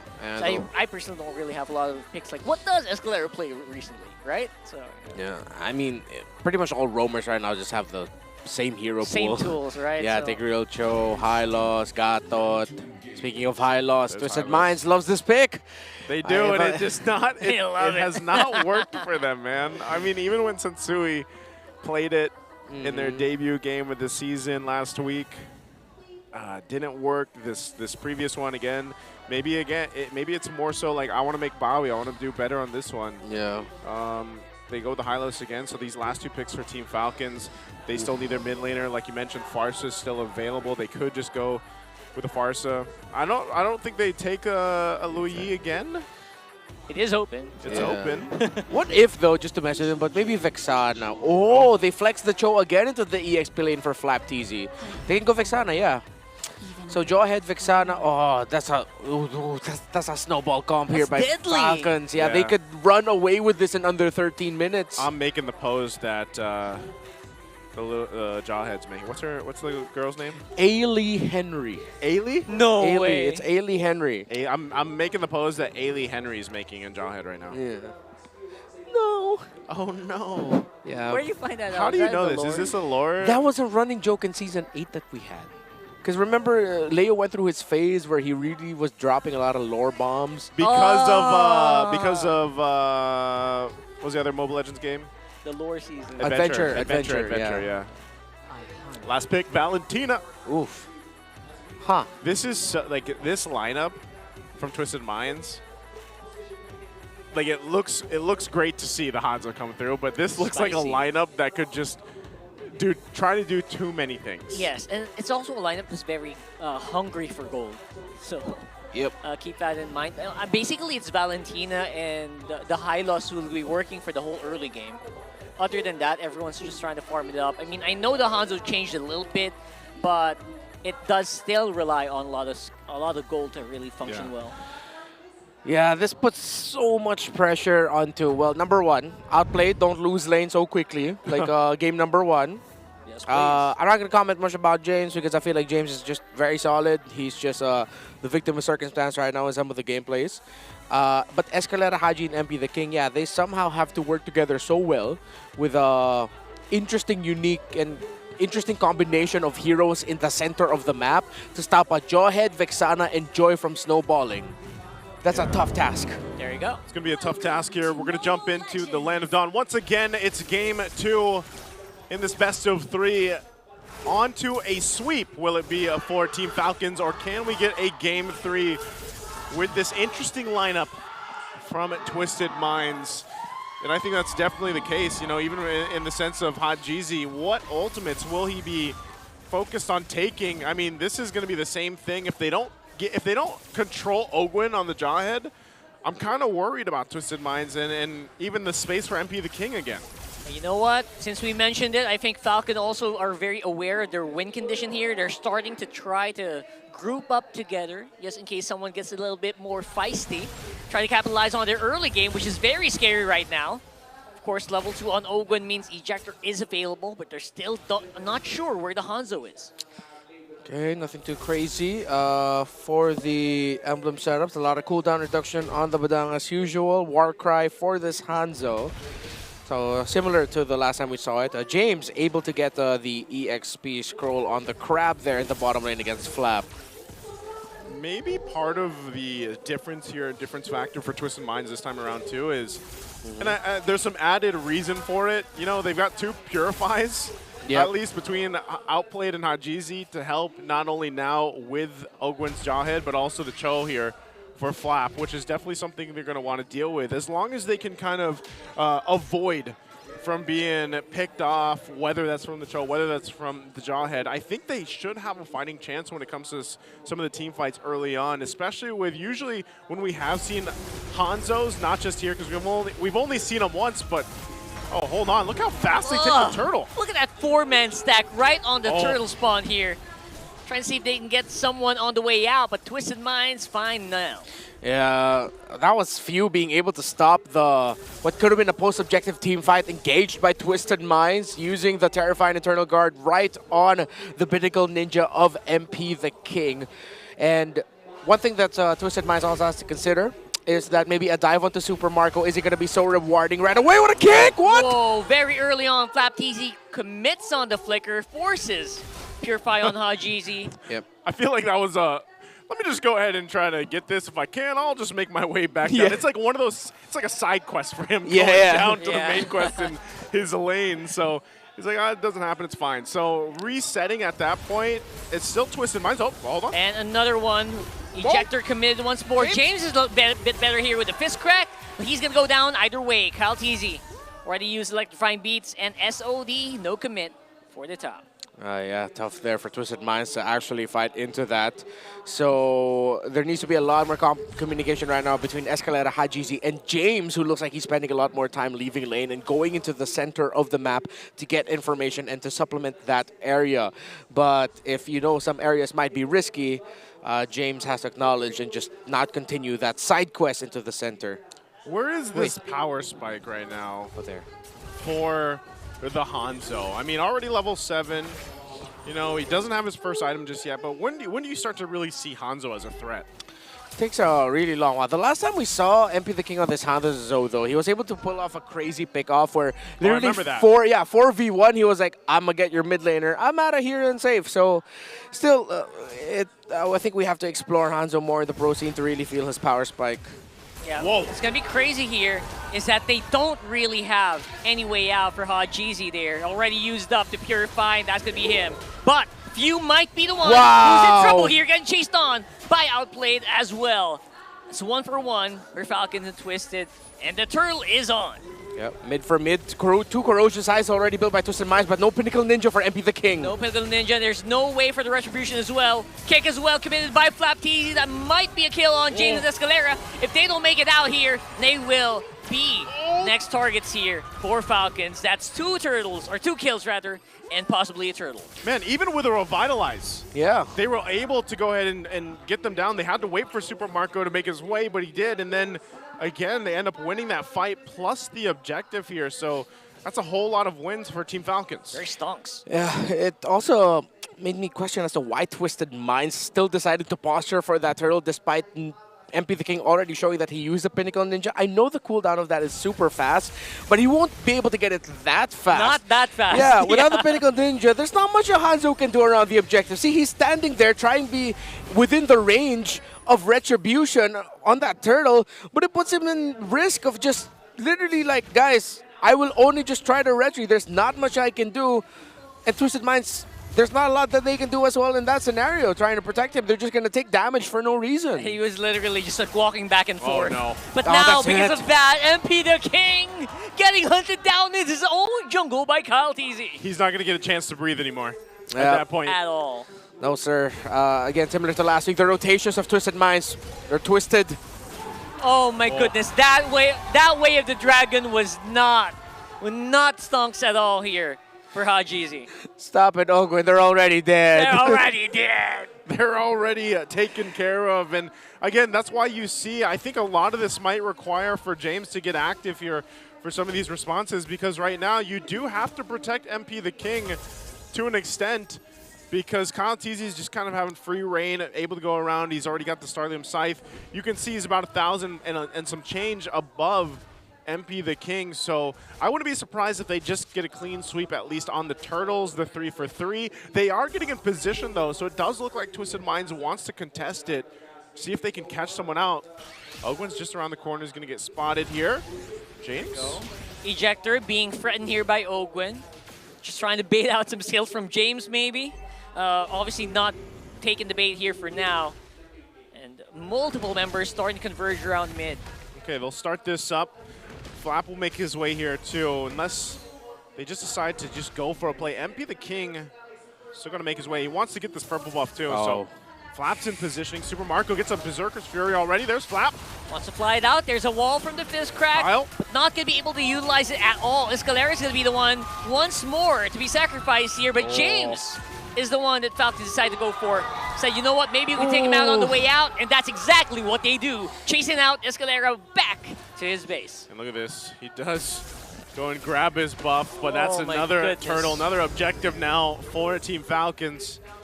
They're drowning, man. They're drowning out in gold. Just absolutely nothing going right now for Twisted Minds. Gonna chase here by Kyle. There's no way out for Outplayed. It goes down.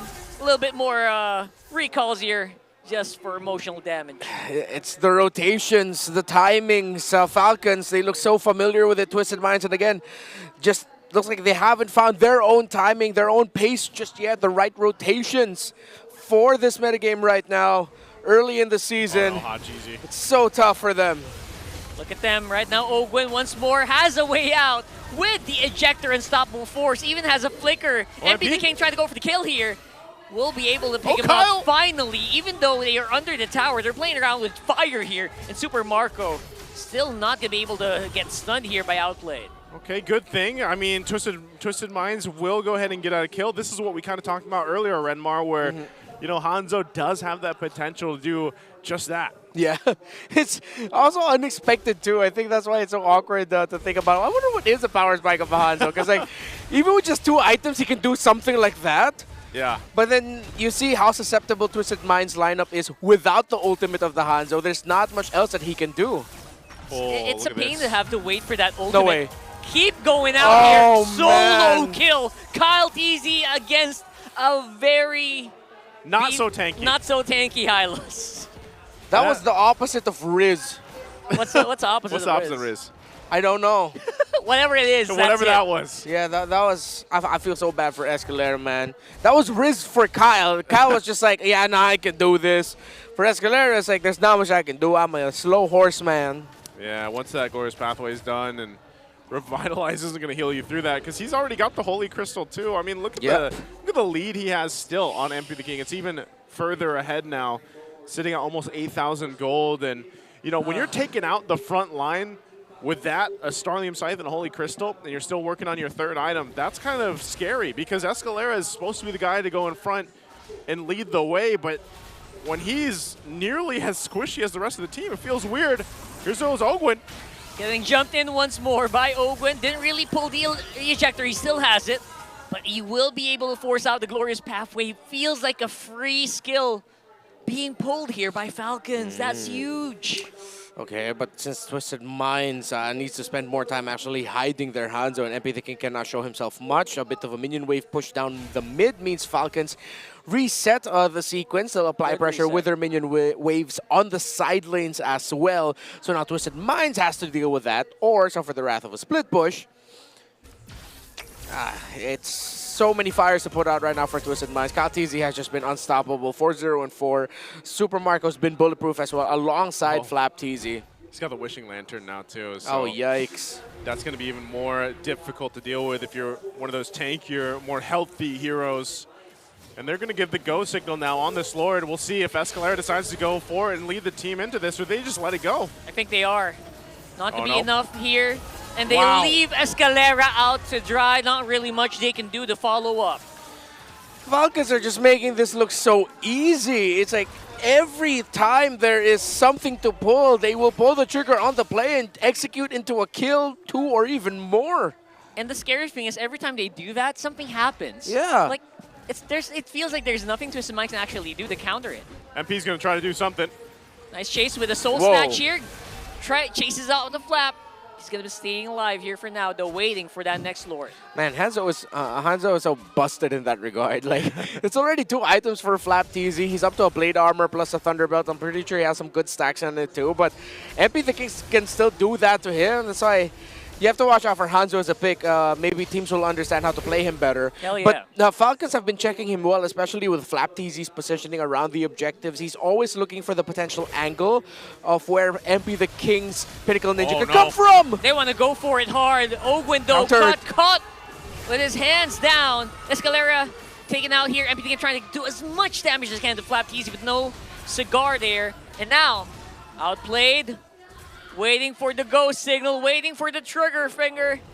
But it's going to be trigger discipline at least for now. Yeah, it also looked like Falcons read that the potential SOD coming out. So Super Marco stood where he did and where he got hit to block for FlapTZ actually. Yeah. Who could have been hit by that Spear of Destruction. Definitely could have. So they'll go ahead and MP the King gonna just go ahead and get whittled down really quickly, but ultimately all that led to was that first turret go down. They have worked on the shields too. Part of that is also just Ogwen doing the jawhead thing where he goes and tosses one of the canyons or the minions into the holy shields and they get taken down. So they are, again, when you lead into any of Team Falcons matches, this is what they do. It's very controlled, it's very order-like, and they will stick to the foundations on what made these guys such a strong, dominant force to reckon with, and eventually, you know, world champions, because it hasn't changed, honestly. Like their play style and that discipline. Look at this here, Escalera. My goodness, Escalera, he's able to absorb more damage now compared to earlier. But now the question is, where is MP getting? They're looking for more. Escalera can't make it after round 2, though. They're going to have to back off once more. But Ogwen joining in with the unstoppable force. Let's enough for Kyletzy to make it to the back line and get the more done with a triple kill on that Joy. Oh my God! Kyletzy will jump in for the team. You see Kyletzy laughing, literally laughing on the player cam when that happened. Too wild, too easy for Kyletzy. Oh man, it's only James right now. The turrets are going down. Are they going to end it here? I think they can. Not much wave clear here, but the minion waves are also a bit thin. So you know what Falcon says? We don't need to take it right now. I feel like this was one of the moments where Ogwen was like, oh, help, help, help, because he goes and he unstoppable in the base, and Kyle's like, I got it. Hold my drink. Oh, is this a comeback, though? Is this a possibility of a comeback? He traded out for Ogwen as well. Super Marco with more kills than he can carry. And there as well. Triple kill. He's 9-0. The gold laner, 9-0, still bulletproof in this game. Bulletproof Super Marco. He's gonna chase down though. Did we jinx it? Did we jinx it? Soul Snatch into the body, but not enough damage output to follow up. And there's Flap chasing him out. Finally catches MP the King. That's and it. I think that's gonna be game. We got a sweep in our hands for Team Falcons. Making it look clean. Team Falcons go in with a sweep against Twisted Minds. And they made it a cinematic showcase at the end there. That was cinema. Not if you're a Twisted Minds fan or a member of the Minds, but cinema if you're a fan of the Falcons. And my Falcons heart is very happy. We ended the week 2-0. Hell yes. But Falcons, wow. It just... Going up against a team like this, I think it's very important for the development of Twisted Minds, because you really get to see against like one of the top caliber teams in the world, your most glaring issues even more. It's like they're magnified. So Twisted Minds now will have a lot more better info to see and understand what they need to fix. Well, for Team Falcons, bro, I'm happy. I'm happy for them. I'm happy for them. You're happy for them, you know, and that's good MLBB. Good MLBB all around. That's a really, again, it's a good showing of just how much these guys can rely on each other. Because that I could literally almost hear it like, oh man, help! That with the open entrance. Oh no! Because we've all been there when you play Jawhead, right? And you get dragged into a base, you're like, oh man, here we go. And that's the thing. It's nice to see for Team Falcons make the adjustment that they did, and also for a part of it is just, I think Twisted Minds. I don't know. I don't want to like count out Escalera here. They had similar. I feel like a similar experience almost from when they had Sensui in the Roam. It just didn't really seem like that they found that synergy or that connection between the team on an individual level. So maybe they can fix that up. We're going to go ahead and throw it on stage for our winning interview. Your winners for the second match of today, it's Team Falcons! I love to see it. Falcons Nest, ibang klase ang kanilang performance this week. You hear all of them once again, buhay na buhay. Super Marco, gusto ko lang malaman, Savage kahapon, mania ka naman yan. Ano bang kinakain mo regularly? Ano bang meron?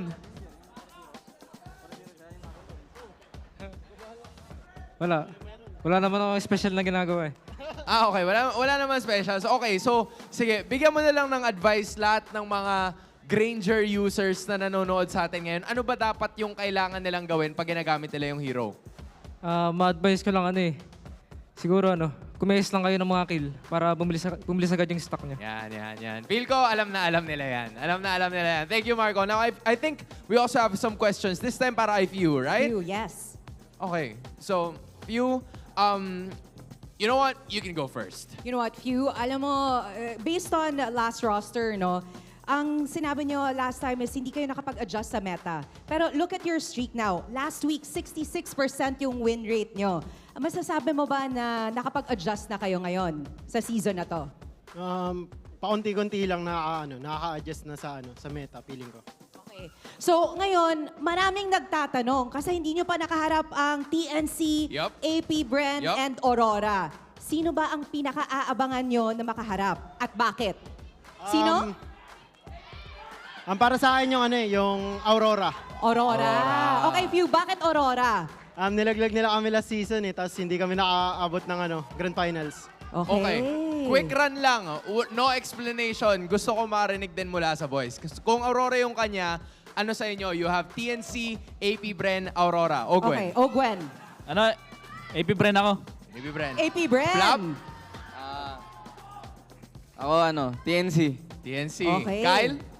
AP Bren. Oh. Marco? TNC. TNC. Pando, ikaw din. AP Bren, AP Bren. AP Bren. Uy, tatlo sa AP Bren, ha? Coach, Gusto what mo ba, about you? TNC. TNC. Proud ako kay Coach Treb. Siya na yung umagaw ng mic sa akin. Ogwen, now I wanna give this to you, okay? Kasi ang susunod yung makakalaban ay yung sinabi ni Coach Trevor na TNC Pro Team. Ang nasabi rin ni Yawi from before, right, na gusto niya or gusto niyang patunayan na kaya niya ulit maging best roamer. And you used to be the best roamer, if not still the best roamer na meron tayo this season. Anong masasabi mo dun sa statement ni Yawi? Tingin ko naman, kaya-kaya niya pa rin eh. Kasi napoprove niya pa rin sa mga laro niya eh. Nakikita ko rin sa galaw niya. Parang rin talaga siya. Malakas talaga siya. If there's anything you wanna say to Yawi right now, what's your message gonna be like? Yawi, galingan natin next week. Bigyan natin malakas na laban. Oh, I love the support. Okay, Good I guess we see it. sportsmanship. Yan ang aabangan natin. Once again, everybody, your winners, Team Falcons! Congrats, guys. Galing. Boys, you may now take your walk of victory. Just an incredible performance from the boys flexing their muscles. And boys, you may now take your bow. Man, looking good on and off the game, on and off the land of Dawn, at naipakita na naman nila yan with a win streak. Tama. Continuous ang kanilang win streak. This week, week 2. At alam mo, I love their energy. Sobrang they're just having fun, no?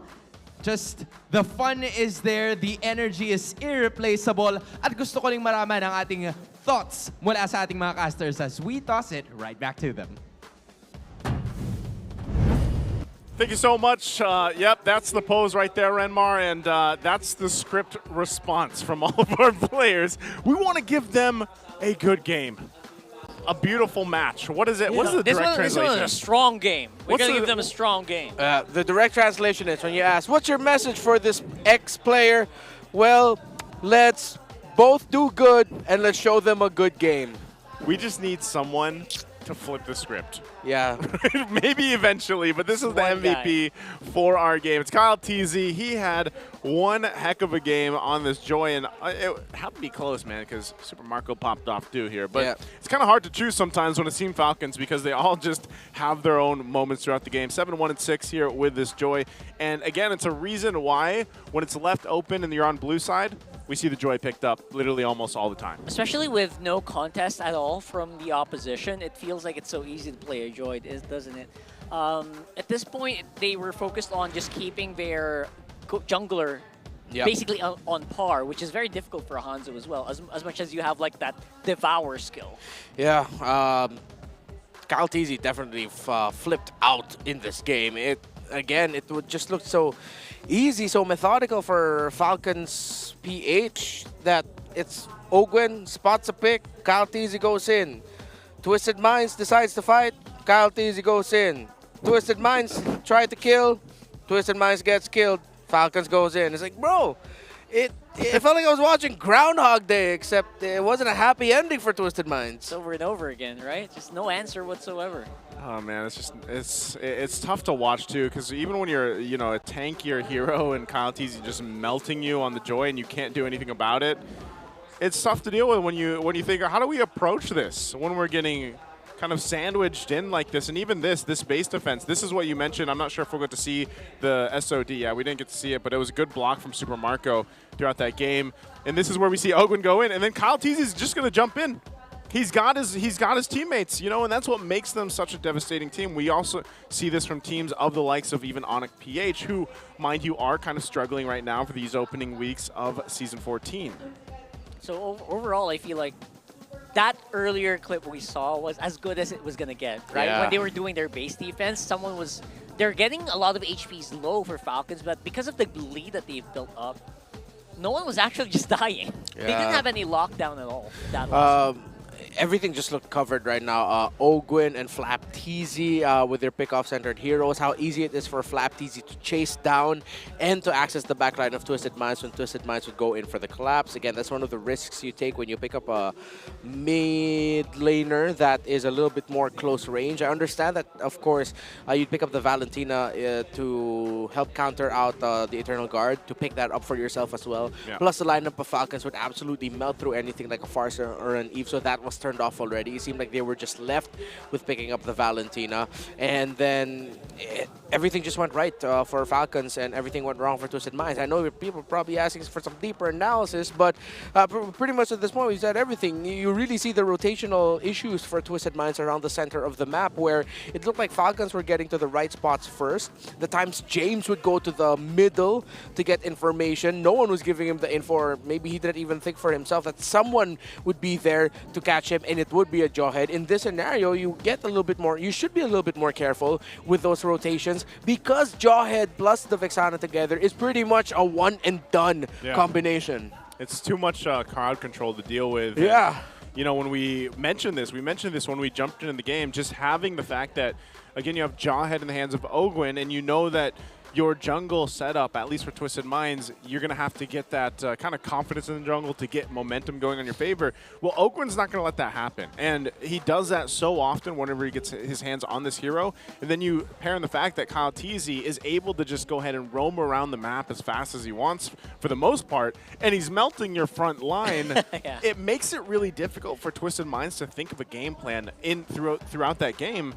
And it was just unfortunate, again, because for Escalera, I don't know. I would say in their next game, I get that it's meta, but maybe just not go the Hylos. This is not a hero that's so far working for Twisted Minds. Yeah. And for some reason, they just keep wanting to pick it up. Full reset for Twisted Minds, 100%, especially for that high loss. And I love this Jawhead on Ogwin. Yeah. It embodies him, right? There's so many times where he gets the perfect pick off, and then sometimes he's just along for the ride. He's having a lot of fun. You know, it's a very Ogwin hero for me. And I'm going to start to watch out for this if I'm fighting Falcons in the future. Yeah, and it seems like Team Falcons PH have done something that wasn't always part of their playbook for a few seasons back.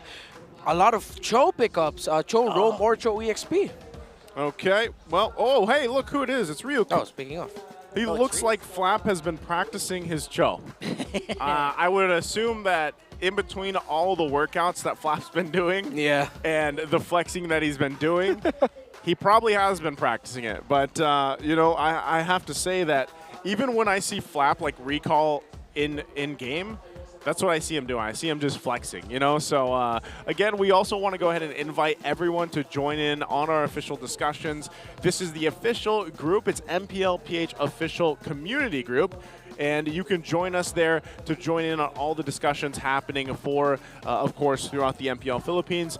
There is other groups out there, but we have this now official one that you guys can join, and we'd love to see you out there. And these aren't just the posts that start with thoughts of or thoughts on. You know? So, but we do have to go ahead and also check out the mic check to see how our players sounded during their victory. Hoy! Ultimate! Mamatay! Hindi na ata to. Oy! Yung base nila, oy! Oy! Tapos na to. Natin. Go! Easy yan! that FlapTZ at the end there. That had to be some of the most calm calms that we've heard, at least through these mic checks for the ending there. Yeah. I think at this point that's just familiarity again with how many things they've achieved. Yeah, they're just linked together. At the end, the final call was, oh, that's Flapteasy. Flapteasy, huh? That is, and that is the end of our second match. So we have one more match today, and that's going to be TLPH versus AP Bren. Also, real quick, we want to invite you guys to buy your tickets for tomorrow if you want to watch. It's Twisted Minds versus TNC tomorrow, and then our Smart Omega versus TLPH. So that is going to wrap it up for the second match. We are going to have a short break again coming up between the matches because, this was a sweep, so you guys have time to get your refreshments and get ready. Again, it's me and Naisu. This is Rockhart and Renmar. They'll be back for the next matchup. That's it for me, so we'll see you guys in the next match. Thanks again to our casters, and you know what? 2 matches have already passed by. Kaya naman ngayon, since it's a Saturday, it's time for another MLBB Golden Month, right? Yes, you're right, Hans. At may kasama tayo for the Golden Month celebration today, Fuego. Join us on stage. Hey. Everybody give a warm round of applause for Fuego. Hello. Hello, guys. Fuego, take the center. Grabe. Fuego. Ang dami mong fans. Fuego, isang araw na naman for surprises today. Maraming salamat at you are here to join us. Thank you din po at sobrang saya ko din na maging part ng MPL PH ngayon.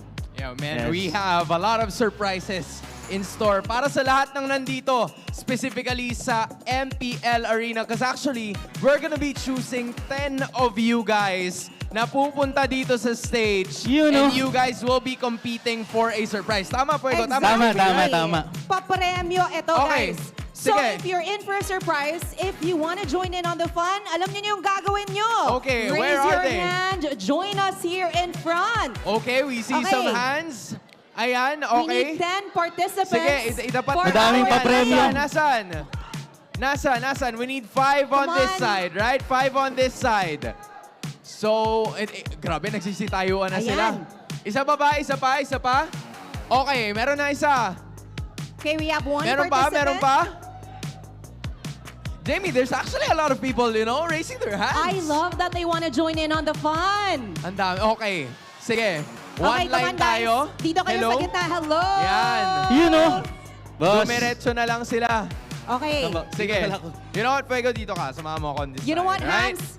Let's get to know our participants. Yes. Let's start with that side over there. Okay, actually, before we do that, muna, isang hilera tayo, okay? Isang Pila. tayo. Mga boss. Tapos, two steps forward. 1, 2, 3, go. 1, 2. Okay, very good. All right. Okay. Sige, you know what, Fuego? Maybe we can point out yung microphones natin to them. Magpakilala lang kayo, okay? What's your name? Justin. Justin. Gino. Adam po. Adam. Jeff. Daisuke. All right, maybe you have over on yours. this side, we have Emily. Gwen, hi.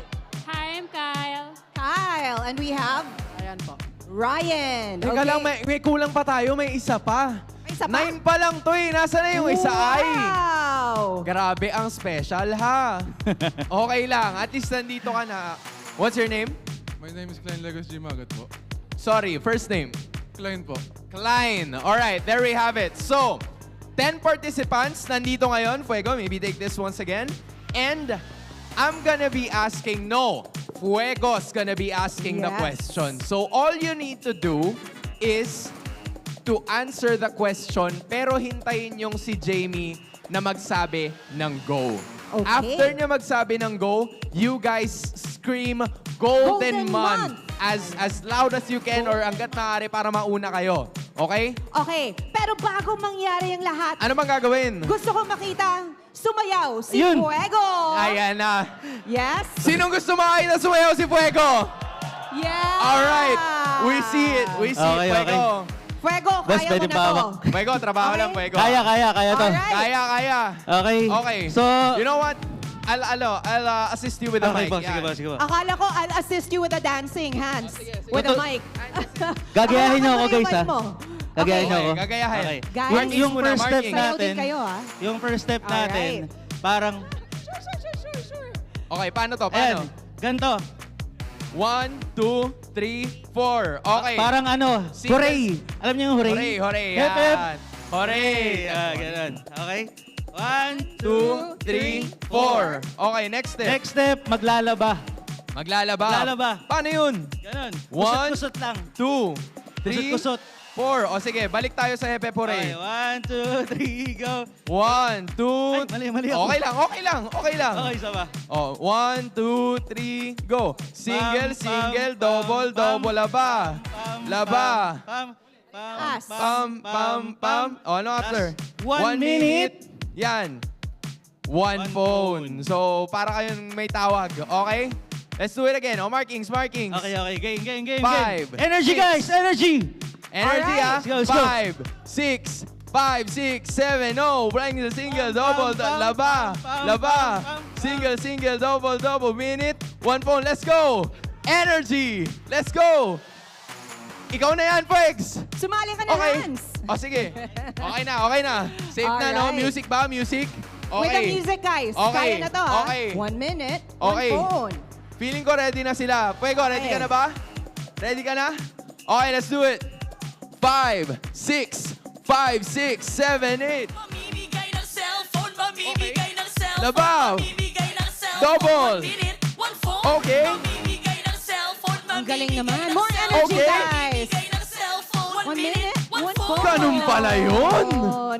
Alright. Ang galing. Alam mo, Pwego, may future ka sa pagiging ganito eh. May Feeling ko future nga. ka eh. Nakikita ko. Pero tabihan mo na muna ako. Kasi oras na para magtanong tayo ng questions. Right?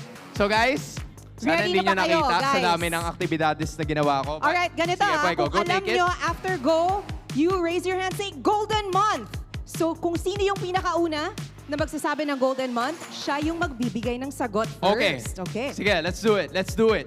Alright. Pwego, handa na ba magtanong? Yes. Okay. Question number 1. Dalawang beses ko ulitin yung tanong. Okay. Pag sinabi kong go, saka kayo sisigaw, okay? Okay. Tama ba, sir? Tama ka dun. Okay. Question number 1. Kailan matatapos ang Golden Month? Go! Okay. Sino nakita mo? Sige. Bato, pick. Sabay kayo eh. Go. Bato, pick. Bato, pick. Bato, pick. Ang danta. Best Sige, of 3. go take your No, just time. kidding. Ayan. Okay. Ano yun? April 1. April 1. Fuego, And? is April 1 correct? Ang tamang sagot ay... Tama siya. April 1. April 1! So, Yes. congratulations. Okay, dito ka muna. Okay. Isasantabi ka muna namin dito. Congratulations. Congrats. Okay. Meron Alright. pa tayong dalawang tanong. Okay, Okay. dalawang tanong. Okay, ulitin ko ng twice, guys. Twice. Okay, question number 2. Question number 2. What is the title of our jingle video? Ano ang title ng aming jingle video? Go! Sino na? Oo nga pala, role ko pala yun, no? Okay. Sino una, Hans? Sige. Sino ba ang maiba? Kasi 3 kayong sabay eh. Actually, 4. Oh, maiba tayo. Kasama ka, kuya. Yan. Maiba, alis. Sorry. Okay. Maiba, alis. Ikaw ang napili. Ayun, no? Okay. Ano ulit yung tanong? Ay, hindi mo na pala pwede kasi twice lang, Oo, di ba? twice lang. So ano ang title ng jingle na pinapatugtog natin ngayon? MLBB 1 minute 1 phone. MLBB 1 minute 1 phone is... Correct! We finally have it. Congratulations, Second winner Bakit? chosen. Palo. Okay. Okay. Last one, Pwego. Last question. One last. Ito na yung chance nyo, guys. Lahat ng tapang nyo, ilabas nyo na. Okay? Okay. Final question. Here we go. Twice kong ulitin, ha? What is the main color of Ruby's new skin outfit? Anong kulay ang pangunahing kulay ng outfit ng bagong skin ni Ruby? Go! Okay. Gitna. Hindi ko na naintindihan yung iba. Okay. Sure ako, gitna. Okay. Ano ang kulay? Green. Green ang kanyang sinabi. Is it correct? Ang tamang sagot ay... Oh! Okay. Oy, hindi ka na Fuego ha. Hindi ka na. Green is wrong. Okay. Sige, Okay. ulitin na lang natin. Kulang pa yung sagot. Oh, ulitin na lang Okay, natin, So ulitin diba? natin yung Oo. tanong. We'll say go after. Sige. 2 times of reading it. Sige. And then, Oh, kung alam nyo, one more question. golden month. Okay. What is the main color of Ruby's new skin outfit? Anong kulay ang pangunahing kulay ng outfit ng bagong skin ni Ruby? Go! Ay, Sabi niya parang siya eh. Sabi niya, parang siya. Parang ako. siya. Okay. Sige. Oh, parang siya eh. Oh, go ahead. Go Alright. ahead. And your answer is? I'll try yellow. Yellow.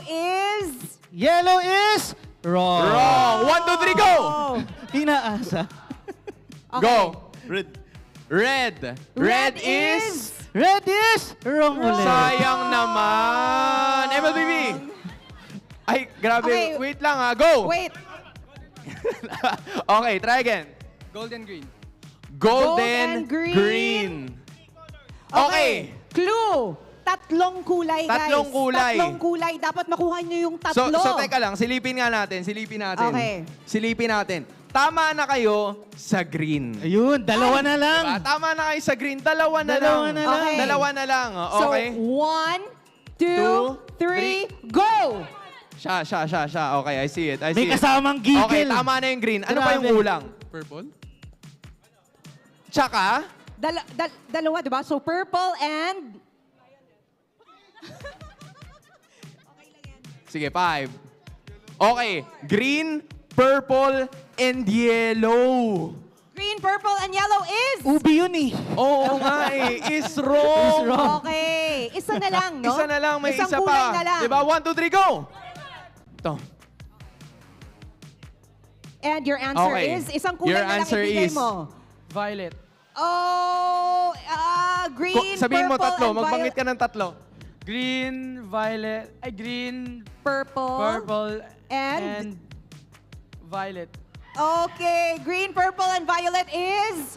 Wrong. Isang kulay na lang, guys. Isang Okay. kulay na lang, no? Let's do it, Nakakaba Hans. talaga, promise. 1, 2, 3, go! Siya uli. Okay, your answer is... Blue, green, gold. Ay, blue, green, and gold is... Ano yun eh? Okay. Mali. Eto na lang. Di ba nag-green na tayo? And Nag-violet nag-purple. nag-purple na Purple. tayo. Okay, isa na lang. Isa Isang na kulay lang. na lang. It starts Ay, with talaga? a letter go. O, yan. O, di ba? Green, purple, and pink. Green, purple, and pink. Fuego, eto na is- ba yun? Congratulations! Congratulations! Good game. It's Nakuha okay. mo rin, Kuis.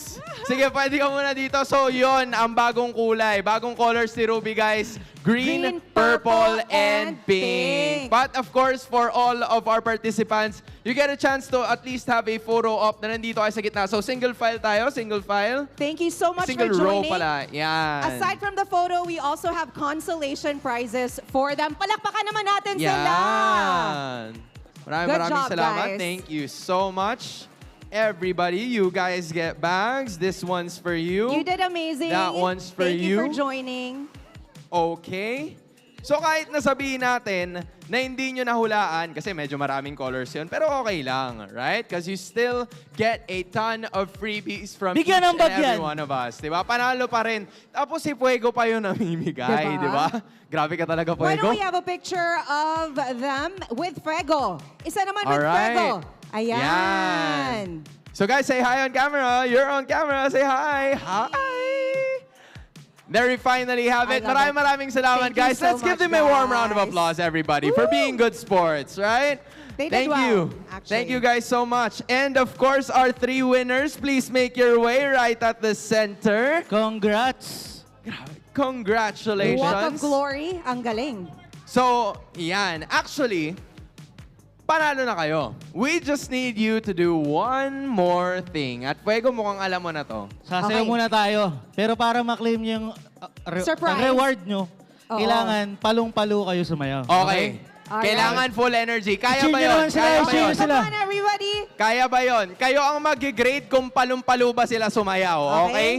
Kayo ang mag-grade. Let's do this. Okay. Narinig nyo na yung beat. 5, DJ. 6, Get ready. 5, 6, 7, and... Okay. Okay. Galing. Do it again. More energy. Okay. Mamimigay ng cellphone. Okay. Mamimigay ng cellphone. 1 minute. Isa pa, isa pa. Okay. Yan. Panalo. Okay. Isa na lang. Sige pa. Diba uli? Okay. Ito na yun. Okay. So, pasado ba, everyone? Pasado. Pasado. Alright, we see it. We see it. Fuego, anong masasabi mo sa bago mong dance troupe? Magaling, pwede na kayong sumali sa tawag ng tanghalan. Yan. Alright. And congratulations, Fuego. Pwede mo nang iabot ang ating sorpresa para sa ating mga winners. Gentlemen, congratulations. Congratulations, guys. Nawa ay Well done. makuha nyo to. Akala nyo tapos na yung sayaw? Hindi pa. Hindi pa. Kasi kailangan yung gawin ulit. Hawak nyo na eh. Okay. Why not? Cue it. 5, 6, 5, 6, Energy, hawak 5, mo na. 6, 7, go! Okay. Okay. Yun! There. Do it again! More energy, Okay. guys. 1 minute. Ganun pala yun! There we finally have it, boys. Congratulations! Good job. Maraming salamat for making it right over here. Take a look at the camera for, of course, another photo op with your surprises. Congratulations once again to the 3 of you. Job Congratulations, well boys. done. Maaari na kayong bumaba sa ating Salamat. entablado. Congratulations. Maraming salamat for being such good sports. Fuego. Fuego, ang galing mo Napalabang ka palang dun, ah. sumayaw. Napa-exercise ako, boss. Napalabang ka doon. Okay Ang lang. galing-galing. Okay lang. Kasi marami naman tayo na basayo for today. But Yes. I wanna know, Jamie, parang meron ba, no? Meron Gusto pa. mo ba? Hindi, may Sumali ka na. sasabihin pa Okay, siya. yes. Akala Alam ko ko sasayaw papasayaw mo Hindi na na, naman okay si na, pagod Fuego. na. Okay, Fuego, I know you have a message for everyone watching right now and everyone here at the MPL Arena. Ayan guys, manood, makisali, sumayaw at masurpresa sa MPL Arena. Isang special announcement din dahil ngayon hanggang bukas magsisimula ang Golden Month event ng 5 p.m. Special to para sa inyo. After March 9, babalik na ulit ito ng 10 p.m. to 3 a.m. Sinulat ko pa. Diba? 10 p.m. to 3 3 a.m. After Yes. March 9. Yes, After March 9. Okay. Pero ngayon ay 5 p.m. yung umpisa. Mag-i-start. Okay, Hindi na so kailangan exciting. magpuyat para Okay. kunin. Okay, that's helpful. That's helpful, Fuego. Maraming salamat for being here with us today. And I'm sure more surprises ang naghihintay para sa inyo. But as of this moment, we're gonna be tossing it back to a short break dahil magbabalik ang MPL Philippines Season 15. Mamimigay ng cellphone, mamimigay ng cellphone, mamimigay ng cellphone. 1 minute, 1 phone. Mamimigay ng cellphone, mamimigay ng cellphone, mamimigay ng cellphone. 1 minute, 1 phone. Maglaro ka lang ng 10 p.m. kada gabi hanggang sa 3 a.m.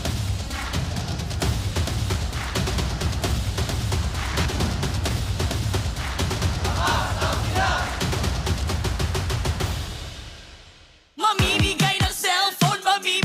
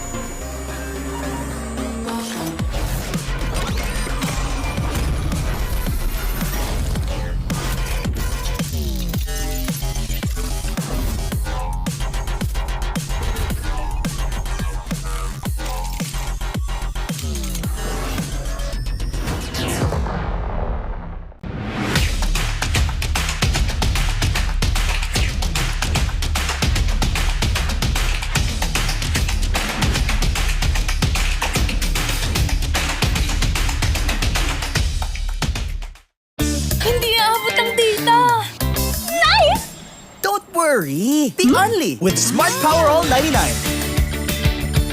Hindi nabitin with 10 gig data plus only Facebook or TikTok and more. Load now! Who needs to go to a concert when you can own that stage with your friends? Enjoy a night of impromptu bowling tournament.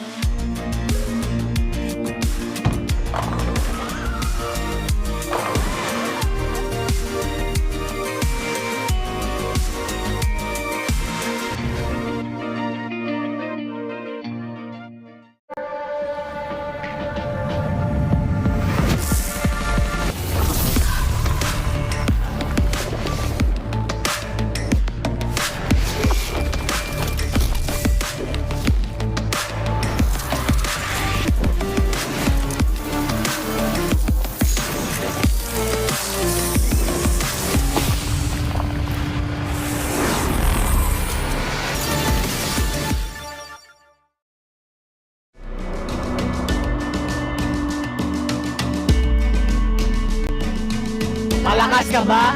Sali na!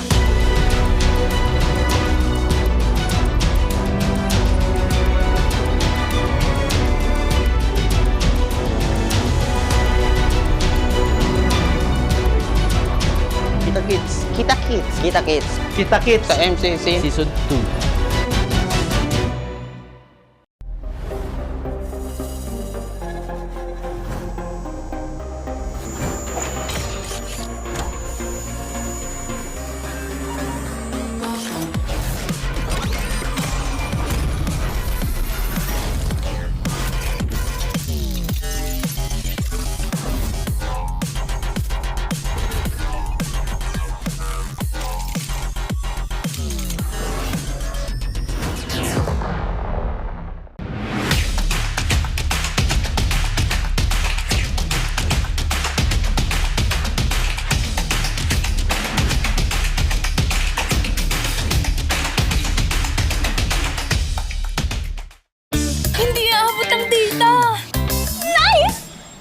Worry, be only with Smart Power All 99. Hindi nabitin with 10 gig data plus only Facebook or TikTok and more. Load now! Who needs to go to a concert when you can own that stage with your friends? Enjoy a night of impromptu bowling tournament.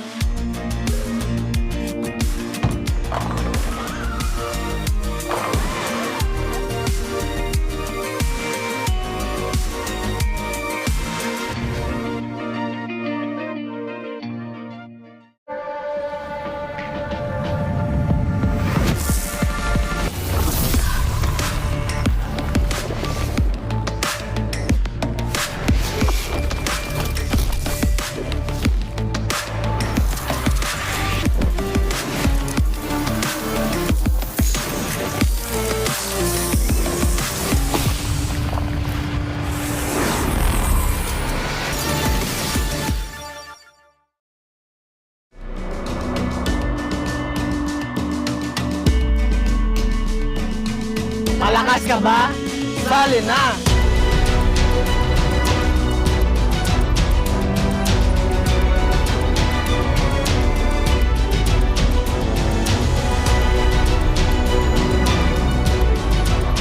Kita Kids. Kita Kids. Kita Kids. Kita Kids. Sa MCC Season 2.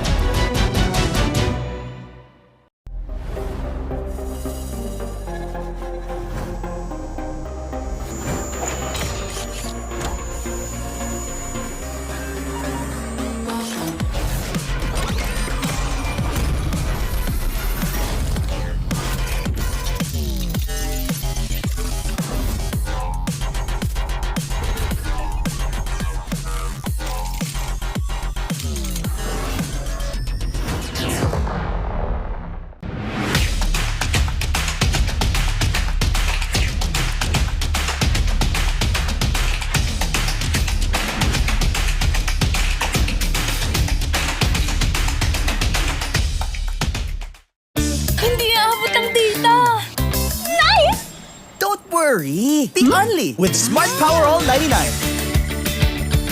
Hindi nabitin with 10 gig data plus only Facebook or TikTok and more. Load now!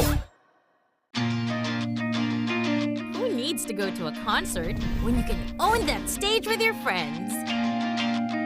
Enjoy a night of impromptu bowling tournament.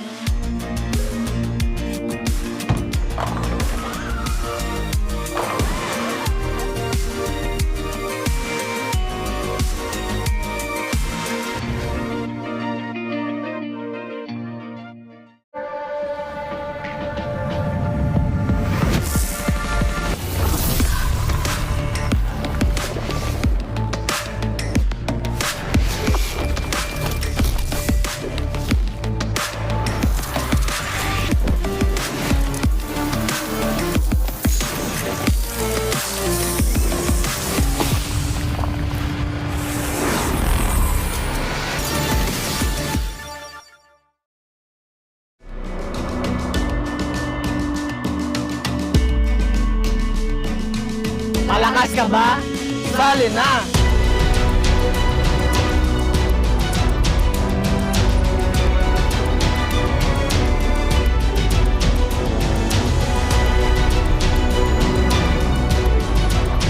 Kita Kids. Kita Kids. Kita Kids. Kita Kids. Sa MCC Season 2.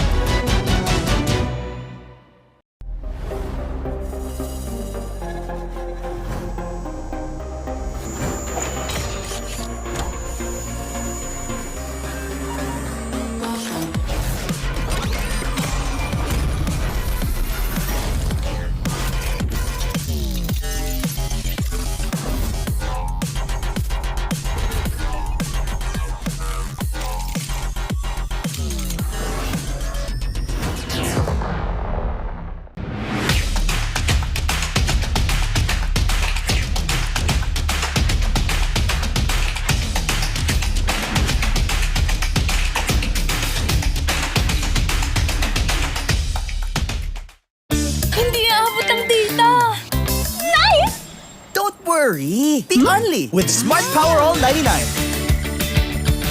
Hindi nabitin with 10 gig data plus only Facebook or TikTok and more. Load now!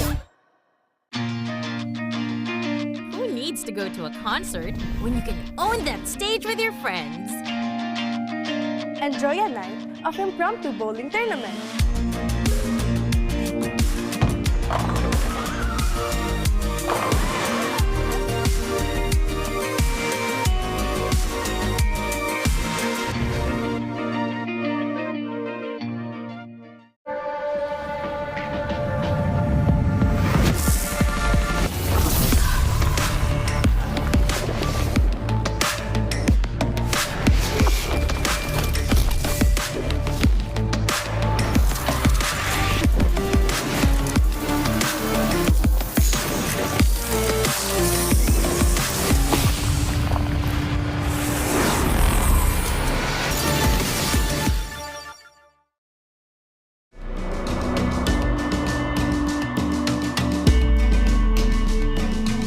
Malakas ka ba?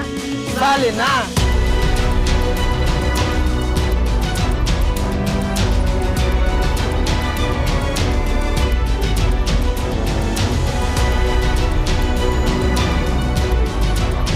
Kita Kids. Kita Kids. Kita Kids. Kita Kids. Sa MCC Season 2.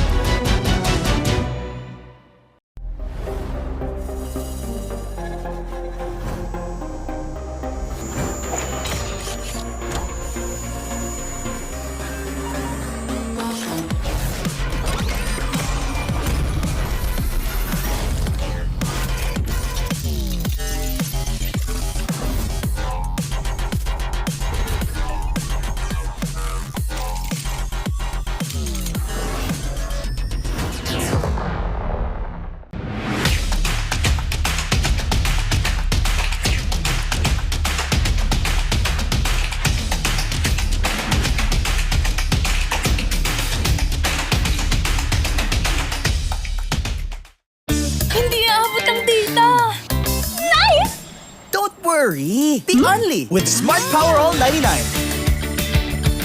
Hindi nabitin with 10 gig data plus only Facebook or TikTok and more. Load now! Who needs to go to a concert when you can own that stage with your friends? Enjoy a night of impromptu bowling tournament.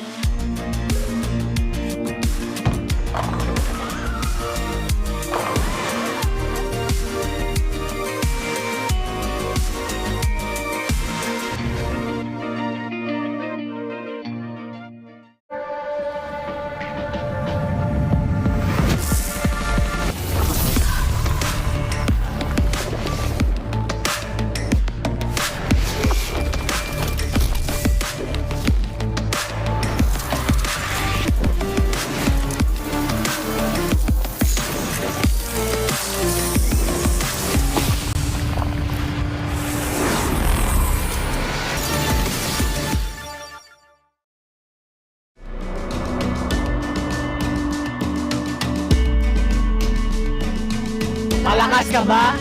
Sali na!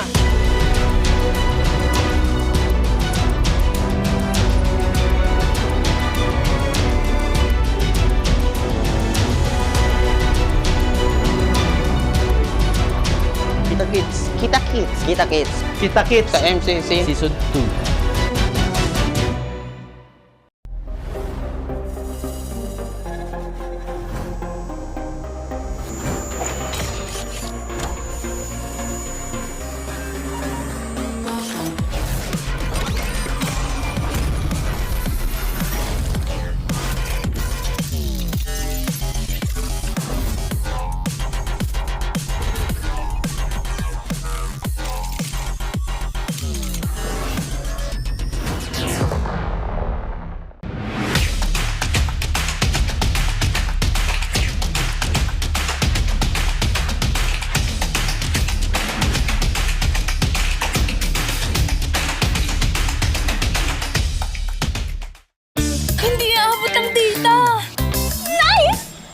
Worry! Be only with Smart Power All 99. Hindi nabitin with 10 gig data plus only Facebook or TikTok and more. Load now! Who needs to go to a concert when you can own that stage with your friends? Enjoy a night of impromptu bowling tournament.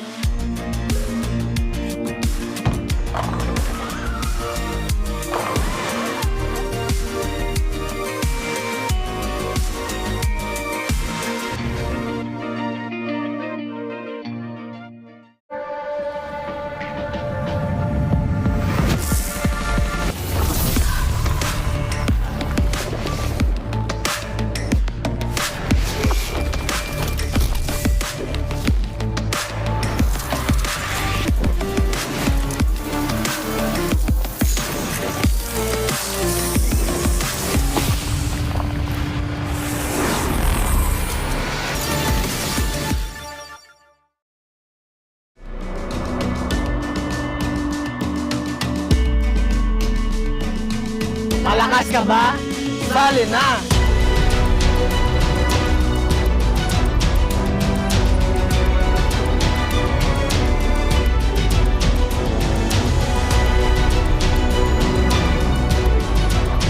Kita Kids. Kita Kids. Kita Kids. Kita Kids. Sa MCC. Season 2.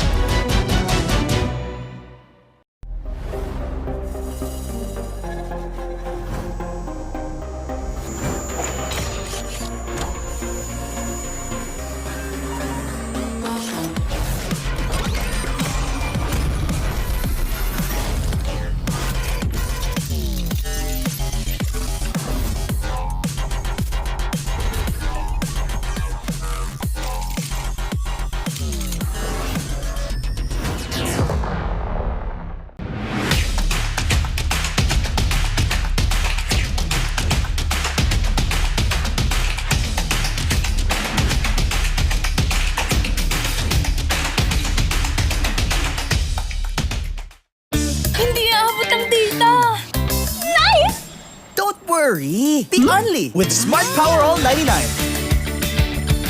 Hindi nabitin with 10 gig data plus only Facebook or TikTok and more. Load now!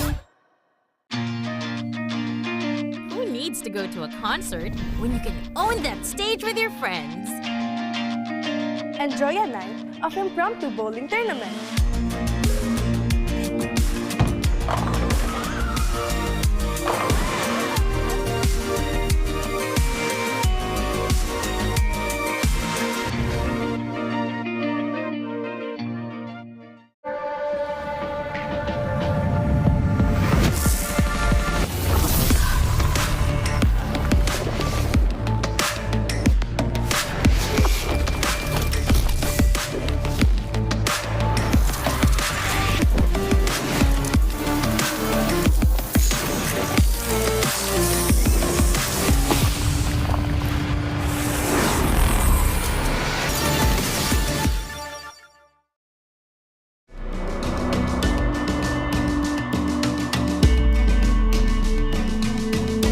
ka ba? Sali na!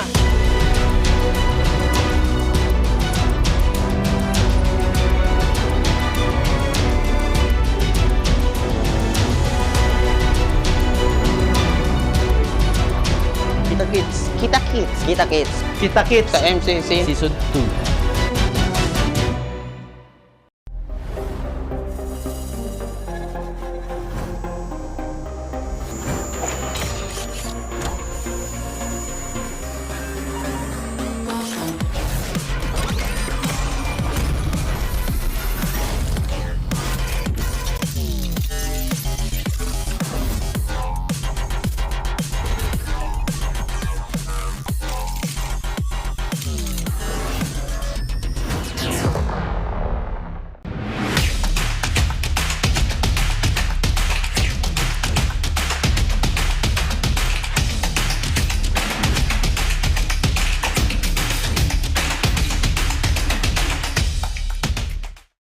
Hindi aabot ang data.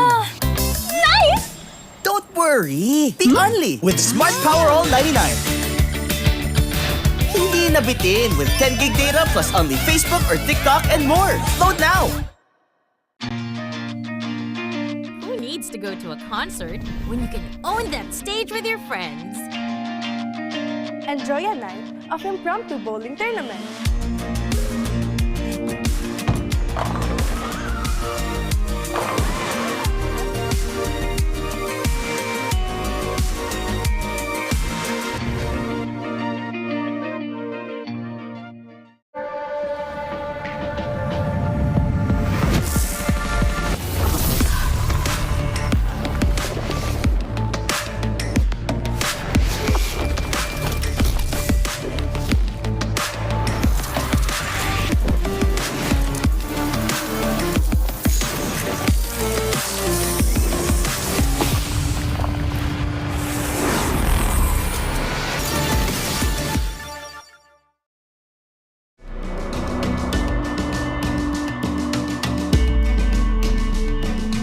Malakas ka ba? Sali na!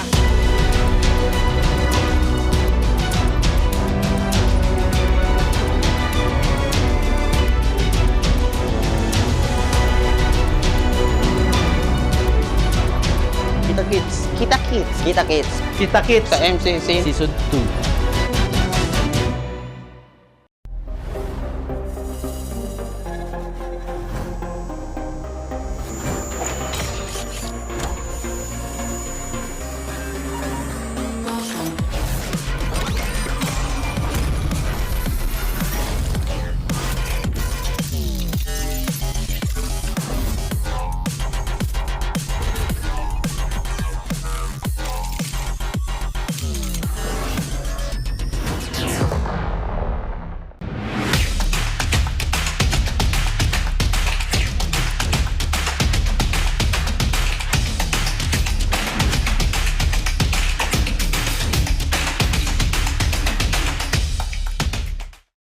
Hindi aabot ang data. Nice! Don't worry! Be only with Smart Power All 99. Hindi nabitin with 10 gig data plus only Facebook or TikTok and more. Load now! Who needs to go to a concert when you can own that stage with your friends?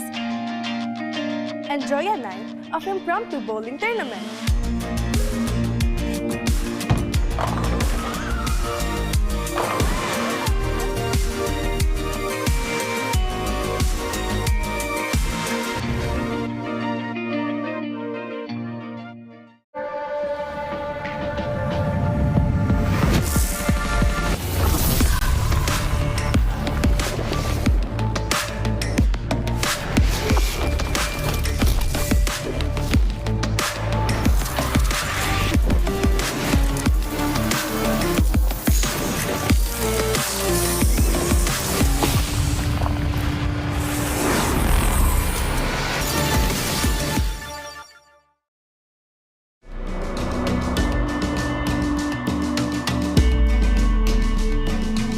Malakas ka ba?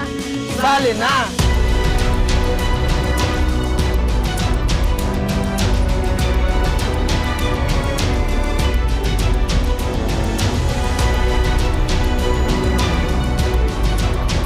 Kita Kids. Kita Kids. Kita Kids. Kita Kids. Sa MCC Season 2.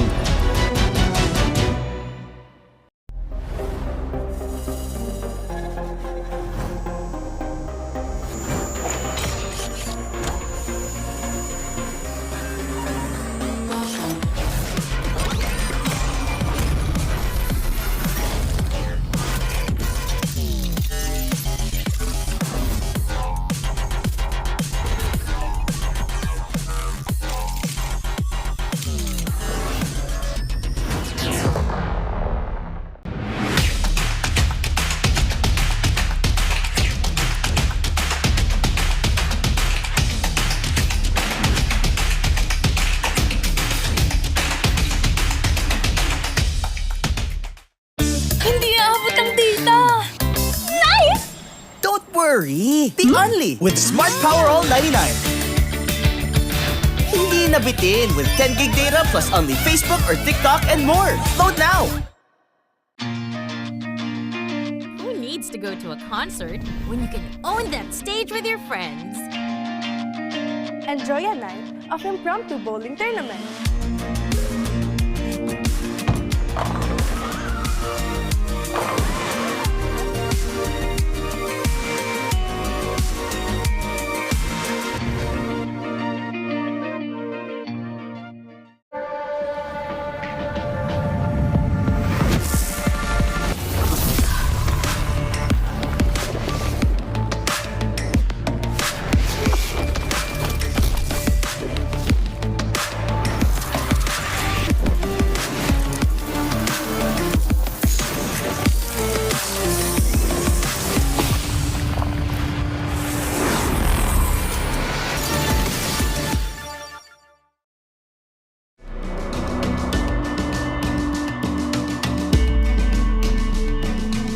Malakas ka ba? Sali na!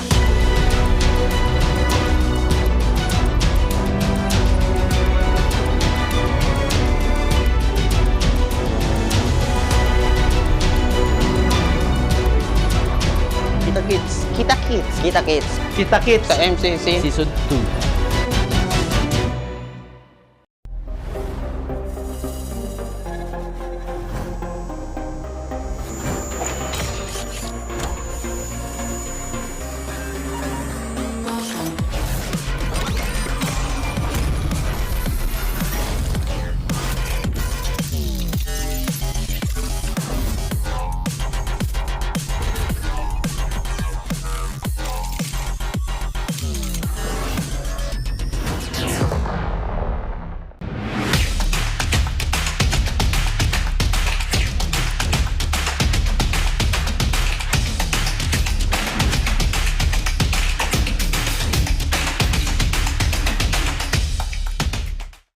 Hindi aabot ang data. Nice! Don't worry! The Only with Smart Power All 99. Hindi nabitin with 10 gig data plus only Facebook or TikTok and more. Load now! Who needs to go to a concert when you can own that stage with your friends? Enjoy a night of impromptu bowling tournament.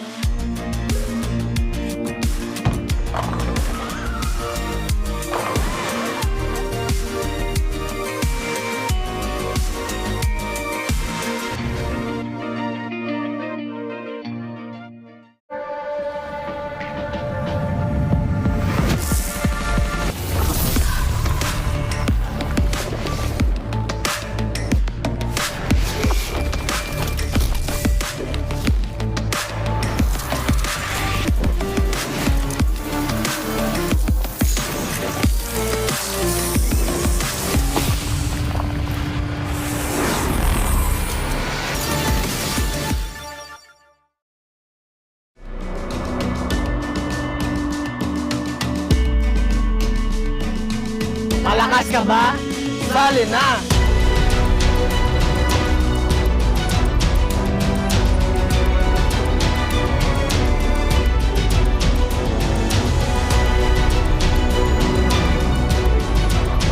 Kita Kids. Kita Kids. Kita Kids. Kita Kids. Sa MCC Season 2.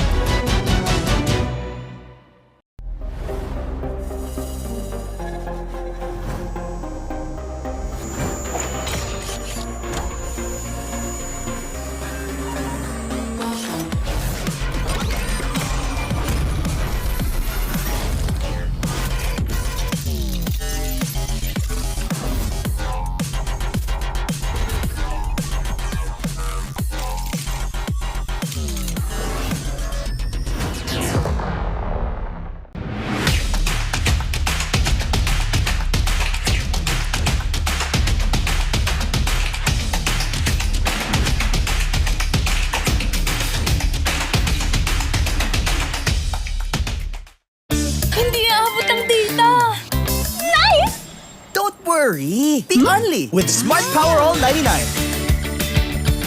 Hindi nabitin with 10 gig data plus only Facebook or TikTok and more. Load now!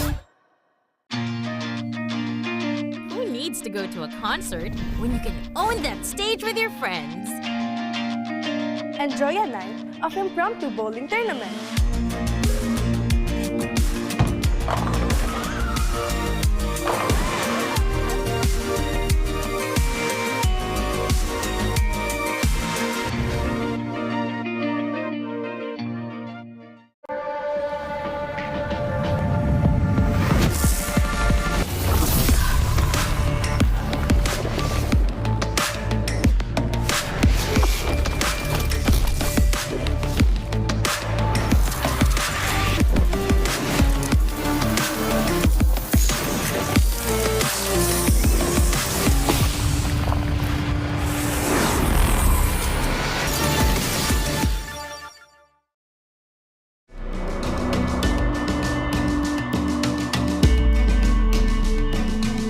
Malakas ka ba? Sali na!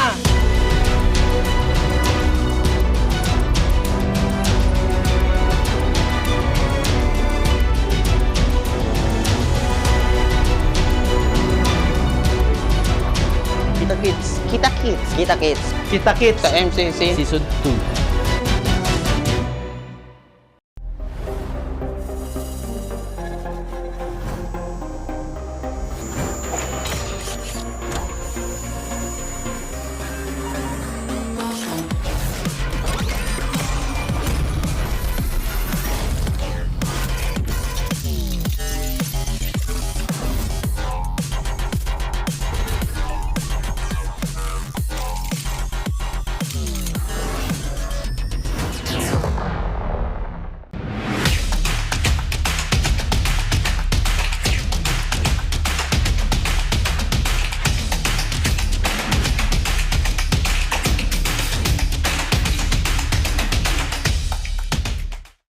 Hindi aabot ang data!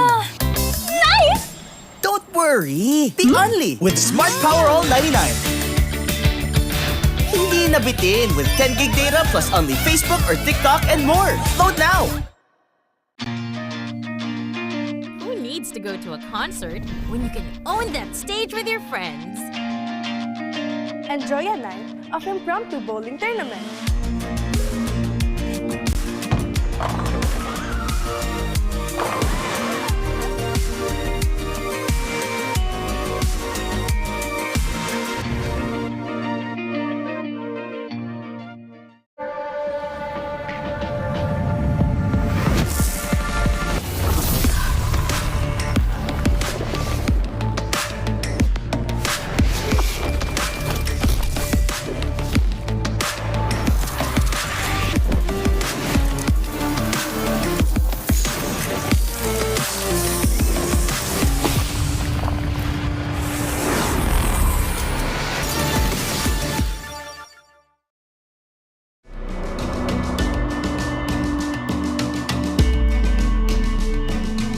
Malakas ka ba?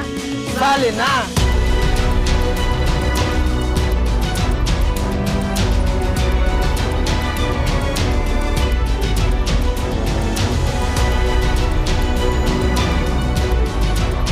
Kita Kids. Kita Kids. Kita Kids. Kita Kids. Sa MCC. Season 2.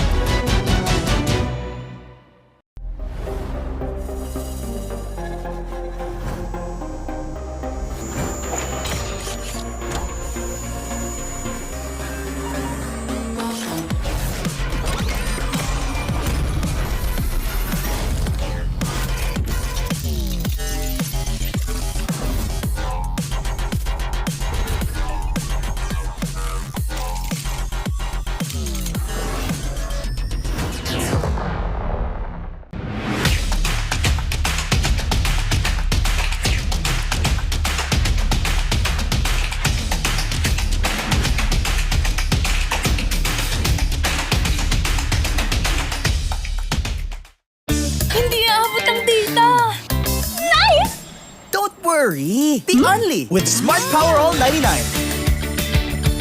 Hindi nabitin with 10 gig data plus only Facebook or TikTok and more. Load now! needs to go to a concert when you can own that stage with your friends? Enjoy a night of impromptu bowling tournament.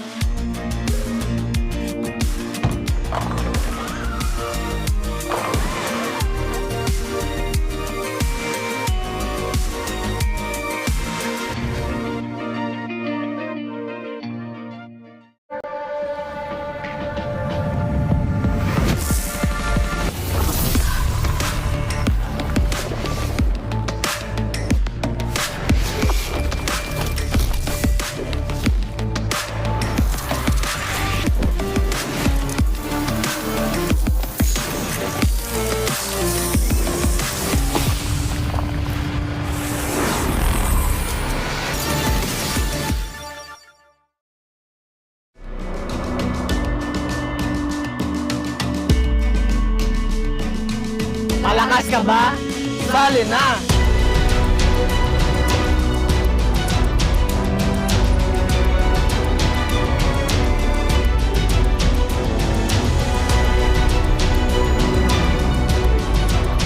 Kita Kids. Kita Kids. Kita Kids. Kita Kids. Sa MCC. Season 2.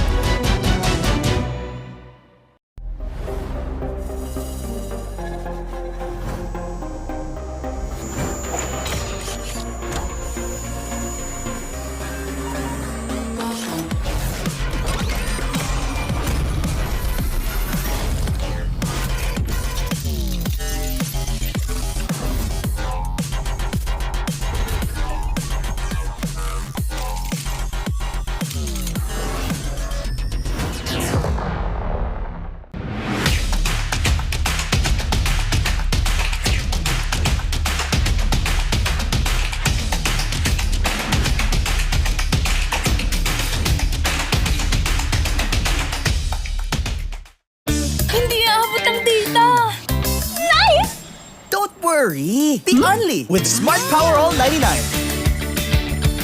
Hindi nabitin with 10 gig data plus only Facebook or TikTok and more. Load now! Who needs to go to a concert when you can own that stage with your friends? Enjoy a night of impromptu bowling tournament.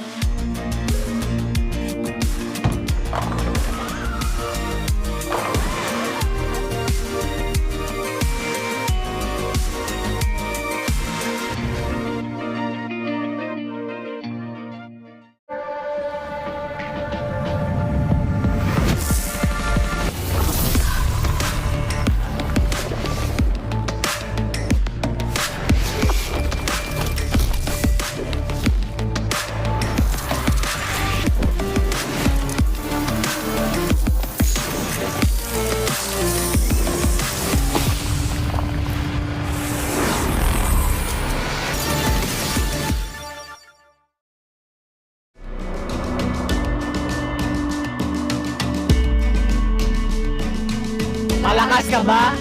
Sali na!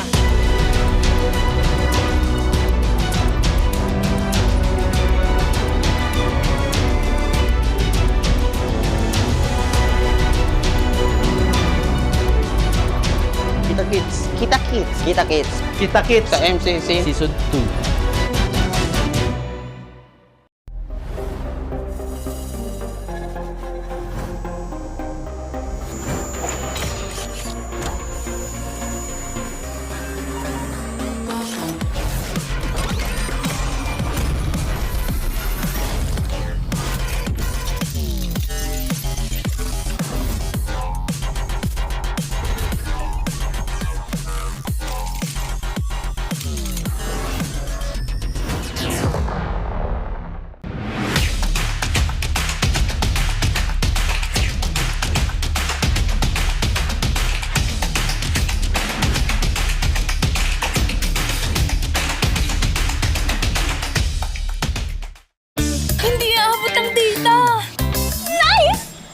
Worry! The only with Smart Power All 99.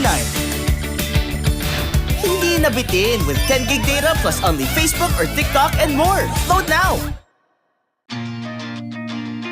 Who needs to go to a concert when you can own that stage with your friends? Enjoy a night of impromptu bowling tournament.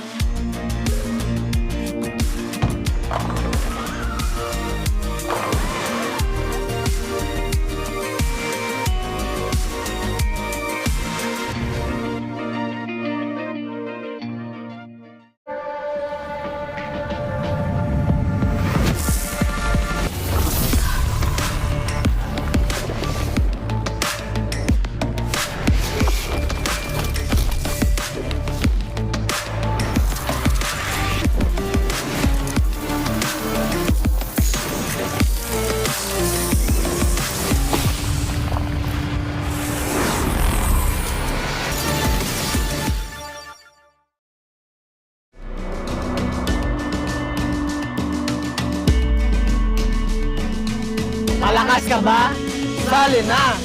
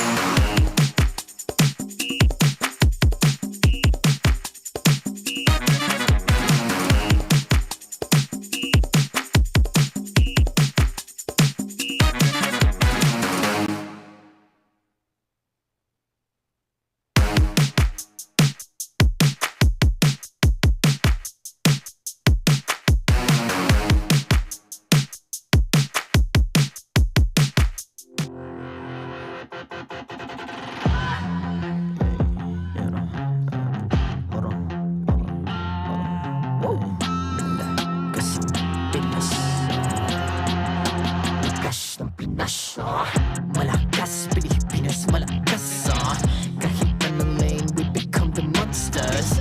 Malakas, Pilipinas, malakas face the golden sun and repping for the 3 stars. Look at us, to the top, no ifs, no buts, winning any game para to sa PINAS. Di mo matitin ang aming boses sa new level. Nasa kalye man o mobile window, I become a legend. Open fire, we unite, we winners. Built with pressure, like diamonds are made of. Switch na lane na parang gera, HP racing, may reset up. Built agad ang buhat ni Hilda, full load SS parang Laila. Susundan ko ang iyong bakas, kasama patas, tagumpay natin to dahil tayo'y malakas. Para sa Pinas, nasa amin ang alas, hindi tuwa atras, kinikilala sa taas kasi kami ang malakas.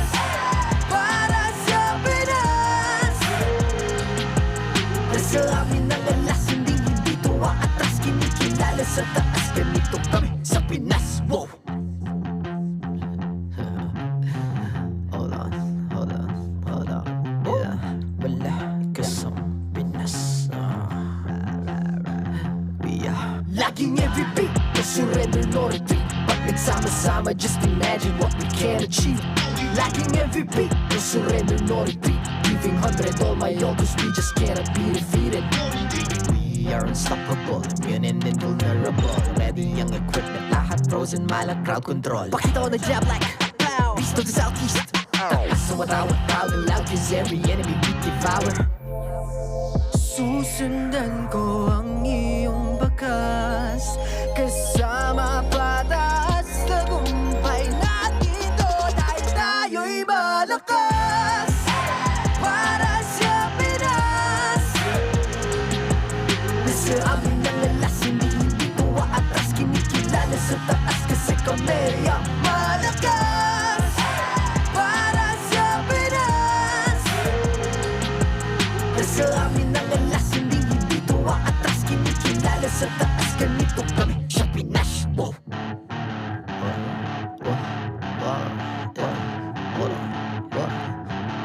Malakas, Pilipinas, malakas kahit anong lane,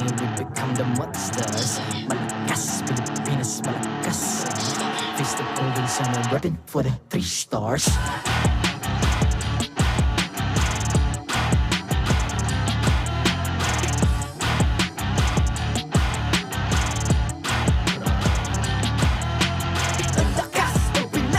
Reunite, be the stars. Ang lakas ng Pinas. Reunite, be the stars. Ang lakas ng Pinas. Reunite, be the stars. Ang lakas ng Pinas.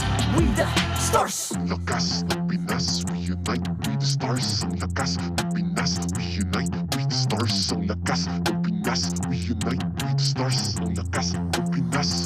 We the stars.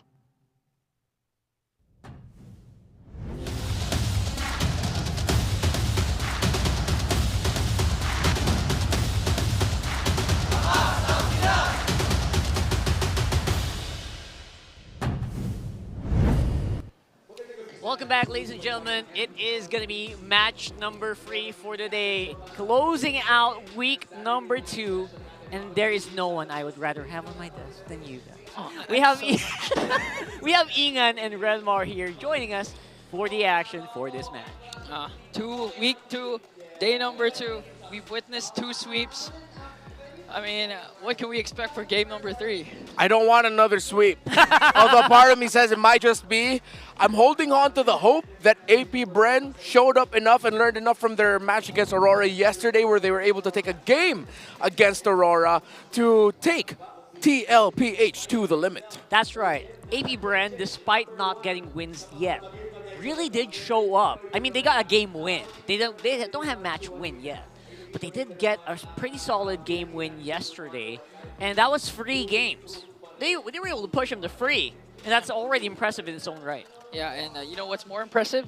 What? I mean, the performance a while ago of Team Falcons. I mean, Super Marco, yesterday, he had a Savage, and earlier today, he had another Maniac. Yeah.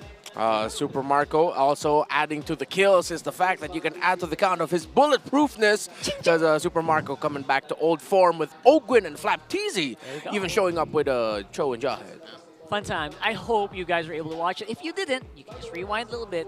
You'll see the action. But the Arena Cup is coming soon, by the way. This is an exclusive league event for female pro players and the official qualifier for the MLBB Women's Invitational. This prestigious tournament will take place from March 7th to May 27th, so let's all support this growing league that empowers more women to be an esports pro. There you go. That is going to be Athena's Cup. Not at all related to Athena, our caster. I'm not sure if she's going to be casting, but I think, yes, she will. But of course, to all college students, you can also join the MSL Collegiate Cup. We got Season 2 happening very, very soon. Registration for the March Open Qualifiers will be opening on March 10. It has a 500,000 peso prize pool, 1 million diamonds, and a chance to qualify for MPL PH Season 6, which is definitely a great place to start your road to becoming a pro. So visit the MSL Collegiate Cup Facebook page for more information. Yeah, I mean, we saw a lot of gems in MCC. Even some of the players here have gone through this path. Maybe, who knows, you guys might be the next GOAT or even the next god in the gold lane. Yeah, and if you want more information, visit the MSL Collegiate Cup Facebook page for more information, or Moonton /ph.org /MCC to register. That's right. And very easy to just register. Call out your friends. Call out your duos. Maybe look for another duo. I mean, if you and have a fifth friends. wheel. Right? If you have friends. If you have friends. I'm sure you do. MLBB is always better, right? I feel like MLB is always more fun. If you play with friends. Yes, the solo queue is a freaking nightmare, man. it's not. That's what I'm saying. Find a 5-man, please. Well said. Well said. Not even a duo. You go duos, the other 3, something's wrong. You go trios, the other 2, something's wrong. So just go 5-man. That way you can blame your friends. That's right. Always better. So, for this one, obviously, another go for AP Bren, who are still struggling to really get that win. But I feel like a lot of people would probably agree with me. They look like they're improving day to day here. Yeah. I mean, they're living up to their monikers. Man of the Million Moves, James Panks, was phenomenal yesterday. But still, Aurora remains on top in our Infinix standings. Yep, this is TLPH third match incoming. Aurora is not going to be playing any other match this week, so TLPH can climb up into the standings. But so far, it's been clear, Aurora, Falcons, and TLPH. People are putting in the asterisks on the performance of TNC so far, considering that the teams that they were able to get victories against are on the lower portion. That's AP Bren and Omega. However, I'm one of those guys again. Hashtag TNC and 5 for not to say 5th place, but I'll explain as the season goes on. TNC deserves to be where they're at right now. They're incredibly impressive. And of course, Onyx struggling early in the season. And I like how Kirk actually acknowledged it by saying that last season, they were the first ones to adjust to the meta. Yeah. This season, everyone really is just really caught up and got so much better. That's right.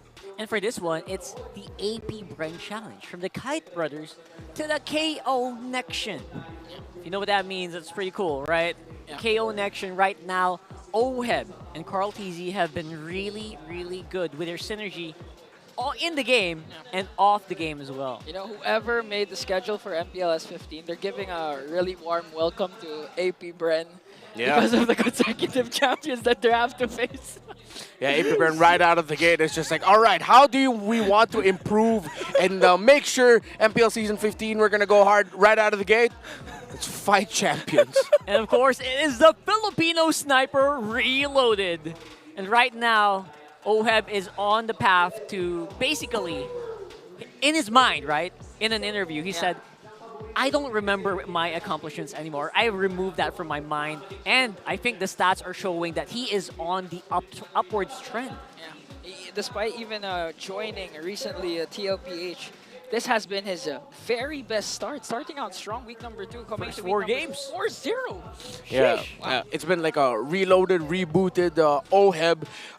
You could say it's a shades of the Kill 1 performance era, but at the same time, Oheb, man, what I feel from him now is that sort of like maybe some sort of chains or weights like finally released from him. Having a fresh start means you look at the game differently, you look at things differently, and there's a certain swagger and aura to Oheb right now that we haven't seen in a while, now paired up with Kyletzy. Oh, there you go. He's shooting fools. You see the synergy no, here? not your own teammate, Carl! No! Friendly fire! Friendly fire! Turn off the setting! And there you go. This is exactly one of the reasons why a lot of people really attribute Oheb's success to Kyletzy as well, being such a good synergy with him in the jungle. And you can see their combined stats here with a huge DPM, third in the league, and a GPM that is off the charts when combined. I mean, a simple analogy for me, especially in sports terms, is like Kyletzy might just be a LeBron where he elevates teammates, even if they just acquire the new teammate. Oheb's been playing phenomenal, and one of the catalysts for that, of course, is Kyletzy. Apart from Oheb's sniping skills. Yeah, Oheb's really alongside Kyletzy, who's adjusted his playstyle a bit. We've seen a bit of a carry Carl, we've seen a bit more of a utility Carl. You can see how Team Liquid have really welcomed Oheb into the system to make sure that Oheb is as comfortable as possible. On the other side, of course, you have AP Bren's duo in Shizo and James Banks. Duo name still pending. Let's give them a whole season first before we can come up with something brilliant. But yeah, we saw shades of what they can really do and show up in that game 1. You know what? Not just game 1. Yeah, you could say the entire series against Aurora. In game number 1, James Banks was the MVP, but Shizo had a highlight, 2 really crucial highlights as the Harith, laying down the Zaman Force, dashing in front of Aurora, doing everything he can to force that game 1 win alongside James Banks. So watch out for this duo here. You know, yesterday you were saying that Shizu, even back in MDL, he was considered as a silent kid. But based on the performance of what these two men have done up against Aurora, it's finally the silent killer, as you mentioned. Silent killer. Yeah. There you go. You know why? What? Because Shizu. Is that the official reasoning No, here? I don't know. Direct? Is that real? I'll be honest, I will be very honest about this. I refuse to acknowledge him as the silent killer. Why? Because that makes him sound like a fart. That's why I don't like the silent killer tag for him. I like Shizu. That's unique. That's creative. But I will not be calling him the silent killer. Okay. That's just me. You can go ahead and do it, but that's just me. I'll call him the Silent Night. Silent Night. Silent Night. That's pretty cold. I like that. I like Silent Night. Silent Killer. I just think of a Silent you know, Killer. what's that smell? Oh, speaking of names, bro, what do we call the Kyletzy and Oheb duo? Is it finally the KO Nection or the Baby Cakes duo? Yeah, the Baby Cakes duo has a very strong case. So if you're not familiar with as to why, I don't know if y'all are on Facebook, but the Filipino community have quickly jumped on calling them the Baby Cakes duo because of just, again, their closeness, their chemistry. They're really just like, it's like they were brothers born at the hip, and then they had to separate them. But then there's something about the relationship that's like they've been friends and best friends for so many years now. It's so odd because I think they call each other Baby Cakes. Yeah. Right? Am I right? Yeah, we have a clear winner for sure. It's Baby Cakes duo. I'll be calling them Baby Cakes duo the whole game. Heck yeah. So here at home, we'll call them the Baby Cakes duo. Pretty sure once we get to the international stage, they'll be like, oh no, KO Nection sounds better. Yes, he was KO Nection. Nah, they'll always be Baby Cakes to us. Sure. Whatever you guys think, we also want to know if you have alternatives or if you agree, or maybe something else. Let me know in the comments down below. We got live poll going on as well, right there in the comment section. And also join MPL PH socials so you can talk about this. And maybe you're more creative than us. You're more creative than them. Maybe you can come up with something better. So if ever you can find one, and maybe you can tell them in person as well. I believe tomorrow's matches are also still up for sale for Twisted Minds for TNC tomorrow. We have a match, as well as Omega versus TLPH. That'll be really fun to watch. Hopefully you guys can join us here in Green Sun Studios in Makati City in the Philippines. Because, even the weather is asking us to come in the Green Sun Hotel because it's really cold here. Yeah, come on. Join us here. Join in on all the fun. Speaking of fun, I wonder if we'll see anything fun as we do watch our players walk in on the stage. To oversee and uphold the tournament's integrity, guiding us through this match, the final match of the day, our marshals, Joshua, Juven, Pat, and JJ. The spotlight now shines on the Cavalry as they seek to continue their streak. It's Team Liquid Philippines! In the EXP lane, the Apex Predators, Sanford! In the jungle, the young goat, Kyletzy! In the mid lane, Saji! In the roam, it's JP! And in the gold lane, may pera nga ba si Oheb!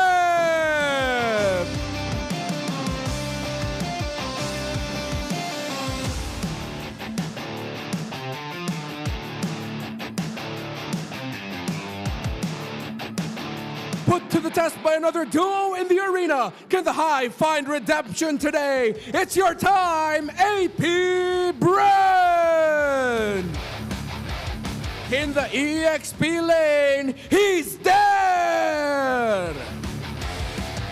In the jungle, the man with a million moves, James Punks! In the mid lane, Chove Skirt! In the roam, it's Kekadot! And in the gold lane, the silent kid, Shizu!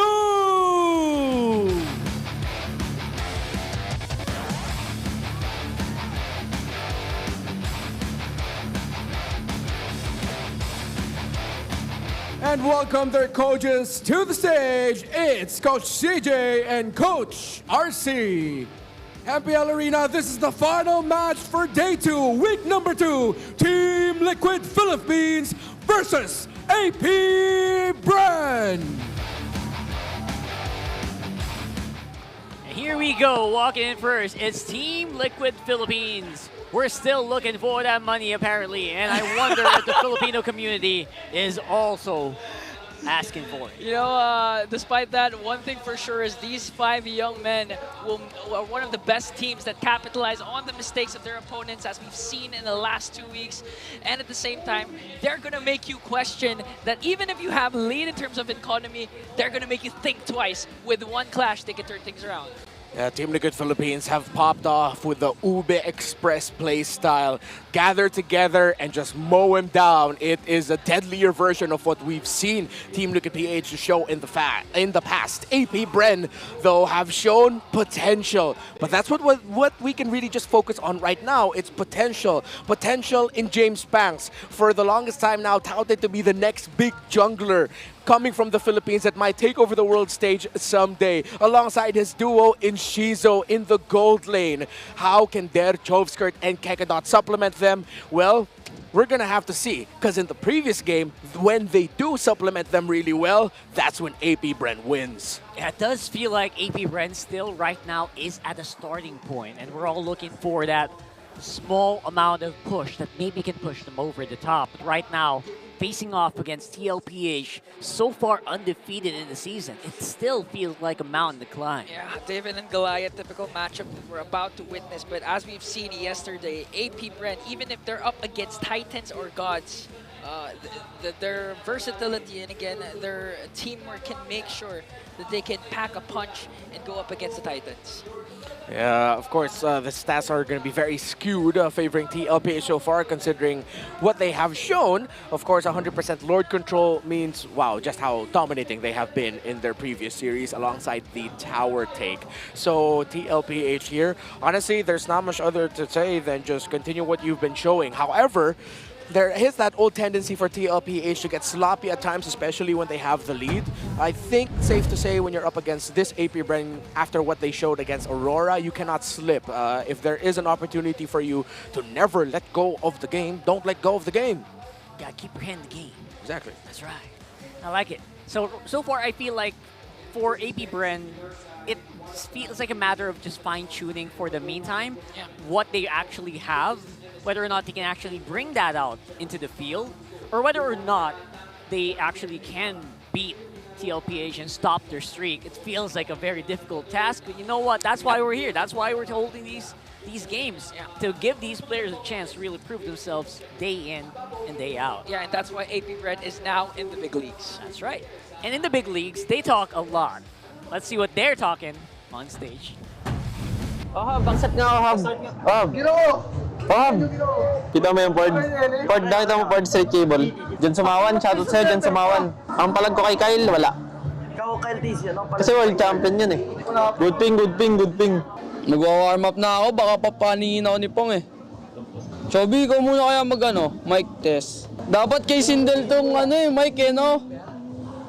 Siya na yung GOAT ng MDL eh. The GOAT versus the boat. Pupunta kaya ang kan ko? Ha? Wala mo, Chob, silang in-invite ko. Hindi, okay lang. Ito. Mali! Wrong. Wrong! Kasi hindi nakasakit. Ning. Lahat ng fans na. 12! You know, I would really like to see a head-to-head match-up talking between Oheb and James Panks. I feel like they can say a lot to each other. But yeah, whoever's the boat, who is the boat in that situation? I think he's referring to himself as the boat. So it's the greatest of all time against the boy of all time. So the two junglers, their keys to victory: intimidate, dominate. Kyletzy, you know what it is. You've been here for so long, and teams, players have frequently admitted how much they get intimidated just sharing a stage with you, playing against you. In the Philippines, we call it aurahan. It's his aura that just intimidates and dominates. Exceed the expectations, AP Bren. A lot of people are expecting you to lose this. Exceed it. Exceed with the potential that we saw in Aurora in your series against that. And surprise TLPH with just how good you've gotten after just a single day. And for these two teams, Magic Chess, go, go, gold! So make sure that your fellow duo mate is also solved well, because you know everyone says in RG says, hey jungle, rotate to my lane, help me out here. So Kyletzy, James Panks, do what you can to make sure that Oheb and Shizo respectively have a good laning phase and are supplemented. Infinix keys to victory brought to you by Infinix. Hey. All right, side selection win rate is 100% so far on blue side. The boys in blue are really liking that blue side. And they're one of the few teams that actually do, don't they? Yep. Even the red side, they actually love the red side. I Because they mean, haven't lost a They single haven't game. lost, right? So, you know. And so far, I think that we can attribute that to just them being very well-rounded. I think a lot of players here are very well-rounded in each of their respective roles. The synergy's off the charts. And actually, you know, when it comes to TLPH being on the blue side, being on the red side, do you think that AP Bren has, I mean, are they tasked to ban out the chip? Because JP is one of those heroes or players in MPL PH S15 that actually utilizes the chip to its full potential alongside Owen. I think that's right. I saw a big nod there from Renmar. He agrees. And it was banned out as well in the previous matches, which means maybe some players are really also starting to pick it up because of JP, right? Yeah, I think one of the key things that these two teams are going to look at in the draft to keep things simple is to watch out for 3 heroes that could pop up in their roam. Chip, Cho, Jawhead. Bam. It's all C. Love it. No, I'm joking. J is Jaw. It's J. What? Chip, Cho, Jaw. Okay. Jaw. Very basic. I love it. And I think that we can really extrapolate a lot from there. Like, will you really be able to ban it all, or maybe Spec bans by TLPH in the first phase. So with the Granger and Moskov gone, is that going to be a potential Harith rush for TLPH so that Shizo doesn't end up with a comfortable pick? Again, he played 3 games on the Harith yesterday. That's where he really shined with. If TLPH don't rush pick the Harith first and they go for something either like a Suyo or a Joy, that means they want to play into the Harith for AP Bren. Oh, so that means maybe the gold lane pickings are going to start to become slimmer. That might also force players like Shizu out of their comfort zone, maybe. Still first pick for TLPH. They secure the Harith of Oheb. AP Bren. So far, you know, AP Bren, they can actually go for a roam right now. The show is still available in the hands of Kekedon. Yep. And at the same time, secure a better gold lane matchup later on. And Joy. Yeah, the usual best gold laners are not pickable. I think we might expect a carry getting picked up 3rd for TLPH. Irithel is still floatable. I like that you mentioned the Cho. They can go Cho Joy and then pick up the carry as the 3rd. Suyo is still open, so they can pick between that. But Fanny is the pick for AP Bren. And very interesting choice by AP Bren to pick up the Fanny despite the Cho and Chip still being open for JP. I don't know how I feel about that because of that. Like, the Cho is a very easy pickup here. I feel like there's so many other like roamers that can actually do the same function. But the Suyo is going to get picked up regardless. And the Logi, so many open picks for TLPH because of that pick. A lot of power picks for the side of TLPH, but I actually also like the combination of the Badang Fanny. Because again, paired up with the fist break. I mean, fist break walls, fist crack. The fist crack. Yeah. Fanny can just spam the cables wall onto that spam wall. onto the wall. That's pretty good, yeah. But it can also work out on the other way. Yeah. It can also block out the trajectory of the Fanny. So it's kind of a double-edged sword. Yeah, so got to be careful with that. But if they really pull it off, I'm sure they pulled it off, right? They won't just whip it out here unless they did it in practice or scrims. AP Bren does not need to pick up the carry at this point. They can go ahead and pick up the roamer. Again, Cho's still very active. They might even consider Jawhead if they want to be super aggro, but that might come back to bite them. They go for the Irithel instead. We did mention that, so instead of the carry, they pick up the Irithel. Love it. They're really saving the potential roam pickups for later. Flexible is the Badang into the roam. I think they're playing into the flex idea.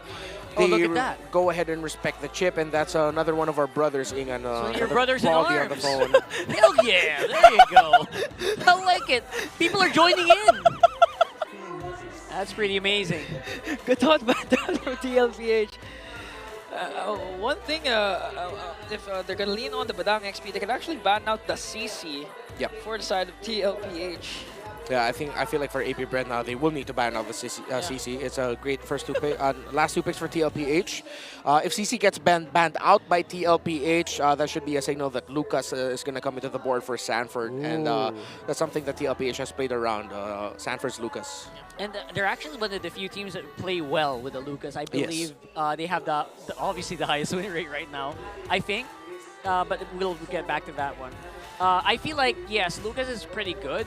And I really love the aerial pickup. They didn't want to risk running out of gold laners for Shizu.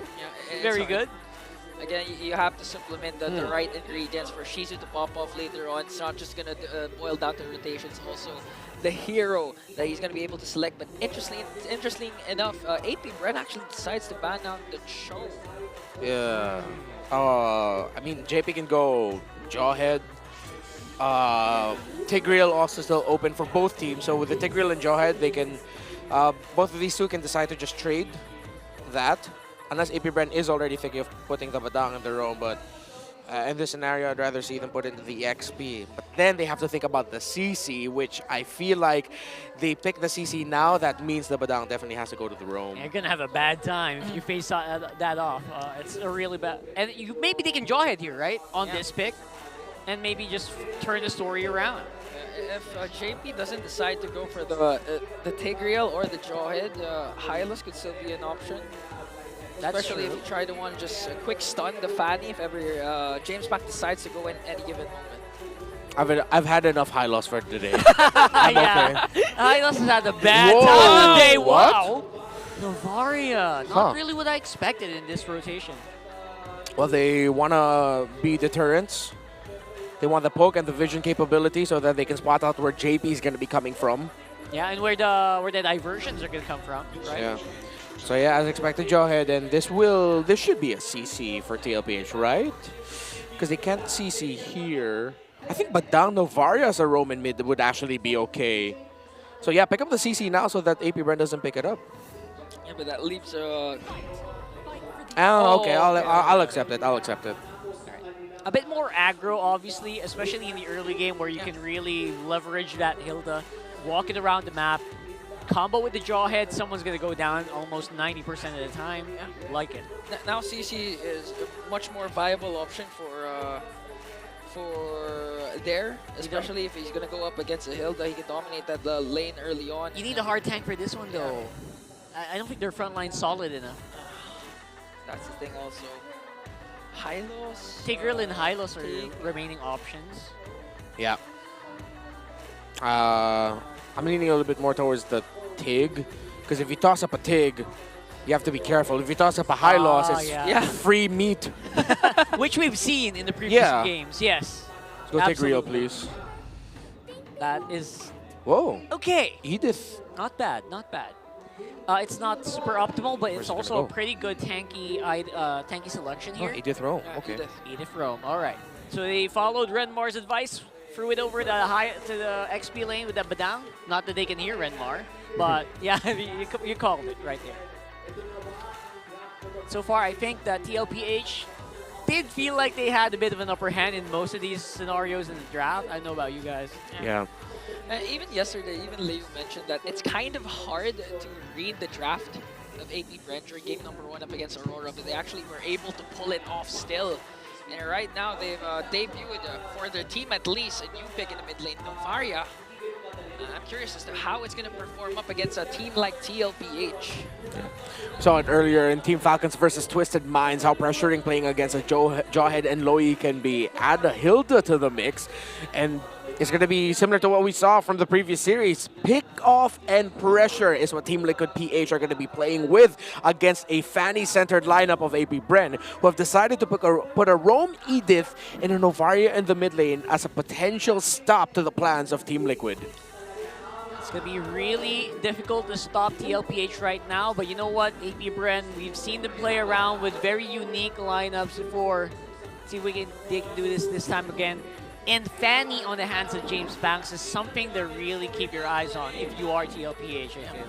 And today we might find out if Fanny deserves to be banned out whenever you're going up against AP Bren in the hands of James Banks, the man with a million moves. We've seen it actually used up in MPL. Yes. It performs well, but again, as Leo mentioned yesterday, AP Bren is now in the big leagues. Let's see how it's going to perform up against a team like TLPH. We're flying over the land of Dawn very, very soon. Again, it's the uphill battle that feels like it's the most satisfying to win for me, honestly. Yep. Especially for if no one really expects you to kind of come out on top and then you just show off and stun everybody who's watching. that is one of the most optimal scenarios for me. So I don't mind being on the back foot if I was AP Bren here. Yeah. You know what? I'm gonna be. It's only a chance for me to prove myself. I'm also looking at the fact that for AP Bren, oh, well, even for Team Liquid Philippines, the gold laners are both quite difficult to catch. The Harith will be putting itself in danger more compared to the Irithel. But something tells me that the Team Liquid PH lineup will just be able to shred through the front line of AP Bren well enough. Again, having Fanny games is always just a toss-up. Will the Fanny snowball or not? Yeah. Last time we did see Fanny, it worked out quite well for Onyx in game 1 against Aurora, if I'm not mistaken. Yeah. Where they were able to turn it around.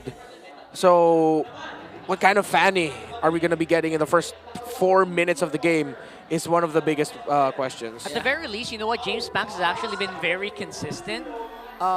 If ever you're looking for a guy who is aiming to prove himself to be consistent, wow, that's a whole team of very attractive gentlemen. Yeah, that is AP Bren loyalist Brent. That's right. There he is. There he is. But he actually does have hair. So. Well, last season, he shaved his head. When was that? This actually happened? It was the AI one. Oh. Wait. Oh, he played for the Bees today in the Fan Siklaban, the fan tournament. Up against TLPH. Yeah, against TLPH.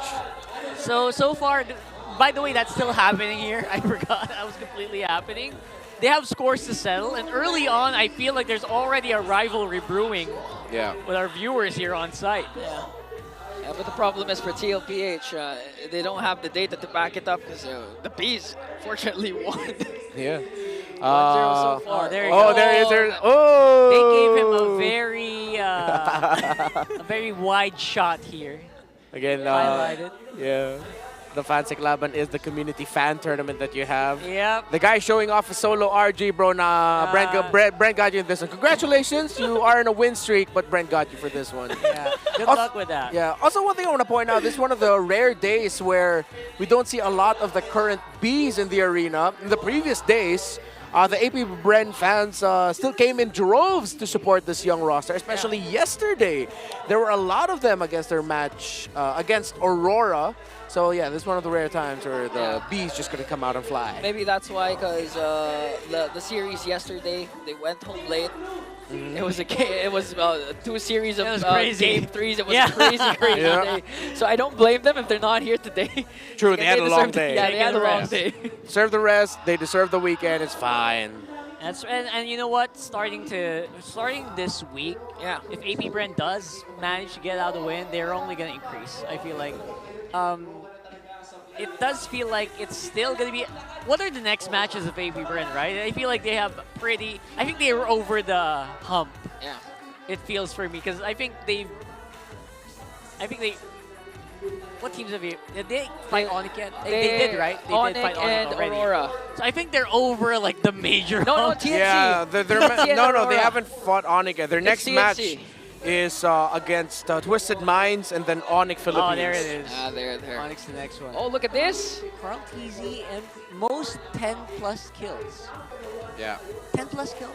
Yeah, 10+ kills in a game. In a game, right. So Carl TZ comes out on top in that one. Man, our stats team really do find creative ways to showcase our players' skills. Very creative here. Yeah. And we're also seeing Yuji and Wise and H2O win hate. 31 games played when he's gotten 10 kills. Consistent.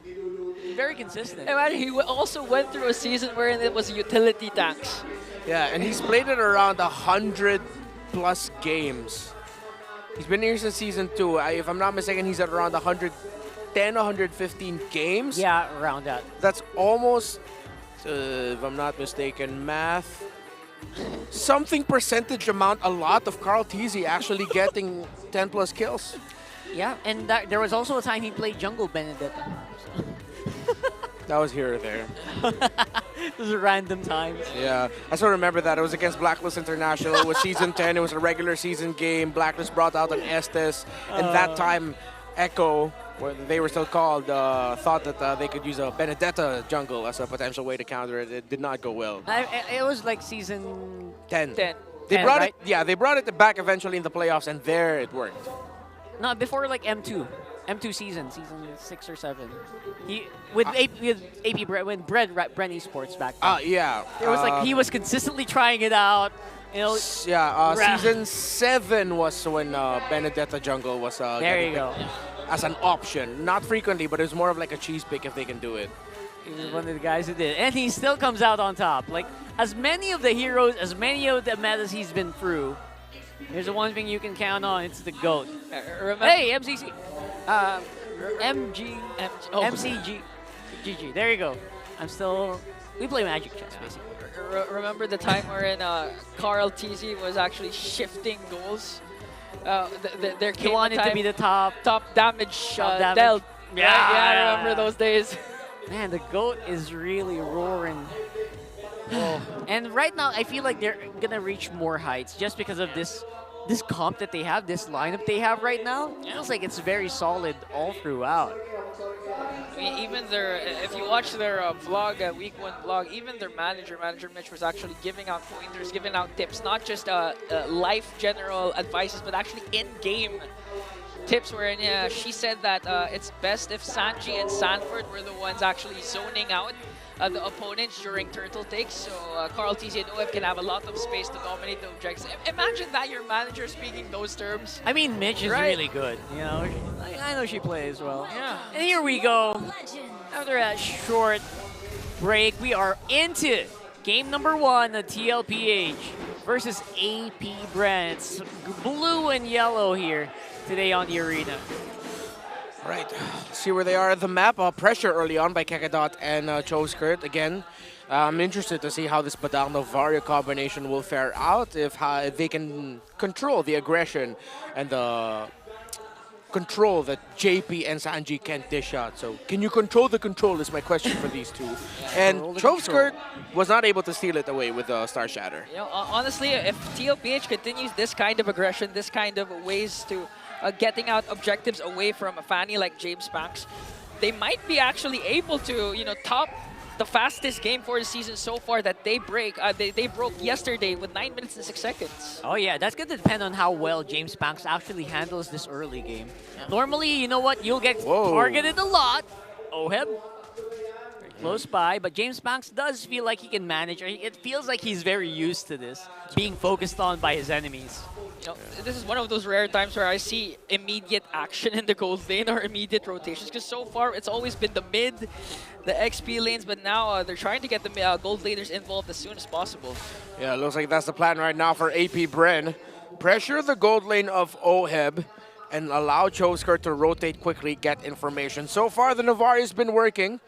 They're able to utilize it to change up the rotations of JP and Sanji just a little bit, and able to get information. So far they are controlling it. Let's see if they can continue this when that Jawhead turns level 4. I mean, Novaria has been a master of pokes, especially ever since the adjustments. As soon as Choskirt decides to go for the Enchanted Talisman, you can expect a lot of Astral Spheres just flying off left and right. Of course, right now he's only just limited, right, by the amount of mana that you have. But right now, bit of an aggressive move here. Whoa! A good catch coming in from Kakadot, but they're going to wait for the but JP anticipates the cables from James Banks, and they're going to foil the plan of AP Bren. That was a fast response by JP, able to toss out the entry of James Banks right away. Kakadot set it up, but AP Bren weren't completely ready to answer to it. They're also coming in a little bit late, but now he's going to get pressured as Kyletzy shows himself up, and down there has to hug the shrubs.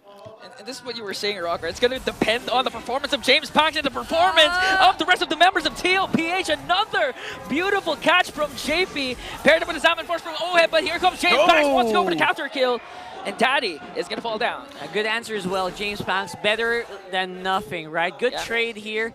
Definitely still a little behind on the gold, but you know what? They look like they can handle it. Kyletzy, though, feels like he is on a different kind of playing field right now. He's just focusing on that farm, not too much on the fights just yet. Yeah, good thing James Banks was able to get a kill early. That should supplement his snowball a little bit. The snowball has not begun, but he's gotten a few bit of resources. Good astral echo by Chalv Skirt. Important that you get to read the rotation of the opposing juggler at this time. That's why Shizo up top is hugging his tower, and he went back to the shrubs, knowing that there's a good chance JP and Kyletzy are close to him. Yeah, that's information being reused right now by TLPH, though. Still gonna go for it. They're going to try and attempt, but they're going to be disciplined as possible because, again, the counter initiation that Kekidot can provide with the first break combination might just be too much for TLPH at this point. But still, TLPH is holding on to a small amount of lead. They're trying to prevent an early aggressive start from James Banks. So far, AP Bren are controlling things relatively well in terms of making sure that TLPH just doesn't start an avalanche in front of their faces. They're getting pressured by this Hilda, though. My goodness, he's getting outplayed in the EXP lane. Diversion. They're not scared to show up here. There you go. Under turret goes down as well very easily. It's things like this that makes TLPH one of the scariest teams. 4 minutes in, already 2 crucial diversion plays coming in from Sanji. And they're not just controlling the mid lane, they're controlling every single lane that they can have. TLPH now sets their eyes on the turtle. How is James Banks going to respond? Feels like a lot of this is definitely going to come down to how they fight, but no fights happening right now. Kyletzy secures the turtle. JP gets the catch onto James Banks, and TLPH with 2 kills to their name. Now they're trying to make quick work of Kyletzy. Here goes the Primal Wrath. Gonna do so successfully to bring down the young goat. And Shizu dancing in the middle, trying to work on Sanford. And Sanford right there, but a double kill coming in from Sanford. Diversion? Sanji's not even done! Sets his eyes on James And now the chase is on. James Banks, he has the ultimate to bring down Sanji. 5 minutes in, 7-3 kill scoreboard. We are in for a treat. Now TLPH have started the avalanche. AP Bren has to be careful. They eventually got a kill onto Sanji there in the end. They got another one during the fight, but AP Bren have to watch out. If they lose another massive trade just like that one, TLPH will run away with this game. Feels like AP Bren is just plugging holes in a sinking ship at this point. Yep. Good thing is, though, that James Banks was able to farm up. He is still level with Kyletzy, but Dare has completely lost the EXP lane matchup against Sanford. Almost double is the gold lead of the Apex Predator against Daredevil. Oh, they sent out JP? The diversion? They find him. Okay, but they spot out JP, so no initiations yet coming in from TLPH. And so far, as long, oh no, Shizu also has 2 deaths to his name, so it's not looking good right now for AP Bren. Bren slowly but surely getting some gold in the pockets of those who actually really need it. That's Shizu as well. Keep at least staying alive on the top side is already a big deal for him. You know who needs it more? What? Oheb. Oh, 100%. JP forced to use out the flicker. Dare goes in also, but dodges! The onward combination coming in from Dare. Now Sanford wants to go for more right after Shizu. Going to bring down the Irithel. And now TLPH in the hands of Oheb. With his Salmon Force diversion. Sanji onto the backline once again as they bring down Dare. Kekidot caught in the middle by 3 TLPH members. And 3 is the number that TLPH will settle for as they bring down 3. Bit of a womp-womp moment there we saw. I'm not even going to highlight that anymore. It's just a very big error that really did result in TLPH taking so much. Oh, James Bond goes in right after Sanji. But Sanford was there. Don't mess with my Sansan duo. Sanford making sure James Banks gets a warm welcome in the big leagues. The Hilda was a tremendous pick. He's 5-0-4 right now. He beat his lane duo, and he's shutting down this fatty when he needs to. Okay. Earth Shatter is there, but JP might be able to sustain it here. No way! Even after 4, he's going right out. He's going to take that one. Okay, Kekidot Dare will deliver the final blow, but here comes the re-engagement from TLPH. Sanford onto the top lane. Sanji, a San sandwich up against 3, but they're not going to continue the aggression anymore. Or are they? Oh, they might though. Showing up. Sanford is just flexing on them. Not much you can do right now to stop this Hilda. You don't have hard crowd control in your mid. Your hard crowd control comes from heroes who really need to wait for the right time to use it. In the Edith and the Badang, they can't just toss it out right away.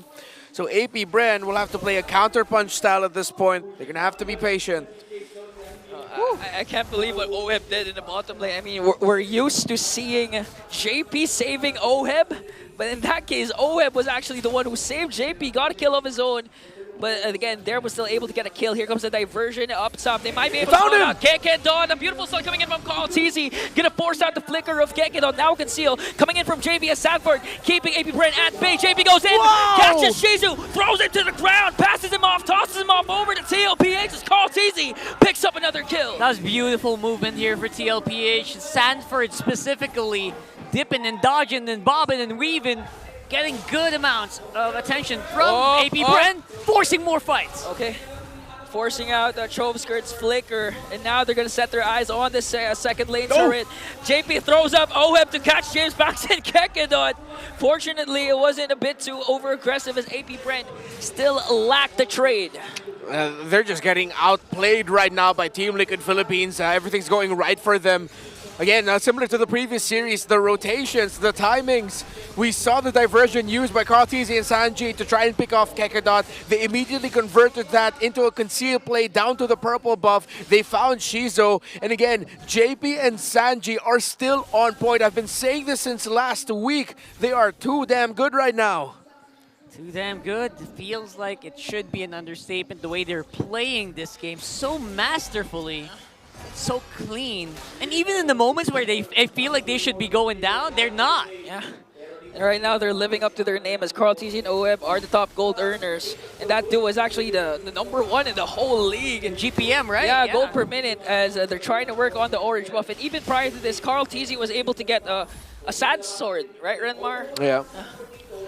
James Banks in the bottom lane getting managed by the Hilda Well. Sent down by the ultimate of the Loyi. Oh, unstoppable force. Luckily, Kekedon had the fist break, but Oheb says, it doesn't matter. I'm too OP.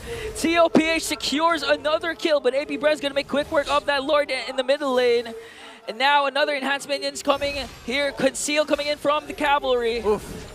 Beautiful Astral Echo coming in from Showsker, but Sanford doesn't care. He wants to zone out the members of AP Bren as they work on the middle lane, inhibit their turret. And now the flexes are on for the cavalry. Sanford leading the charge. Kyletzy clearing out the minions. Oheb goes in with his Zapping Force. As Showsker desperately trying to cast the Astral Recalls to try and delay the push of the cavalry. They're going after them? They're running. They're going for the counter punch. What? Oh, Kekedon with a beautiful setup. But Sanji manages to stay alive. Unlike Oheb, going to be brought down by the members of AP Bren. But Dare was next as Kyletzy picks up another kill. 3 members are left to defend for themselves. They have enhanced minions in the middle lane. Is AP Bren going to be able to defend this? Yes, TLPH. Okay. Going in hard, going in, and throwing as many as they can. Oh. Backing off, TLPH at least for now will give AP Bren a breather now. Man, oh man. Non-stop aggression here, and I think AP Bren might have a small opening here while everyone's backing off, while everyone's low, because right now, 8,000 on the gold lead doesn't feel like it's close enough. Team Liquid Philippines, they can still keep this up. But again, that's what we were talking about in the pregame. AP Bren, they can pull off plays that will surprise their opponents to slowly build out a comeback. Good conceal out of the base, chasing after. Dare was able to catch Oheb in the follow-up, also coming in from Shizo to make sure that they took down the gold laner. Diversion. Oh, they're going to send out JB with a conceal. Unstoppable force used up onto Kekedon, but Kekedon was able to use the fist crack. Now, no casualties yet for AP Bren and James Banks trying to flank from the lower right side as they also use the conceal. James Banks to Oh my goodness. Whoa, that was close. Sanji. One combo put him at 40% health. Yeah, that was a crazy amount of damage dealt out there by James Banks. AP Bren, they are not in the right shape to try and contest this. They cannot. It'll be way too risky. It's an 8,000 gold lead. They just have to concede it, back off, and try to defend with the next push of Team Liquid. 100% now, as we do see TLPH basically securing this next Lord. This is going to be Lord number 2. Yeah. But it is going to be pretty strong. And again, lots of crowd control on AP Bren. But if they use that to clear waves, to clear the big minion, the Lord waves, they might not have enough to actually win this fight if it happens in the base. Speaking of not having enough, Irithel on Shizo, still lacking the items. Only built up 2 so far. Actually on the way, if I'm not mistaken, to a Windtalker. So not even going to be going after the Malefic Roar or anything with penetration. Decide to go for a full crit build on this Irithel. Windtalker just built, so that's 3 core items. Will it be enough for what has been a ballooned Team Liquid Philippines lead? The Lord marching in, always going to be healthy for Team Liquid. They're delaying the top. They're going to allow mid and bottom to push first with top one to follow later on. It's going to be a powerful push here. They're going in. Astral Echo going to be casted on the 3 members of the Cavalry. James Banks trying to make quick work of that Lord. A conceal coming in from AP Bren. They're going to be able to burst down the Lord and maybe save an inhibitor up top, but JP's trying to look for a proper angle to use that ejector. Here comes James Banks once again to clear out the minions up top. Kekadon already used up the fist crack to make sure to zone out the members of TLPH, but there's a fat minion onto the middle lane. They were waiting for a huge initiation flickers in JP, but they're managed to stay alive. He throws out Kekadon instead, and they're gonna kill onto Kekadon and onto JP, and they're doing their best to try and manage Oheb, but the Filipino sniper is just too much for them to handle. James Pop trying to make quick run for Sanford, pops his immortality. 3 members are still alive for AP Bren. And shades of game number 1 yesterday, they are still alive. James back goes in right after the young goat, and they're able to defend the onslaught of TLPH. Just barely. They're going to go for another move. On the right side. On the right side. Oh, they left Sanji, but Oheb goes in alongside Carl Ceasy. The Baby Cakes connection, KO connection, might be able to finish the job and deliver the blow to AP Bren. Beautifully maneuvered from minute number 1. TLPH's Cavalry ride to that 1-0 victory. Signature Team Liquid play. Use the diversion outside of the map and show up in the base out of nowhere. They left Sanji alone in case something went wrong, so they'll have someone to defend. But it was more than enough for TLPH to end. That was beautifully maneuvered once more. I'm so impressed by how well they actually know their win conditions, and like you mentioned, their backups as well. Yeah. In case something goes wrong. That was actually pretty smart when you think about it. Yeah. They have plan A all the way to plan Z. But they didn't need a plan B because plan A was more than enough to take down AP Bren. I mean, that game was so phenomenal. To the point wherein when you were saying that it was just a second Lord, I thought it was already a long game because they already had 17 kills up to that point. They were just playing around again. The Jawhead Low-E combination very well. The pickoffs to JP, making sure they have it. It also really greatly helped that Sanford absolutely dominated in the lane. The Hilda, Dare had a hard time, but we got to see that when they can make a comeback, the Edith is actually also instrumental for AP Bren.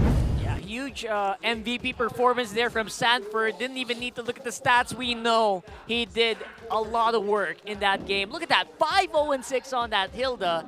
Basically just weaving in and out of the fight and giving AP Bren a hard time in making sure that they have map control. Yeah, literally, it was tasked to go right after Shizu. We all know the timer of the Silent Kid is mid towards the late game, but Sanford made sure that even up to that point, he only had 2 items. And as you mentioned, Renmar even forced you buy out the Wind of Nature, and it was all started by Sanford with his amazing Hilda. Dominating the Edith in the lane, and then just the man marking actually so immaculate there for Sanford, making sure that he's locked in on the Fanny when he needs to be. If ever he needs to try and get Chove Skirt, he should, but he really made the most out of what the Hilda brings to the table. The counter punish, and the fact that, well, yeah, Sanford just played a damn good game, no other way to put it. Yeah. And I'm going to go back to what I said earlier. It felt like, you know, there's some answers for AP Bren, but it felt like a sinking ship. And every time, they were just looking for holes to plug, right? They were trying to look for ways to just save themselves, not really on the offensive too much. Yeah. Mostly on the receiving end of TLPH here. I honestly also want to give my flowers to Daddy JP. I mean, he was the main reason why TLPH was able to snowball early on with those crucial ejectors, crucial unstoppable force, to the point that the unstoppable force wasn't even used to lock down Shizu or even James Pack. It was used actually to bait out Kekedot's fist crack. Break. Yeah, fist break. Fist break. Yeah, fist crack. There you go.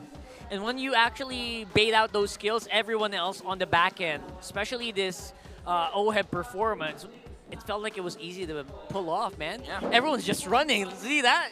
Everyone's just running. They're on the back foot. and they're just trying to not die. Yeah, this is TLPH aggression and control at its finest, of course.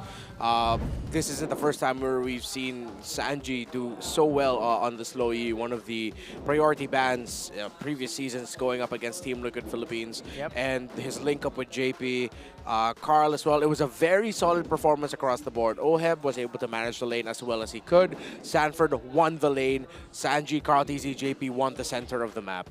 Everything just went right for them, the fundamentals in terms of what you need to do for the macros. Even when you get to the itemizations, you see just how far behind AP Bren was. I really would have liked if Shizo built up more penetration earlier on instead of going for the Wind Talker. Understood why maybe the decision was to go for that. They get a little bit more magic crit, considering that the Berserker's Fury and the Haskell's go well with those first 3 items, and that their main source of magic damage, the Novaria, was still taking a while to be online.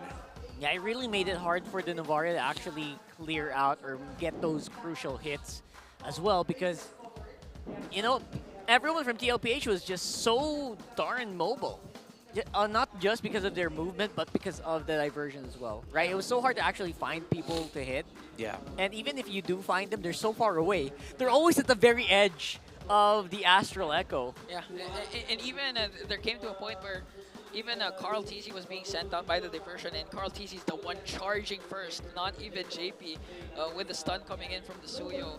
So that's why, one of the reasons why he's the rich guy and the carry for game number 1. And here in this graph, I think it's very clear that there was some damage, or actually a lot of damage, being thrown out by the Novaria, but it was either being regenerated or being blocked out by shields. Yeah. Or the essential guiding winds were regenerated. Yeah. Wasn't really resulting to kills. Yeah. Essentially, the Novaria, as we mentioned before, was really just a way to be able to get vision into where TLPH are, but then that's just one little thing that it can bring to the table. It really was inevitable that that's what was going to happen in that game. We're in TLPH, yeah, maybe initially it's going to be hard for them to get the rotations they want, but they can just brute force through it to the point where they just have a massive lead over AP Bren. Speaking of leads, bro, look at that. We got an MPL ID update where Light and Eman are leading BTR. They swept Alter Ego. Yeah. Come on, let's go, boys. So it's no longer Pamela. Finally, it's Light. Yeah. Yeah. That's how you do it. That's how you do it here in our region. I love it. I'm going to definitely watch that. We can't watch it because we're working, obviously. But we'll watch it later. But let's go. Yeah, you guys can update us by commenting what's happening in MPL ID. Let's go repping. they are repping really hard, and they did show up as well in the previous international. So I don't mind. I expect this to happen. And you know what I expect to happen? What? I expect AP Bren to bounce back for game number 2. That's pretty big. I think there's a statement. possibility. I like this. But I'm going to stop at there. Only a possibility. Okay. All right. Well, maybe there's something that we can find out, maybe dig out here in this all-access segment happening right now over there.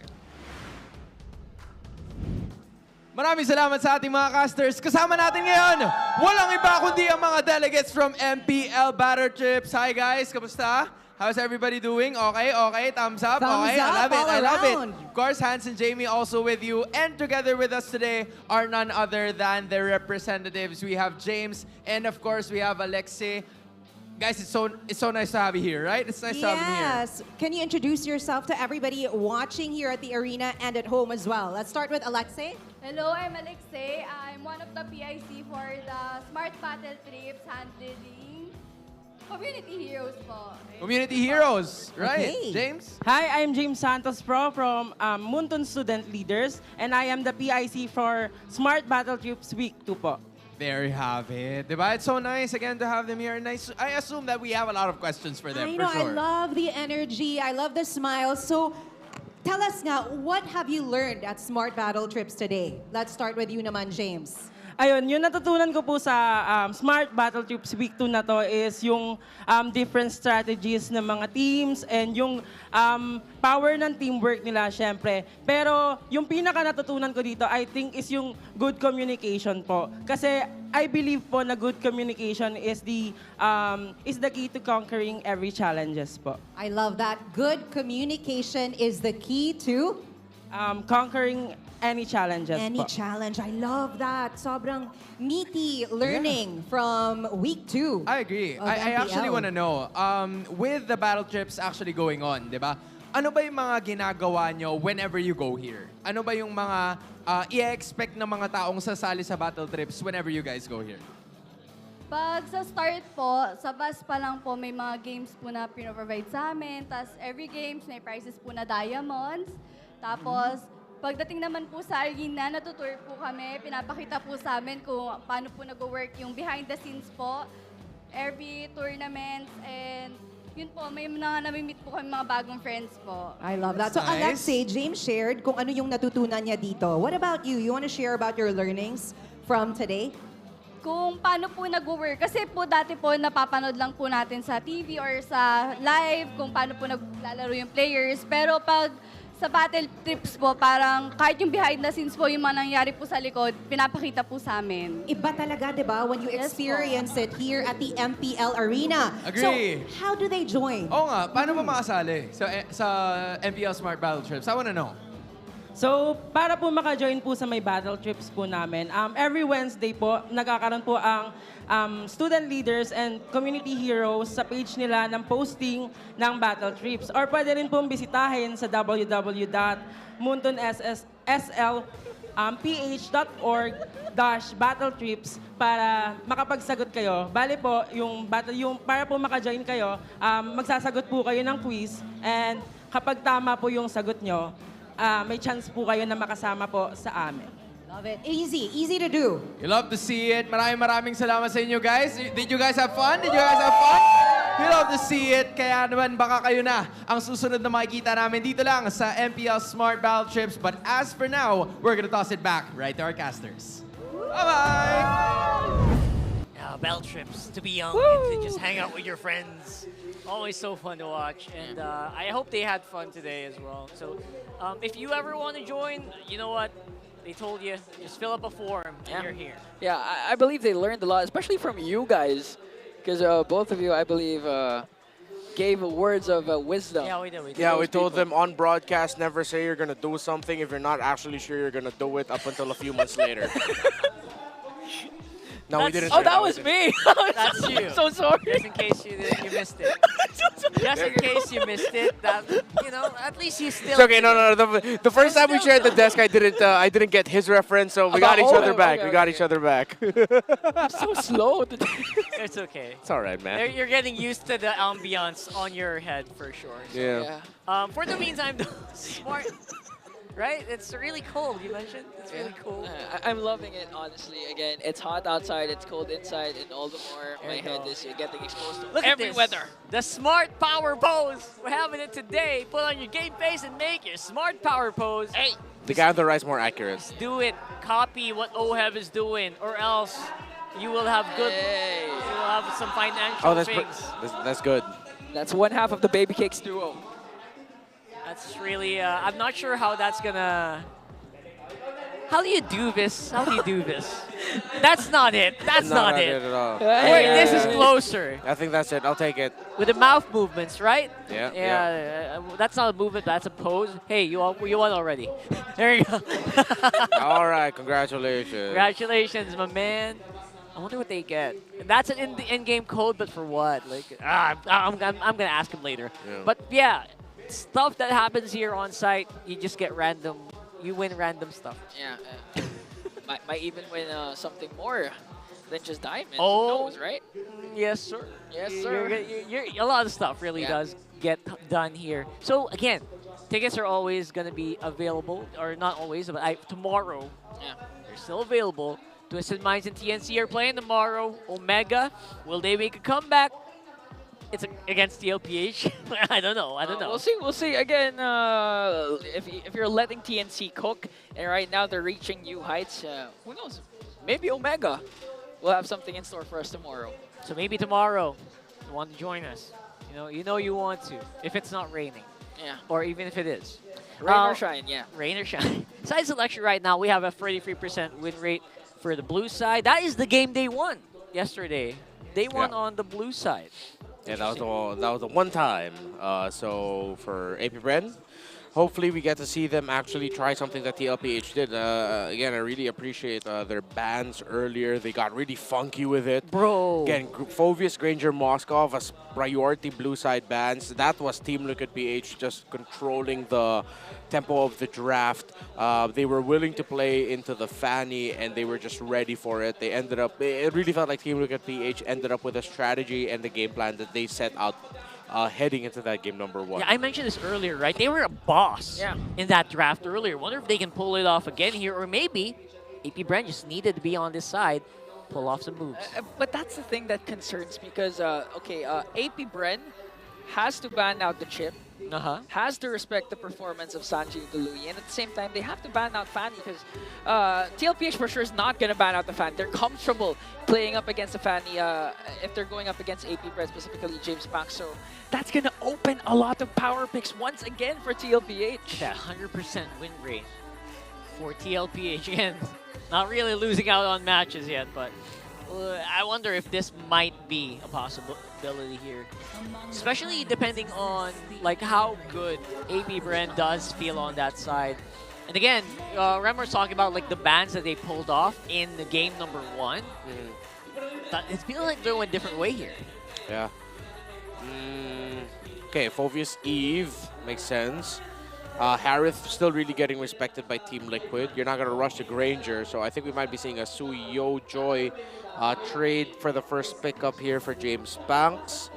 I'd like to see AP Bren try to have another go at the Joy. The last time we saw Joy for AP Bren, it was against TNC. Didn't fare so well, but unfortunately, it was just because the Joy kept walking into the Eternal Guards of the Vexana. If they are going to be playing into the Joy, which I might be leaning towards that considering they banned out the Moskov, they have to watch out for the Jawhead later on for TLPH. Gold laners are a bit more open this time around, and I don't know if you want to do you want to leave the Fanny out if you're TLPH here? Apparently not. There's the answer. Yeah. TLPH still going to respect the performance of James Banks, the man with the money moves a while ago with the Fanny. Now, first pick Suyo is available for James Banks, and that's what they actually picked up yesterday up against Aurora when they won Game 1. So if AP Bren decide to go to the route of the Joy, TLPH might be looking into a Granger priority, but they can also actually just rush the Jawhead if they want to. Because if it's Joy for AP Bren, it's Jawhead Suyo for TLPH, which AP Bren might want to avoid, meaning they might actually lean towards picking up the Suyo instead. So they pick up the Granger, huh? Oh. Well, they're going for range, okay, and they want a very comfortable spot there for Shizo so that they don't end up in a deficit. I actually kind of like it, especially since Shizo feels like he was a little bit forced into the airfill earlier. Yeah, but sorry, but I'm not a fan. The Joy's wide open, and you first pick the Granger instead. If the TLPH get the low E, this map field will feel very small for a Granger. Sheesh. You're right. Show still available for Kekadot if ever he decides to go for it with their own, but they will select the Suyo. You're going to have to drive a very defensive roamer here just to maybe keep the Granger alive because of these picks. I think that's something I want, something a little bit more mobile for AP Bren's EXP lane. They might want to, I want to see them consider the Hilda a little bit later in the draft. I mean, might be good to just go ahead pick up the CC, but I'd like to see them consider the Hilda, considering that Sanford played really well with it in the previous game. There you go with the Badang again. Again, might be still, you know, they might just play it the way they did in game number 1. Most likely. So you secure a Joyhead here. Third pick, assuming that you still have gold laners later on in the second picking phase. Joyhead feels pretty good, yeah. Feels pretty good, specifically on this slot. I really like that. You can or Louis Tigreal if they want to go with that route. Send out the Tigreal bombs, right? All around the map. It's going to be crazy. Yeah. But this time around, they are the ones who play out the airfield, which, again, as I don't know if I said this, but it really has a good matchup against a Granger. TLPH will have to start taking away the picks for Kekadot. Yeah. They can choose to ban there's 3 roamers floating around. There's Jawhead, Cho, and Tigreal. Either of those 3 would do so well. Considering that they have the Joy on their side, they might want to consider banning or taking Tigreal as the priority. However, if they do that, they might want to consider a Valentina ban as well because AP Bren still hasn't shown their mid laner. However, the Valentina might actually be having a little bit of a difficulty against the lineup the TLPH is showing. But they said, you know what, we'll just take out the Tigreal instead of having to take out the Valentina. Good respect bans here. I also wonder if maybe they might go for a take 2 on the Novaria. What do you think about that? It's a very spicy lineup rather. Why not? So TLPH was actually the one who took out the Jawhead. Is Mathilda open? Yes. Yes. Matilda's wide open. However, they don't seem to have the right lineup for that right now. If they decide to pick up a Matilda, that puts a lot of pressure on the EXP lane pick for Sanford to become the tank. I wonder if they are crafty. If they're feeling really interesting here, they can go Matilda Barretts. But center of the map might be a little bit too difficult to hold. You don't have hard crowd control. So you go high loss for JP instead. I like floating the Barretts though, because it might make the Joy second guess. Yeah. Going for the attacks non-stop, like what we saw in game number 1. You don't want to see a Joy go crazy. But again, if AP Bren decides to go for a Barret, Sanford can actually go for the CC. Because still CC hasn't been banned out. Yeah. Most likely this will be a CC for AP Bren though. And then their mid laner. It'll be hard for them to go Farsa. I think they might just go Vixana here. Yeah. To mitigate the aggression that Kyletzy can't do with the Joy. Because you can't Lucas with the CC still as an option. Gatot. Oh, I'm still okay with this too, yeah. I like Gatot, and then they go for Vixana. They need something a little bit tankier. And I think they're putting the Badang in the EXP, then the Gatot goes into the roam. If that's the case, TLPH can just pick up the CC now. Yeah. That sounds like just enough round of chaos for AP Bren to work out here. I like it. Yeah, the team fights sound really good in my head. I wonder if they'll consider Cho too, still open. They can flex it. I think Sanford also has a Cho option for him if he wants to. Or go for high loss XP, then put the Cho in the roam. Is it? Lucas. Huh. Okay. Okay. Oh yeah, since there is no CC, they go for the Lucas for Sanford instead. Oof, this is gonna hurt. TLPH has a very good lineup, but AP Bren, I feel like, you know what? This is one of those, it's based upon the execution. But if AP Bren mess up the first 2 turtles badly, that time span, TLPH will run away with it. I actually agree. They have a very explosive lineup here that can really blow people up very early on. That's something I like about this AP Bren lineup. But again, TLPH, they've shown that even if you think you can go head-to-head up against their lineup in game number 1, they're just, the veterancy just really shows, and the experience. Renmar even mentioned this a while ago during the intro that it's all about Orahan. The aura that TLPH has over AP Bren. AP Bren cannot be affected by that. Yeah, we'll see. I mean, it's been a few games already at this point. I hope maybe they've gotten used to the climate, you know? They've gotten used to just being stared down by their opponents non-stop. Maybe, just maybe, AP Bren might be able to eke out a game win. But that's up in the air as we go into game number 2. Does feel like they have a good lineup, but can they execute it like Renmar said? Okay, initial rotation should be quite even, typically. We have to look again at what the EXP matchup will be for Der and Sanford. Game number 1, Sanford was the MVP because he dominated the EXP lane and was just a nuisance in the map. Let's see if Der will stop that from happening this time around in game number 2. There you go. AP Bren basically asserting or trying to stop TLPH from moving out of the map, making sure that they have some level of control, at least early on. And they also have a good vision of where Kyletzy is heading. I mean, that's the initial goal that AP Bren has right now, is just to really take control over the river, make sure that Kyletzy does not get an opportunity to cross that map and try to go for jungle camps that he can take away up against James Max.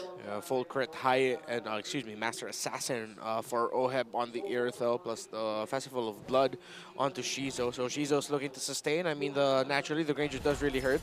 While Oheb, let's see how he'll be able to fare in the laning phase with making Shizo hurt. Unless Oheb's gonna go just, instead of aggro, he might just play really around getting the farm instead. Have to watch out for that too. They're being very aware of these bushes, which I really like. Again, James Banks not falling behind with Kyletzy is very crucial. I like that you mentioned it because I actually like to highlight how JP has been performing even the past 5 games so far. So phenomenal, knows his role. You've seen it a while ago. James Banks was actually looking for an angle to go for maybe an aggressive start for AP Bren, but JP with a ring of punishment, just making sure that no brush is safe for AP Bren. Yeah, very forward. Look at that. JP close by. Kyletzy can also respond when he can, but it's a 4-man for AP Bren. Okay, still on level 4 for Sanji. Oh, and for wow. Sanford, but here comes a counter attack from TLPH. A good initiation. And the first blood drawn onto James back in Kakethon. Once again, TLPH turning things around. Even if there was the first man to set up, TLPH was ready for it. You mentioned this, right? Yeah, the explosiveness that you pointed it out as well. TLPH, perfect entry by Sanford on that. Lucas, Unleash the Beast, Flicker, found AP Bren in a terrible angle for themselves. Was able to get out of the wall set up by Dare, and eventually that wall is what AP Bren was trapped in. Speaking of trap, Kyletzy's trying to go for it. Okay, but again, I think Dare is pretty good. This is a pretty good spot here. But Kakethon doesn't seem to be in a good spot. He doesn't have his revitalize yet. He's forced to back away so far. Sanji and JP making sure that the buffs of Kyletzy are secure. No trades are going to happen for James Banks. In terms of the items, nothing too crazy just yet. Dreadnought armor, though, already rushed by the Lucas of Sanford. So really maximizing the damage output that Dare, Shizo, and James Banks can dish out in this portion of the game. Good itemization by Sanford. Yeah, still amazes me how 700 gold can make such a huge difference onto the laning phase, especially for physical-based XP laners. So now, ooh, spicy. But in the likes of Oheb, you know he wants more than just 700 gold. He's not going to settle for that. Oheb's, continuing to just rack up gold in the gold lane, even if Shizu's showing that all the Rhapsody is hurting so far. Later on, TLPH, if they continue to snowball like what Kyletzy is doing up against James Banks, forcing out the AOG coming in from Kakethon for the save, but there's the Glorious Pathway coming in from JP to bring down James Banks once again. TLPH was always ready for every single thing AP Bren is doing. There with a beautiful knock-up, plus the ultimate connecting onto Sanji, gonna bring down the mid lane of TLPH. Here comes Sanford, Unleash the Beast to zone out AP Bren. Shizu onto the bottom lane, got solo killed. Oheb brings him down, and now TLPH making sure to zone out the members of AP Bren as Kyletzy works on the crab up top. Even the cameraman didn't expect that to happen, man. They had full vision. Oh my goodness, AP Bren might have an opening here. JP again with the Glorious Pathway. Sanji with a diversion. Down bottom brings Oheb with him. This might be a disaster for the Bees. 2 members are gone, make it 3, and even JP has a killing spree. Sanford flickers in with the TPs to zone out there, and TLPH are in full control. TLPH are playing with all the confidence in the world right now. They know they are simply better than their opponents as it stands. Oheb fell to a solo by Shizo, but since Oheb was back in base, Sanji said, you know what, come with me, let's go to the turtle, using the diversion to bring Oheb there when he respond. AP Bren again are just getting outclassed by a far more experienced team. You see, Sanji in the mid was waiting for Oheb to arrive. He casted it right on time. The moment Oheb got into the circle, they got teleported. Sanji just showing why he's such a master with this low Yi.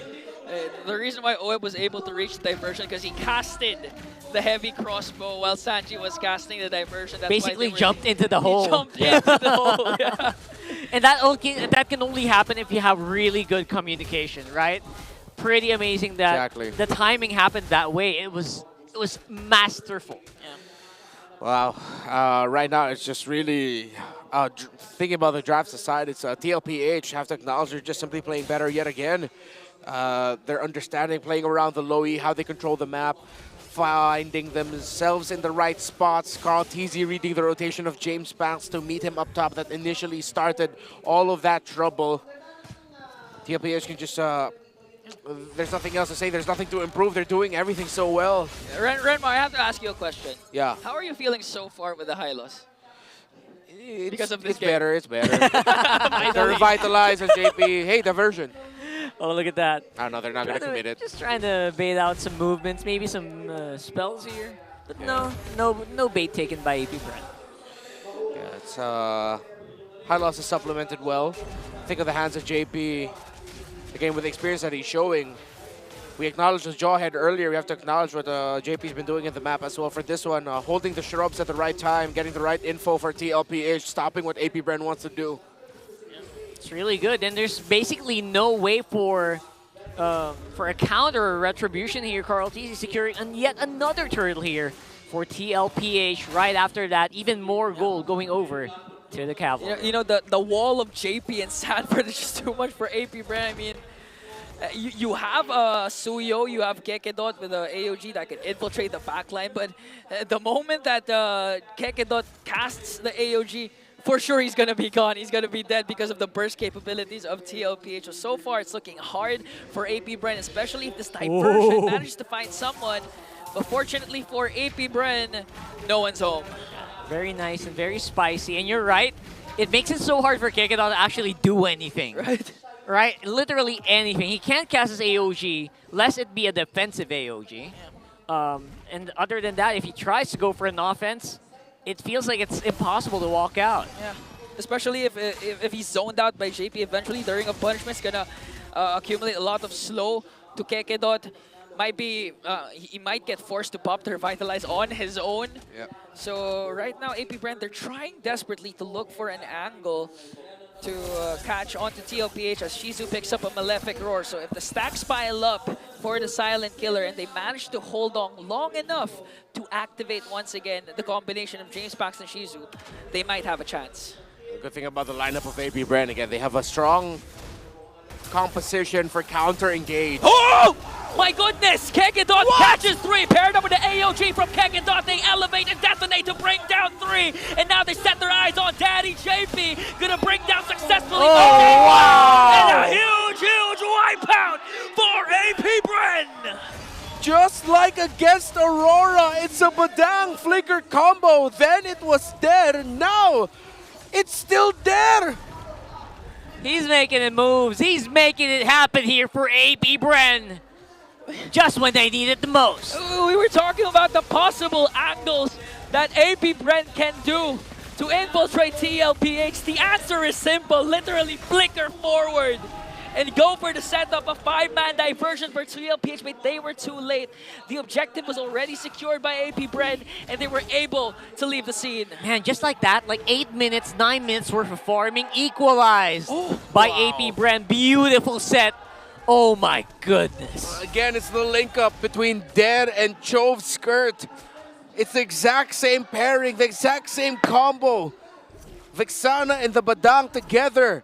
But TLPH, since they had the lead, all of that just led to an even ball game. Can AP Bren control the side lane minion waves well alongside the Lord pushing in mid? Okay, JP can make a sandwich play alongside the diversion, but they're not going to use the diversion instead.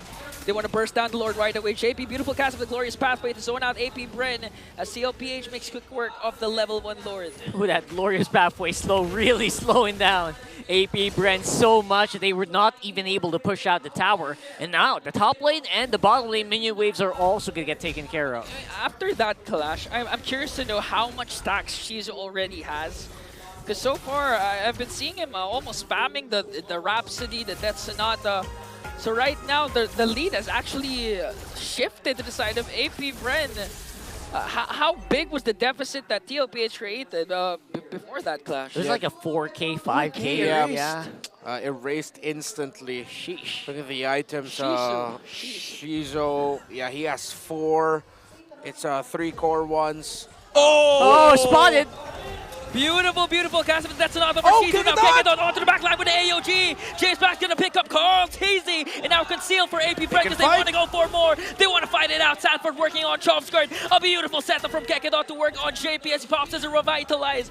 Only the young goat was expended in that clash. Big problem was the damagers were engaged here with Luca, so we weren't able to get anything else. But AP Bren showing their fangs here in this game. Yeah, and now they look so comfortable after playing defensive for such a long time. Finally, they pulled the trigger once that Badang was able to get that set. And I believe they were also waiting for Shizo to be completely ready. Now AP Bren are playing like how TLPH has played for majority of this series so far. Again, going back to why AP Bren has been hyped up, why we were impressed by their win against Aurora, we're seeing it in action again against TLPH. Can they force another game number 3? This Badang has 15 stacks on the Thunderbelt, not that high just yet, but it could be getting higher now that he's caught up with the items. Oracle on the way to a dominance ice. There really is something there, right? You can feel the potential, right? You can see it in their face, you can see it in their movements. They look like they're primed, they look like they know that they can win. They are not feeling like rookies at this point. I forgot who said it yesterday, but they said that AP Bren actually loves pressure. Whenever their backs are against the wall, they perform better, and so far they're showing it.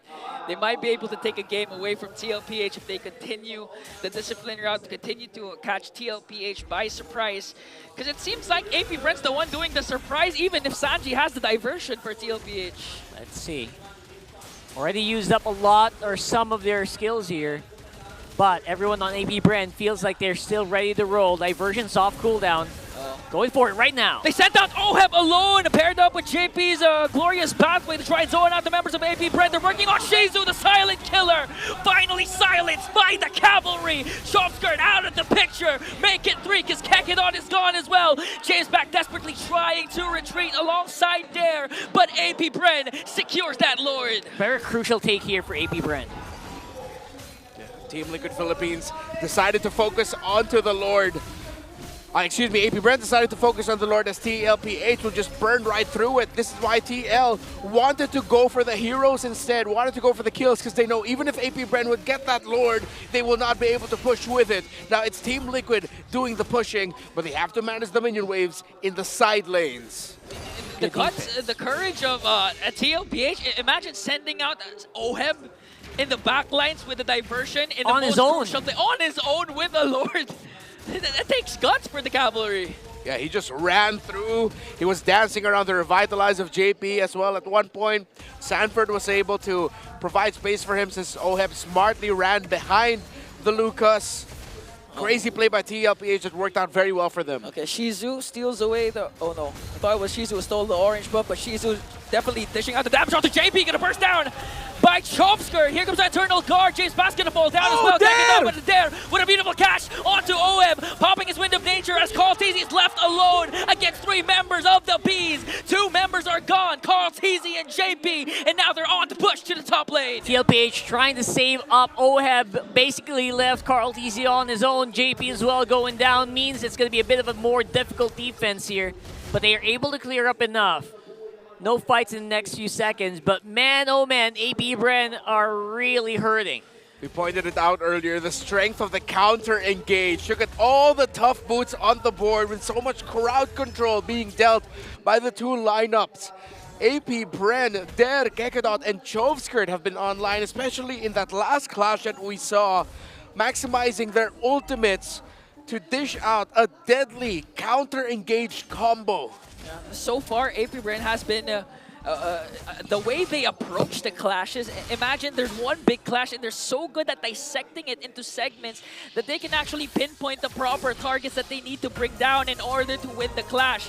A beautiful pair by Dare and Kekedot to actually target Oheb, and at the same time, the rest of the members of AP Bren was targeting Carl TC. That's why they were able to get 3 kills up against TLPH. Very nice here. At the very least, we got some stacks running. 672 on the Granger so far. Oh. So I would say he is primed and ready to go at this point. I know Skypiercer pick up here for Shizu. Decided to go for a much more sustainable route. With this Granger pick, has to respect the damage capability that TLP and that Oheb specifically can bring out. But again, the Lord has spawned. This is the 3rd. 2 consecutive Lords was secured by AP Bren. Will this be the case again for the Bees? Get ready for the next possible Lord here. Definitely ahead in the setup is TLPH. Don't forget, they have diversion. They used it already. Sending Oheb very deep in. Oh, he gets spotted out! Shizo checked it. What a read! Oh, She's showing experience, even if they're just joining the big leagues now. They know the tendencies of a proven champion like TLPH. That's a wasted diversion already for TLPH. They have to face AP Bren man-to-man, front-to-front.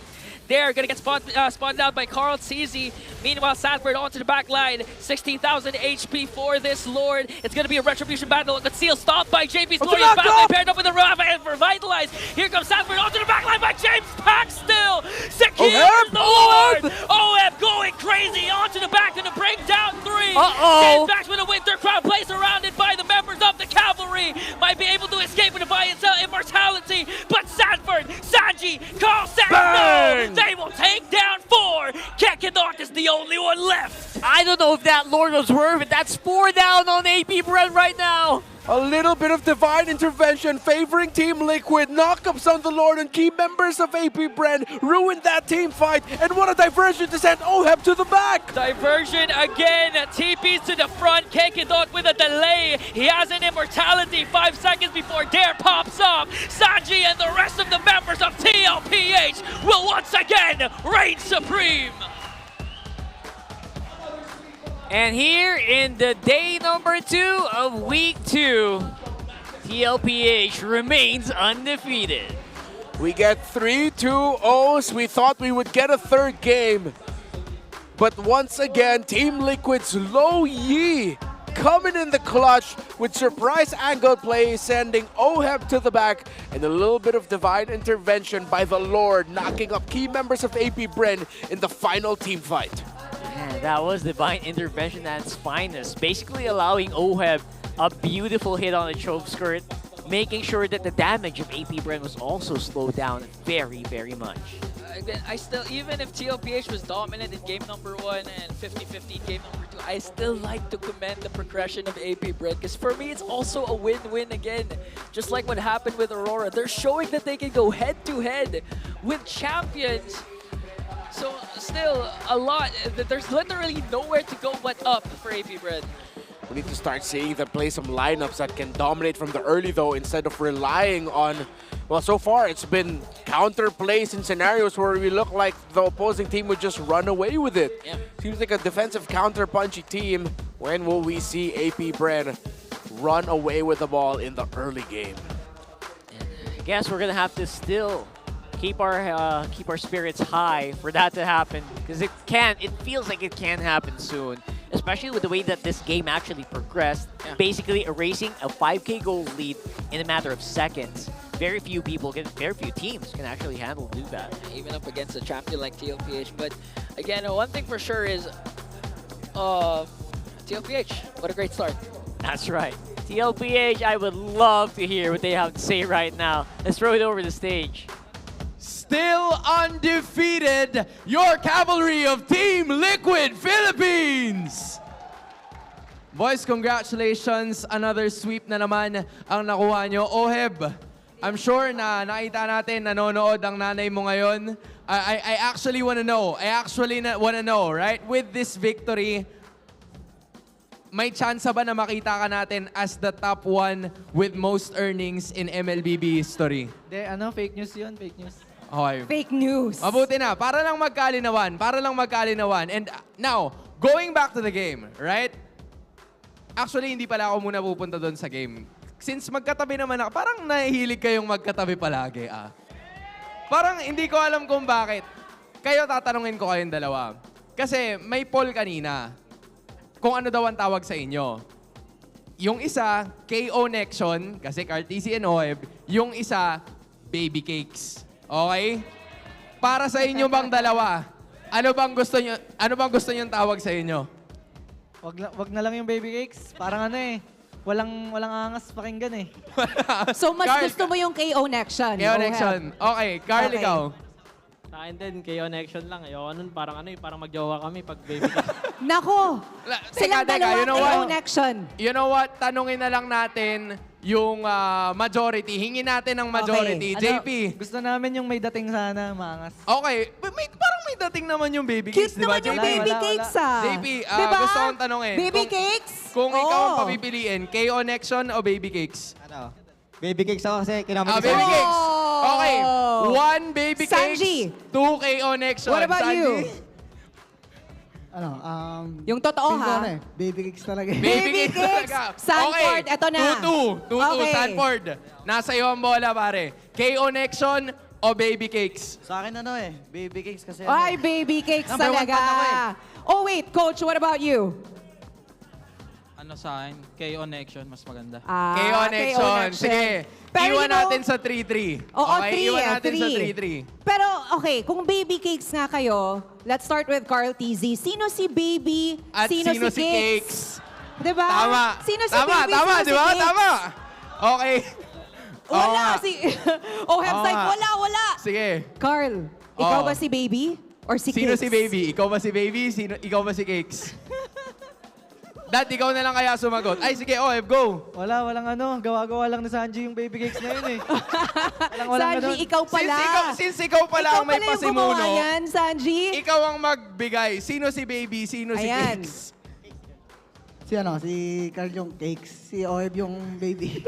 Oh, so si Oheb yung Okay. baby, si Carl TZ yung Mabuti ng Cakes. malinaw. Okay. Mabuti ng malinaw. Malinaw na. Pero back to the game, no, Hans? Grabe, ang hirap ibalik sa game. Oo. Pero sige, ituloy natin. Carl TC, ito, seryosohan na talaga. Tuloy-tuloy yung win streak nyo. All of the stuff aside, all of the fun and games, ano bang meron sa secret formula nyo per se? Pwede nyo bang bigyan kami ng glimpse or do you guys just wanted to keep yourselves? Ano bang meron? Bakit ganito yung nagiging laruan nyo all throughout? Para sa akin po, wala naman po masyadong parang formula talaga or secret. Talagang ano lang, parang nag-enjoy lang kami maglaro sa isa't isa, magkakasama kami. Tapos solid si Coach RC kasi talaga, makibanding sa amin. Okay. That's nice. And you know what? Now that you're saying nag-enjoy lang kayo and you're doing so well, win streak kayo, week 2 pa lang, no? Ang lakas. Now, they're saying, Carl TZ, na prime Carl TZ is back. Totoo nga ba or he never left? Para sa akin po, hindi pa po. Kasi hindi pa po ulit kami naka-champion. Tsaka ang pangit ng game ko kanina, so babawi ako bukas. Babawi siya bukas. You know, that is the makings of a champion talaga. Yeah. Never enough. Always striving to be more and more. Yeah, for sure. Multi-awarded champion. Oo. Carl TC, I also want to know, kasi nakalaban mo si James Banks kanina. This is your first time going up against him in MPL. And he actually performed, really well going up against you. So, kamusta yung performance? How was it going up against the newest player dito sa MPL Philippines? Nabigla din po kami sa playstyle nila na parang sama-sama ganun. Tapos ang tapang din nila maglaro kaya feel ko habang tumatagal mas lalakas pa sila. Is there any message you want to give out to James Banks and the rest of AP Bren? Nice game, James Banks. Galingan mo pa. Wow. There we finally have it. Once again, guys, still undefeated Team Liquid Philippines.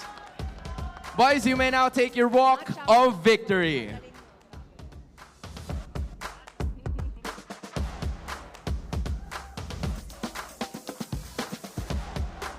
And you may now take your bow.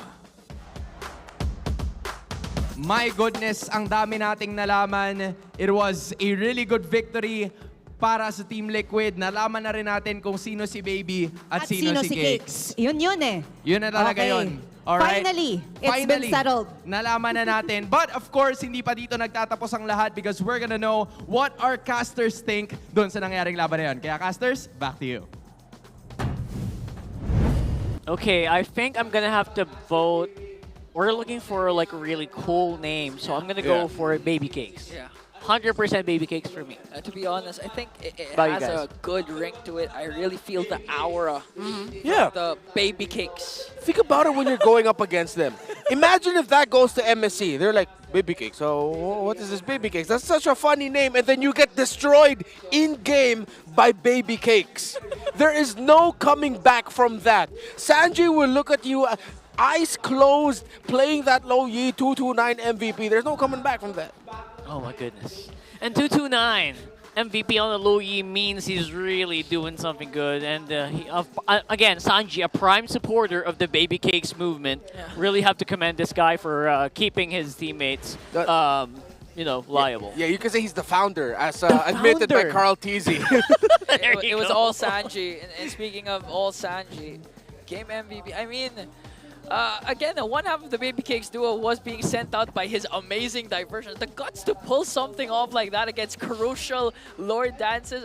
TLPH is really something this season 15.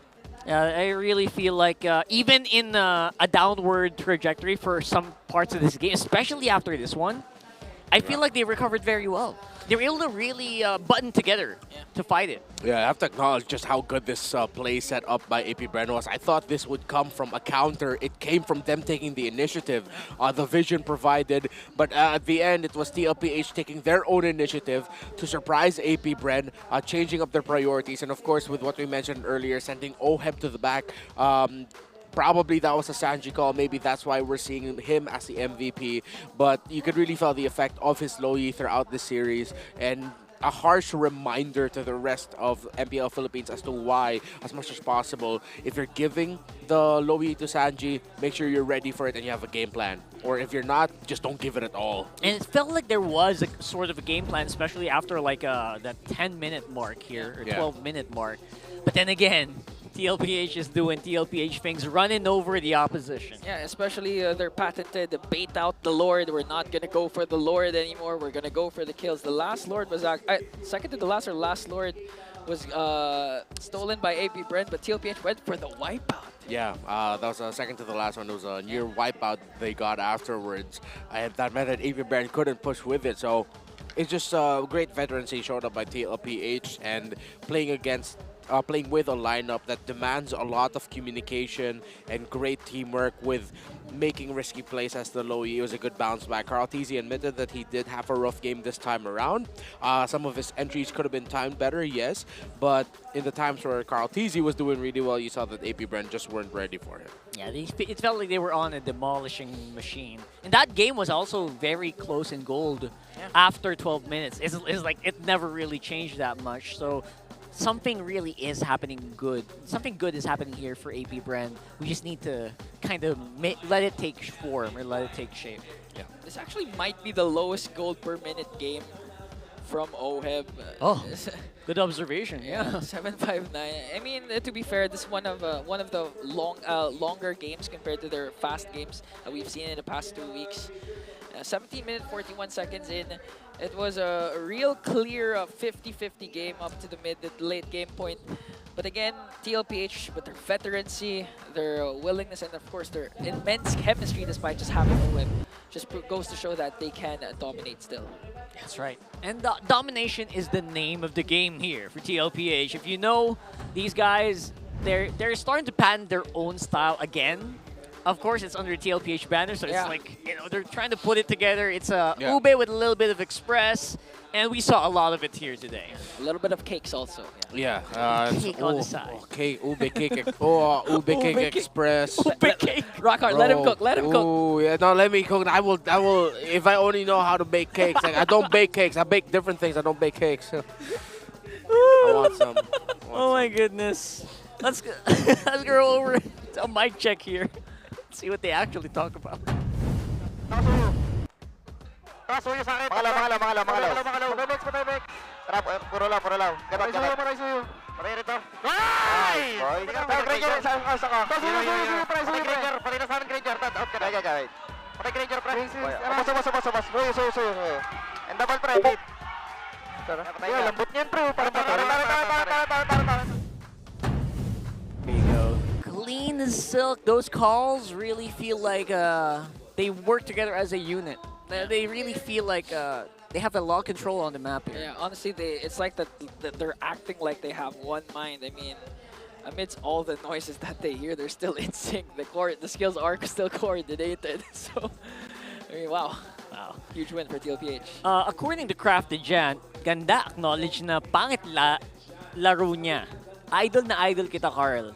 Idol din kita dyan. But yeah, I feel like, yes, basically he says it's nice that Kyletzy acknowledges that he had a bad game. Yeah.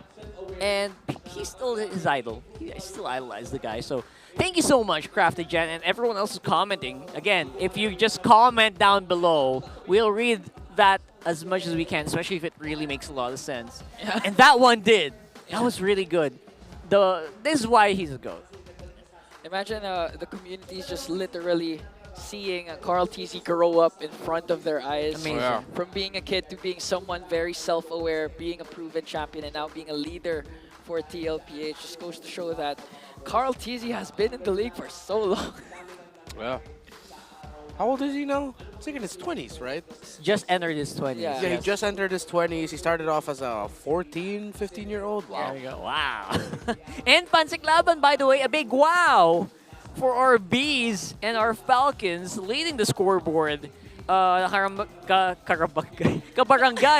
and the Mines are actually close by. With the Cavalry on an 0-3, what is happening to the standings? Renmar, this is happening season after season. Yeah, Have you noticed? The Cavalry is struggling. It's a flip. It's a topsy-turvy town in the Pansiklaban. Oh my goodness. And I love it. And again, the action gets pretty good. The matches Yeah. the communities have before the show starts, or in the middle of them. It's so cool. And then when you go over to the actual standings of the league, whoever made that transition is beautiful. This is what it looks like right now with TLPH, again, still undefeated next to Aurora. And they have more net game wins because, again, they have not lost a single game yet. Honestly, coming into the season, even after SBS, I was not expecting the standings to at any point of the season look like this. Yeah, people weren't expecting that at this point of the season. We're already talking about, oh, will Onic go 14 and oh, man. But that's not the case. It's TLPH and Aurora running for the undefeated streaks. Very interesting how things are happening right now here in week number 2. That is the reason why you guys really have to watch week in and week out because stuff changes on a dime here. Yeah. Like teams suddenly awaken, like their beasts have been unleashed or something, right? So maybe Lucas is doing something good there with some of these teams, but are things happening the way you expected to be? Comment down below. We always love to read your comments. And it's been a really fun day so far. Yeah, we always take into consideration your comments. Again, without your comments, my hair wouldn't look like this. So guys, I just want to say we love you all. That's true. Thank you for making sure Igan went bald.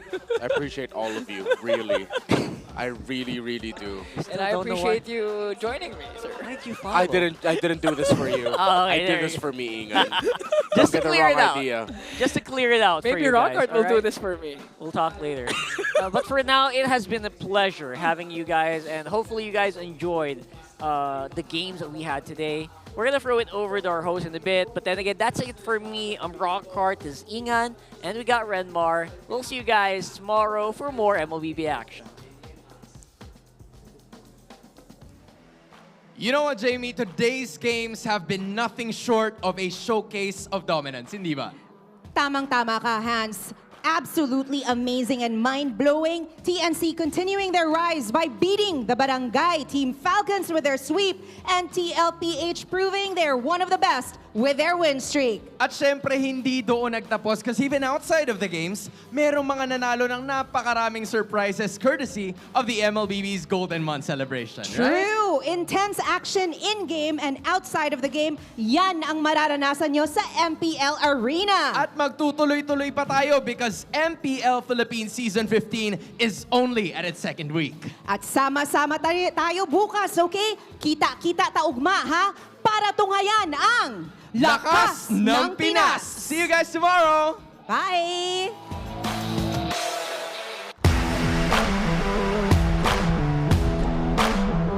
The 15th season of MPL Philippines is brought to you by the following sponsors. Infinix, the MPL official tournament phone. Lakas sa laro with Infinix. Smart, the official telco partner of MPL Philippines. Our partner in esports, Time Zone. Join the fun at Time Zone. TT Racing, for those who dream, work, and play. TT Racing has your back. Don't miss any MPL action by following our official Facebook and subscribing to our YouTube channel. Follow MPL PH on TikTok for more content. Experience the Lakas ng Pinas of MPL PH Season 15 action live at Green Sun Hotel. Grab your tickets now via official MPL PH website. All the regular season tickets are now available at 200 pesos. MPL Philippines is monitored and supervised by the Games and Amusement Board.